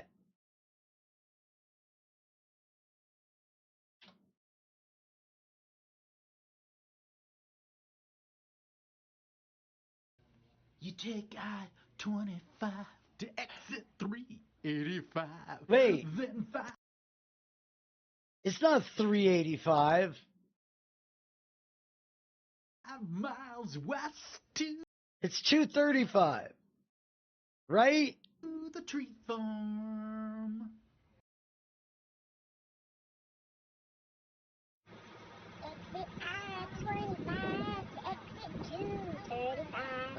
The 5 miles west to the tree farm. Dude, there's literally shorts doing it. Like, brilliant. It works. But that's how religion is too. Like, it just gets in your head. So out in of your it, head. and so demoralized that she just stayed You're there zombies. in the bed. And then she said Zombies. that John Fletcher told her that he and Jim are going to do this telethon. They need to do a telethon, and they left. And she said that later on that night, she turned on the TV in the hotel room and watched the telethon. And that's when she saw Jim and John. And she said, I heard John say to Jim Bakker, "You had a good rest today." And Jim answered, "Yeah, I need more rest like that." John then added, "The Lord really ministered to us today." Dude, how fucked up is that? They're literally bragging about a fucking affair. Like, this is how much they hate the people they're grifting. They have no respect. Unlike how I feel about you guys. We need more ministry like that. And she said, I felt like they were making fun of me right on television. I have no knowledge of what you and Jim Bakker did in that room. No, that's just an auto dealership in near Charlotte, I think. Who arranged it? You were the pimp, were you not, Mr. Fletcher? Well, I guess you were the pimp. I mean, that company was probably smaller than what my dad owned. And yet, those are the best commercials in the history of the car business. This man is on a promotional tour because he can no longer pass around the offering plate. John Fletcher, you should have hung yourself. I wish you dead. You're a liar. Jessica, I did attempt to Oh hang my myself. God. She just did a KYS before the internet. I'm being I woke grifted. up very disturbed because it didn't work. I was on life support equipment. I tried to stay in the middle here, but do you understand how? You might sit there and appear to me to The tactics of grifting are being implemented. How about that? Will that make everybody feel better? be an extremely distasteful man. I have a right also, Geraldo, to change. You have no right. And I'm not having an axe here to grind with anybody. There is something therapeutic about talking about pain and bad memories. Jessica said that when she went home after this Florida trip, she spiraled. Dude, what's Sheena Easton crying about? No, I'm just kidding. She said that she lost 20 pounds. She went through a deep depression. She started seeing a psychiatrist. And she said that Jim also called her to apologize for what he did. And You went to a psychiatrist. Why didn't you just turn to God? and to make sure that she didn't tell anyone what he did. He said that he had this mission for God to help people, and that if she told people, she would jeopardize this mission and would be hurting a lot of people, not just him. That's when they started pressuring her to sign a document, which the document, she said, quote, accused me of extortion and defamation. It said that Jim Bakker never touched me. It made me feel like I was accused of R-wording them and then stealing their money. And Jessica said that Jim was threatening to end his life if she didn't sign the paper. And then a year after this encounter, John Fletcher actually got expelled from the church, like the denomination, Assemblies of God, that was in charge of a few other ministries, including the PTL ministry. Expelled him because of his alcohol problems. Jessica recovered by posing for Playboy magazine. They gave her close to $1 million. And that after the fact, Jim Bakker paid her this hush money to prevent her from suing him and to keep quiet. And she did. And I didn't realize it was Jessica Hahn. I was busy trying something when that came up. This is the Stormy. The parallels are unbelievable. Kara McDougal, Stormy Daniel. And now that this all came out, Jim Bakker resigned.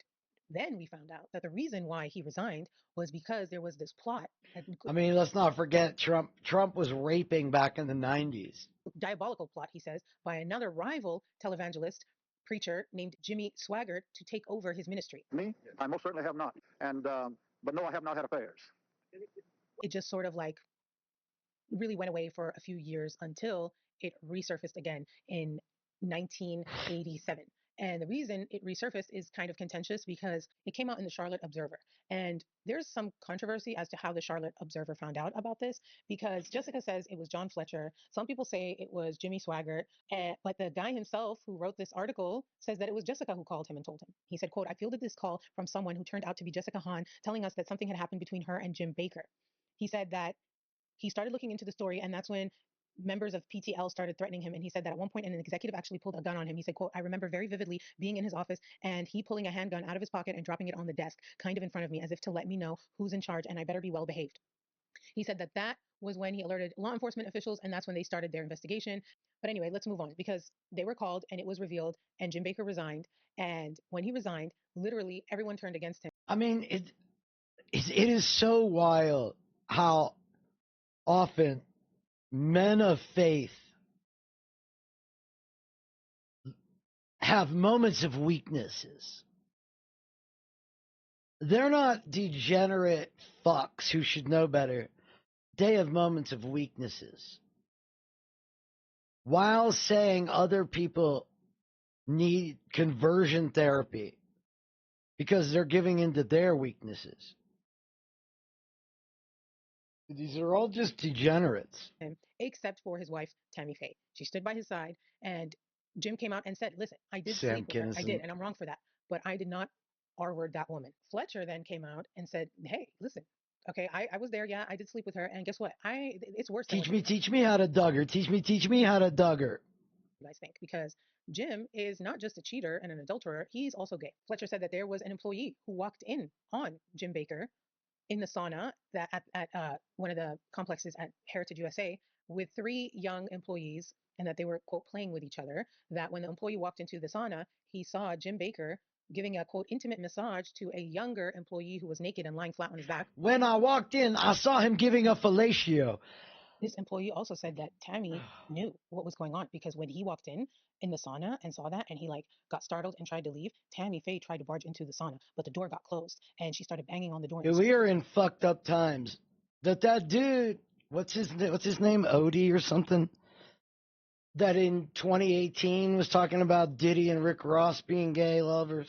Screaming and telling Jim to come out, but Jim never came out and the door stayed closed, and that Tammy basically collapsed and started crying. And that's when they say that she started throwing herself at other men, and where the sort of cheating rumors came to be, because there were many rumors that she was having an affair. There was her record producer, his name's Gary Paxton. They said that she literally couldn't keep her hands off of him and openly talked about how she loved him. And Jim ended up confronting him about it, and Gary denied it, but Jim fired him. And then after that, she had an affair with the musical director at PT. Dude, these people are pieces of shit. And when Jim found out and confronted him, he actually admitted to the affair, and Jim fired him too. And so this went down like the year before this alleged incident with you guys, I don't mind if you guys get married, but do it in your own bedroom. Keep that shit out of public. Jessica Hahn in 1980. Tammy's still standing beside him, but it's piling on. SDS? Is that another technology thing? Wide Stance Larry Craig, Dennis Hastert. I'm not gay, I'm a Republican. I thought those were synonyms. Televangelist, who is like a rival. Oh, His name is John got it. Ankerberg. He went on Did you mean Eagle Underground? Larry King Live and said even more horrible allegations. He said that he has come out and he's going to make these allegations because Jim Bakker has not repented all of his sins Oh, because no. he's not only an R-worder, Weather Underground. and he's engaging in homosexual activity, but also he said there was wife swapping going on in PTL with the higher ups, and Jim Bakker knew about it, and he didn't say anything about it because he was afraid that if he told people or reprimanded them for wife swapping, they would tell people about his gay affairs, and so they were all doing these ungodly all degenerates with mutual assured destruction. Things at PTL, and I'm here to expose them. Dude, this sounds like the Diddy stuff right now. Like, it's crazy how similar this is.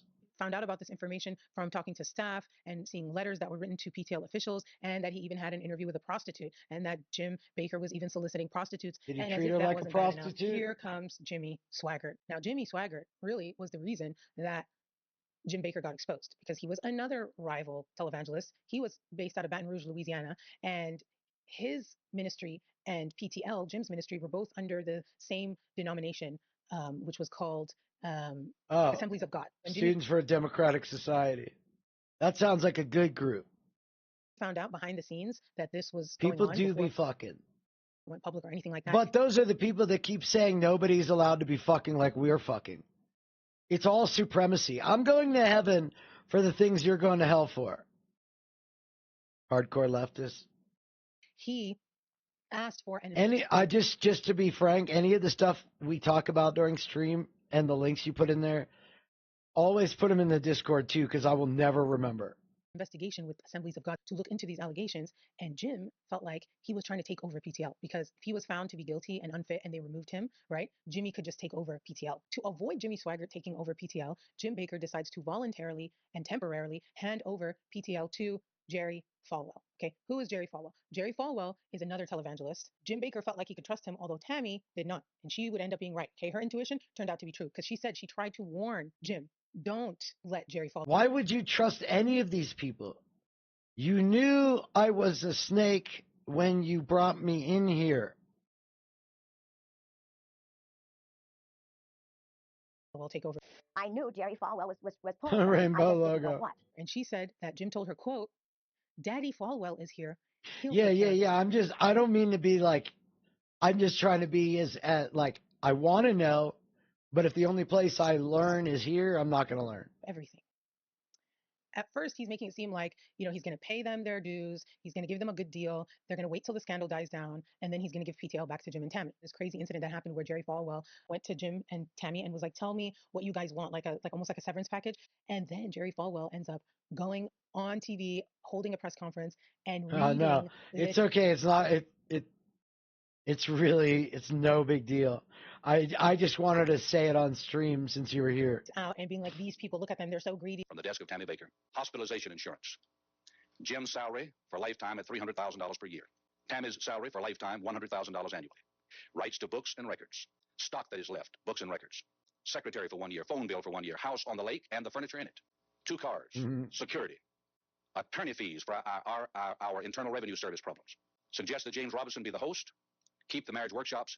We want a maid for 1 year. I have never been involved with wife swapping. Never. I'm not a homosexual. He needs to acknowledge these homosexual problems dating back from 1956 to the present time. And he's like, I can't give them the ministry back between the gay rumors and the way they're taking the money and what they did. No more. And so he took over. If you want to send Doug Oldham and Jerry Falwell on national television down the water slide, fully dressed, you call, make the pledge. Oh, my God. Oh, my goodness. Huh? Oh, help me, Doug. Help me, Doug. You got the end of this. You're on your own right now. $22 million. Was it worth it? I don't know. Huh? Lie back. I'm ready. I'm ready. Unbelievable.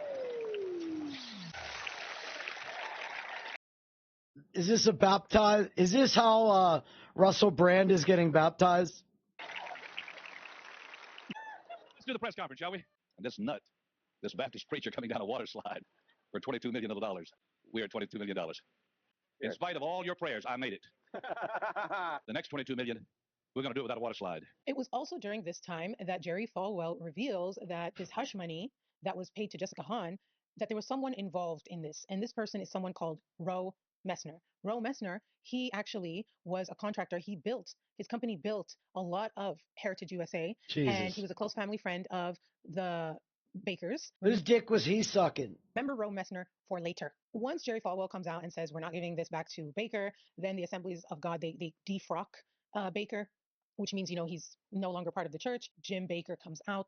Let me address that. First of all, on the press conference, which we all saw a few moments ago, Jerry Falwell said that Roe Messner was remodeling this house for Jim and Tammy. First of all, this is not our home.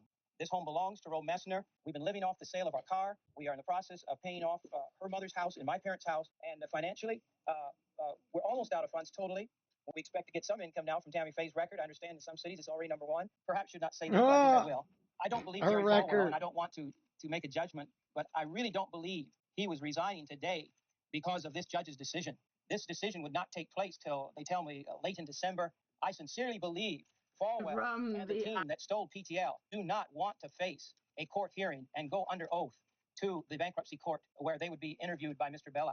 No matter what they do, if they tell the truth, then they'll have to reveal that they literally plotted to steal PTL. And if they lie, we have enough witnesses standing by that we will begin to subpoena the people who know long before Mr. Falwell came to see us in Palm Springs that he had planned to take over PTL. Thank you very much. Bye-bye. I'm not evil. They're the evil one. It wasn't me. It was them that's evil. No, I'm the good guy. I'm the good guy. Towards the end of 1987, months after all this came out, Jerry Falwell comes out and says, PTL is basically $50 million in debt. And so he tries to file for bankruptcy for PTL. The judge basically said that the creditors were going to have to come up with a plan. And that included the over 100,000 people who paid those $1,000 lifetime memberships, right? And I mean, even when... If God wanted to grant you bankruptcy, he would have told me.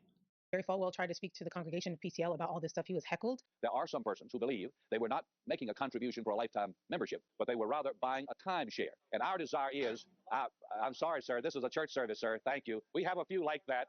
We have a few here. We have one or two like that here. But thank God. I mean, what is the difference between that and...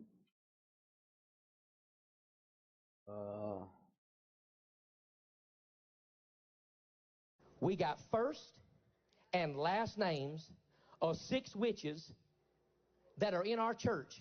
And you know what's strange? 3 of you are in this room right now.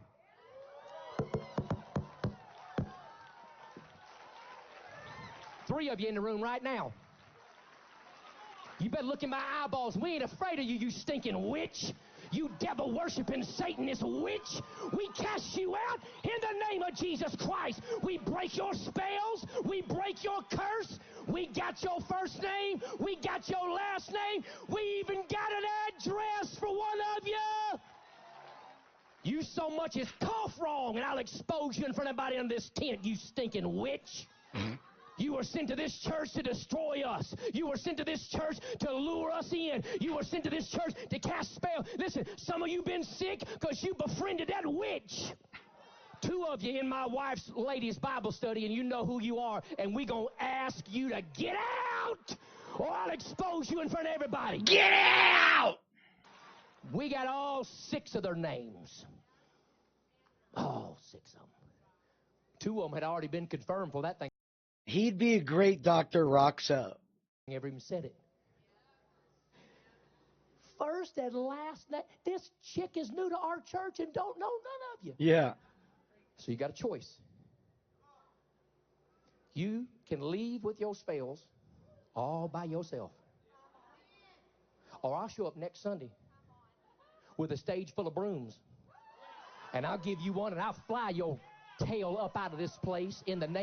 Threatening violence. Threatening violence in the name of Jesus. In the good name of the Lord, the peaceful, sweet baby Jesus, I will beat you with this baseball bat.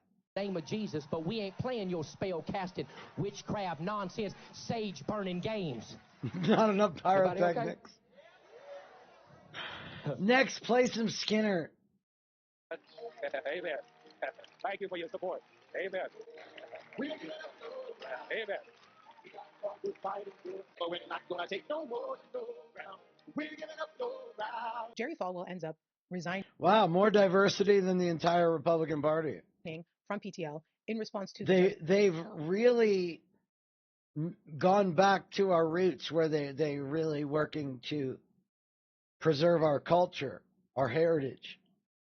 You know, like the rebel flag is our heritage.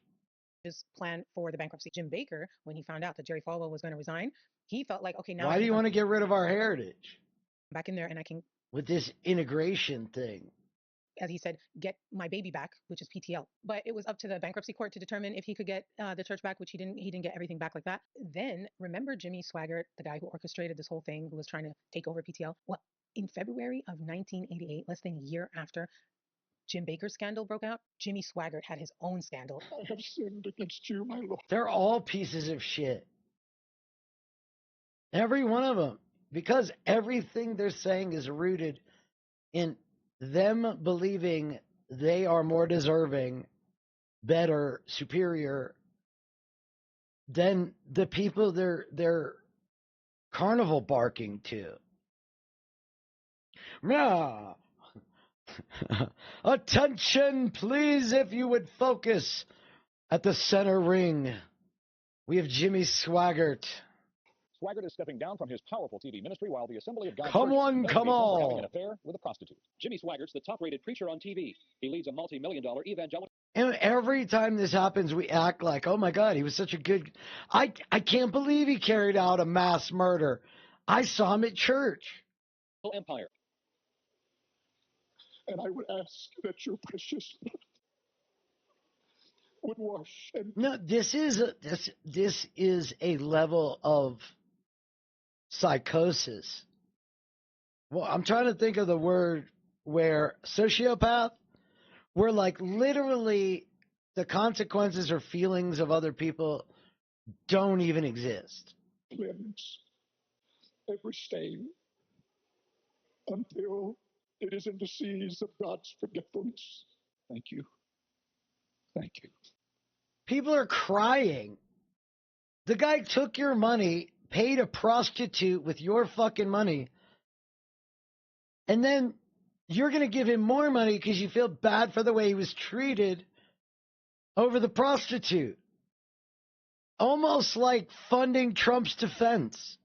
God bless you. It's the same grift over and over again. Marvin Gorman, a TV evangelist from New Orleans, was believed to have given photos of Swaggart and a prostitute to church leaders. I have no comment on that. So in 1988, things go from bad to worse for Jim Bakker, because remember those gay allegations? Okay, well now, not only are people making allegations that they know about it, but the actual people who he is claimed to have slept with, they go on the record during a grand jury hearing and admit that they had sex with their boss. So remember John Fletcher. John Fletcher, the one who was at that hotel with Jessica and Jim. Okay, so in 1981, he got kicked out of the church for having alcohol problems. 1988, going on 1989, like the end of it, and in the January issue of Penthouse magazine says that, quote, I was Jim Bakker's male prostitute. He said, Jim Bakker had sex with me 3 times. He said, Jim Bakker seduced him by wining and dining him in the fanciest restaurants of Charlotte, North Carolina. He said that he would go and get young men for Jim Bakker to sleep with. And then, as if that wasn't bad enough, Jim Bakker got indicted. He was charged with 24 counts of fraud and conspiracy, 8 counts of mail fraud, 15 counts of wire fraud, and 1 count of conspiracy to commit fraud. And then in 1989, Jim Bakker was found guilty on all counts, and he was sent to prison for 45 years. Leading our news is Jim Bakker's fall from grace. Former TV preacher has plummeted from bright lights and luxury to the bare 4 walls of a jail cell. He appealed, and they found that his judge's statement during sentencing showed that his religious beliefs were influenced. The judge said, those of us who do have a religion are sick of being saps for money-grubbing preachers and priests. They scheduled a resentencing or reduced sentencing hearing for Jim Bakker to be had in 1992. Well, before that happened, in the beginning of 1992, Tammy Faye divorced Jim Bakker while he was still in prison. Okay, she says, for years I have been pretending that everything is all right when in fact I hurt all the time. I cannot pretend anymore. And then in March of 1992, they were divorced. November of 1992 is when that sentence reduction hearing happened, and Jim Bakker's sentence was reduced to 8 years. 1993, a year after Tammy divorces him, she gets remarried. Who does she marry? Remember Roe, I said that weird, Roe Messner? Remember him? The hush money to pay off Jessica Hahn was from Roe Messner. That's who Tammy Faye married. He was a very good friend of Jim Bakker. He testified in Jim Bakker's defense during his trial. And that contracting business, Messner Enterprises, it built a lot of Heritage USA. Daddy grifts because he loves us. He'd been a family friend to the Bakkers for Almost years. time. That's while funny. Jim Bakker was in prison, he married his wife. Welcome Tammy Faye's new husband, Roe Messner. Dude, did he rob Bill Cosby for that Coogee sweater? I met Tammy, first of all, in 1978 when I was asked to be a guest Good on stuff. the PTL show. When did this turn into a romance? After Tammy got a divorce. Do you feel awkward? You met through her former husband. Her former husband now sits in jail. He still loves Tammy. I'm sure that's true. And he may get out in a year. Good. Do you worry about him coming back and saying, come on? No, Jim's a wonderful man. Jim knows what problem that Tammy and he had, and Tammy knows what it was, and Jim knows what it was, and I don't think the world needs to know what that problem was. It certainly wasn't me, Jerry. A year after that, Jim Bakker was free. Okay, he was sentenced originally to 45 years, but he only served 5. He still owed $6 million to the IRS. And during his parole hearing, his attorney was Alan Dershowitz. You may have heard of him. The Dersh! Close personal friend of Jeffrey Epstein, the Dersh. And I don't think the world needs to know what that problem was. It certainly wasn't me, Jerry. A year after that, Jim Bakker was free. Okay, he was sentenced originally to 45 years, but he only served 5. He still owed $6 million to the IRS. And during his parole hearing, his attorney was Alan Dershowitz. You may have heard of him. He represented fine folks like Jeffrey Epstein and Harvey Weinstein, and he was Jim Bakker's parole attorney. Pro blood libel, the Dersh. And he said that he would guarantee that Mr. Bakker. Wick found supporters of the phrase blood libel. Such supporters are Sarah Palin and the Dersh. Would never again engage in the blend of religion and commerce that led to his conviction. And the lie detector test determined that that was a lie. We'll talk about it later, but Jim Bakker, till this day, is preaching and selling shit. But now he's like a apocalypse preacher, and he's selling like weird shit, like holy water enemas. In 1996, something happened. Kind of weird, okay? And that is that both... What did I say MAGA stood for earlier? It was a good one, but I forgot. Tammy Faye and her new husband, Roe, were both diagnosed with cancer in 1996. And Roe had prostate cancer, and Tammy had colon cancer. So also in 1996, Roe gets convicted of bankruptcy fraud because he claimed that he owed like $30 million to over 300 creditors in 1990, and they found out that corrupted that lawyer was and fascist sentenced to pawn. a little over 2 years, and he serves that time. And when he's there in prison, Tammy starts working again and gets back in the public eye because she needs to make money.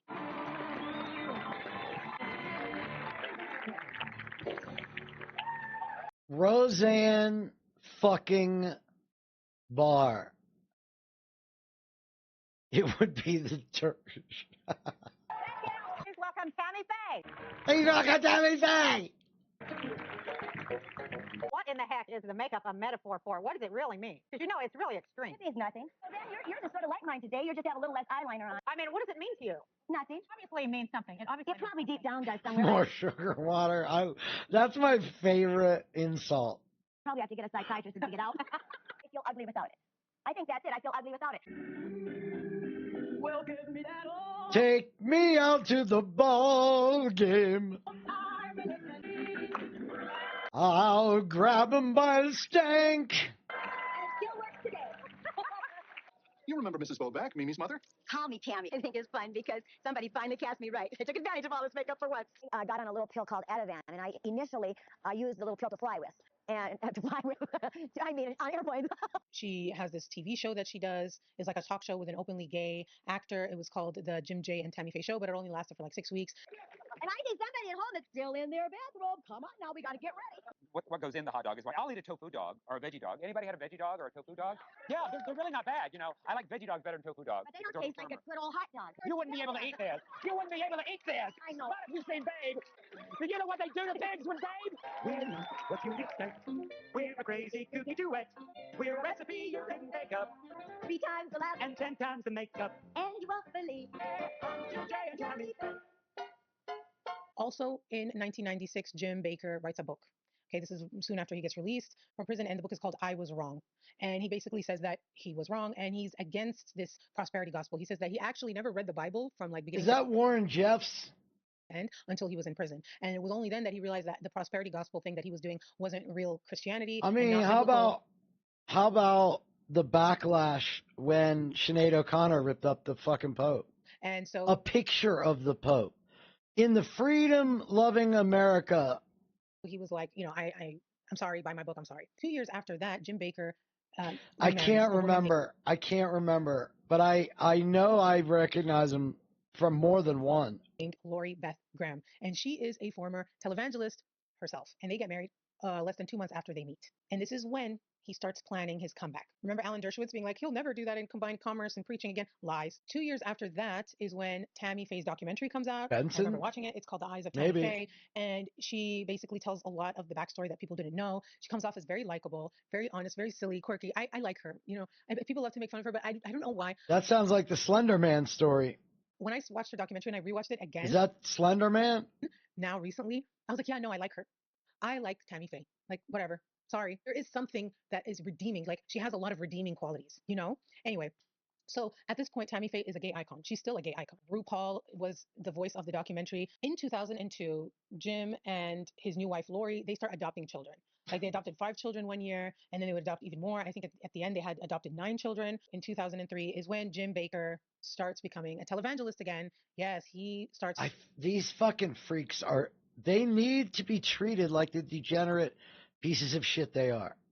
The Jim Bakker Show. And his wife, Lori, is his co-host, and they don't do the prosperity gospel thing. Now they're doing the apocalyptic thing. I'm talking about end times. Oh, I've got powdered food. Then he started making these predictions. Oh, by my slop buckets. What are you gonna do when Jesus comes? You're gonna be out of luck.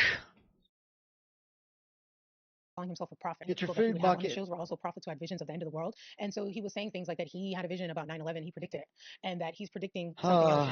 I believe we're really closer to unbelievable perilous times. Earthquakes are happening. We are at the end times, ladies and gentlemen. This is the end times, established 1822. Everywhere. And in fact, one of the great.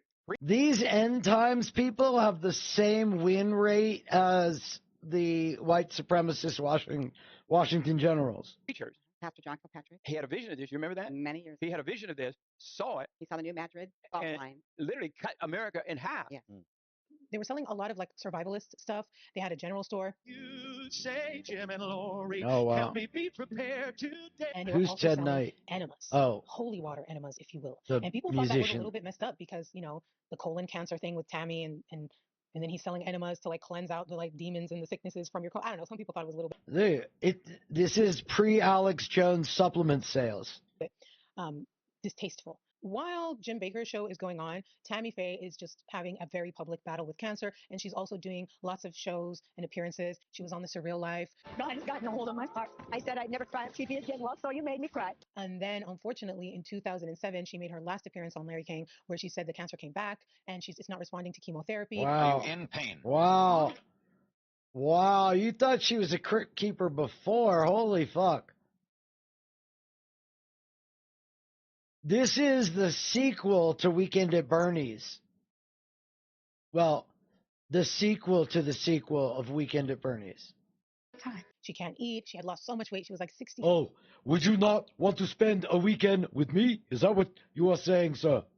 5 pounds. And she ended up passing away in 2007. A year after Tammy Faye died, the Jim Bakker Show got this massive amount of money. This guy, his name is Jerry Crawford. He invested $25 million in a new ministry, and they called it Morningside USA. And Morningside USA was producing the Jim Bakker Show. Jerry Crawford, he said that Jim Bakker basically saved his marriage, and to thank him, he wanted to invest in his ministry. And his show is going on till this day. You know, when COVID happened, oh my God, he was like, I told you. You should have bought my food buckets. And then he started selling this colloidal silver thing that he said would cure COVID, which reminds me very much of another video I made about Mother God. Remember, she also got, who's it? Is it the FDA? The FTC.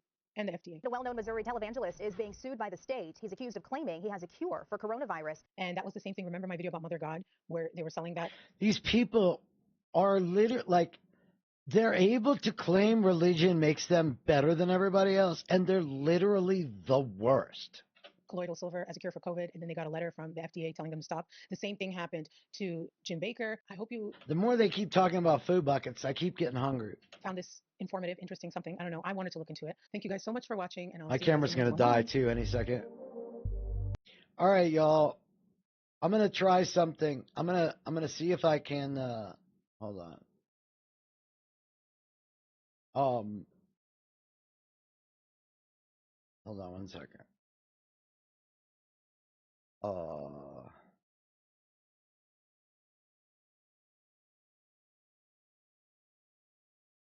No, never mind. Never mind. This was fun. I hope you guys had a good time. We will be doing Murder Monday tomorrow. But if you want something to watch, right?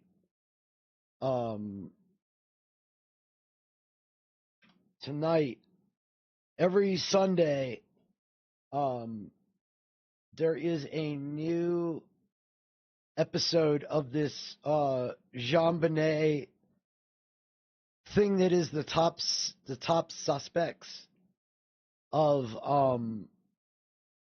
in fact, let me see if I can do this. Let's try something.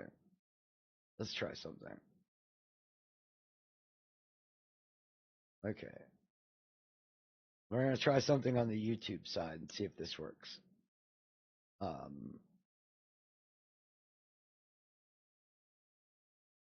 One second. Where is it? Is it in edit? Yeah. Okay.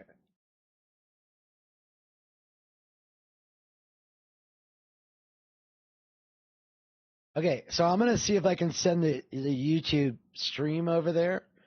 So if you are on Twitch, go over to YouTube, and I'm going to send you over to One Solved Mystery, not Unsolved, One Solved. And every Sunday at 5 p.m. my time, 7 p.m. Eastern, there is another episode of The Final Suspects. And this is a list. This is from Lou Smith's list that was given to his daughter. So I'm going to see how this works. I don't know how to redirect. I think if I just end stream on there, it'll do it. But I'm not 100% sure. So if it doesn't send you there, it's One Solved, all one word, mystery on YouTube. And that starts in about 30 minutes. So I'm going to see if it'll send you there when I end that. Hopefully. If not, go there anyway. Okay.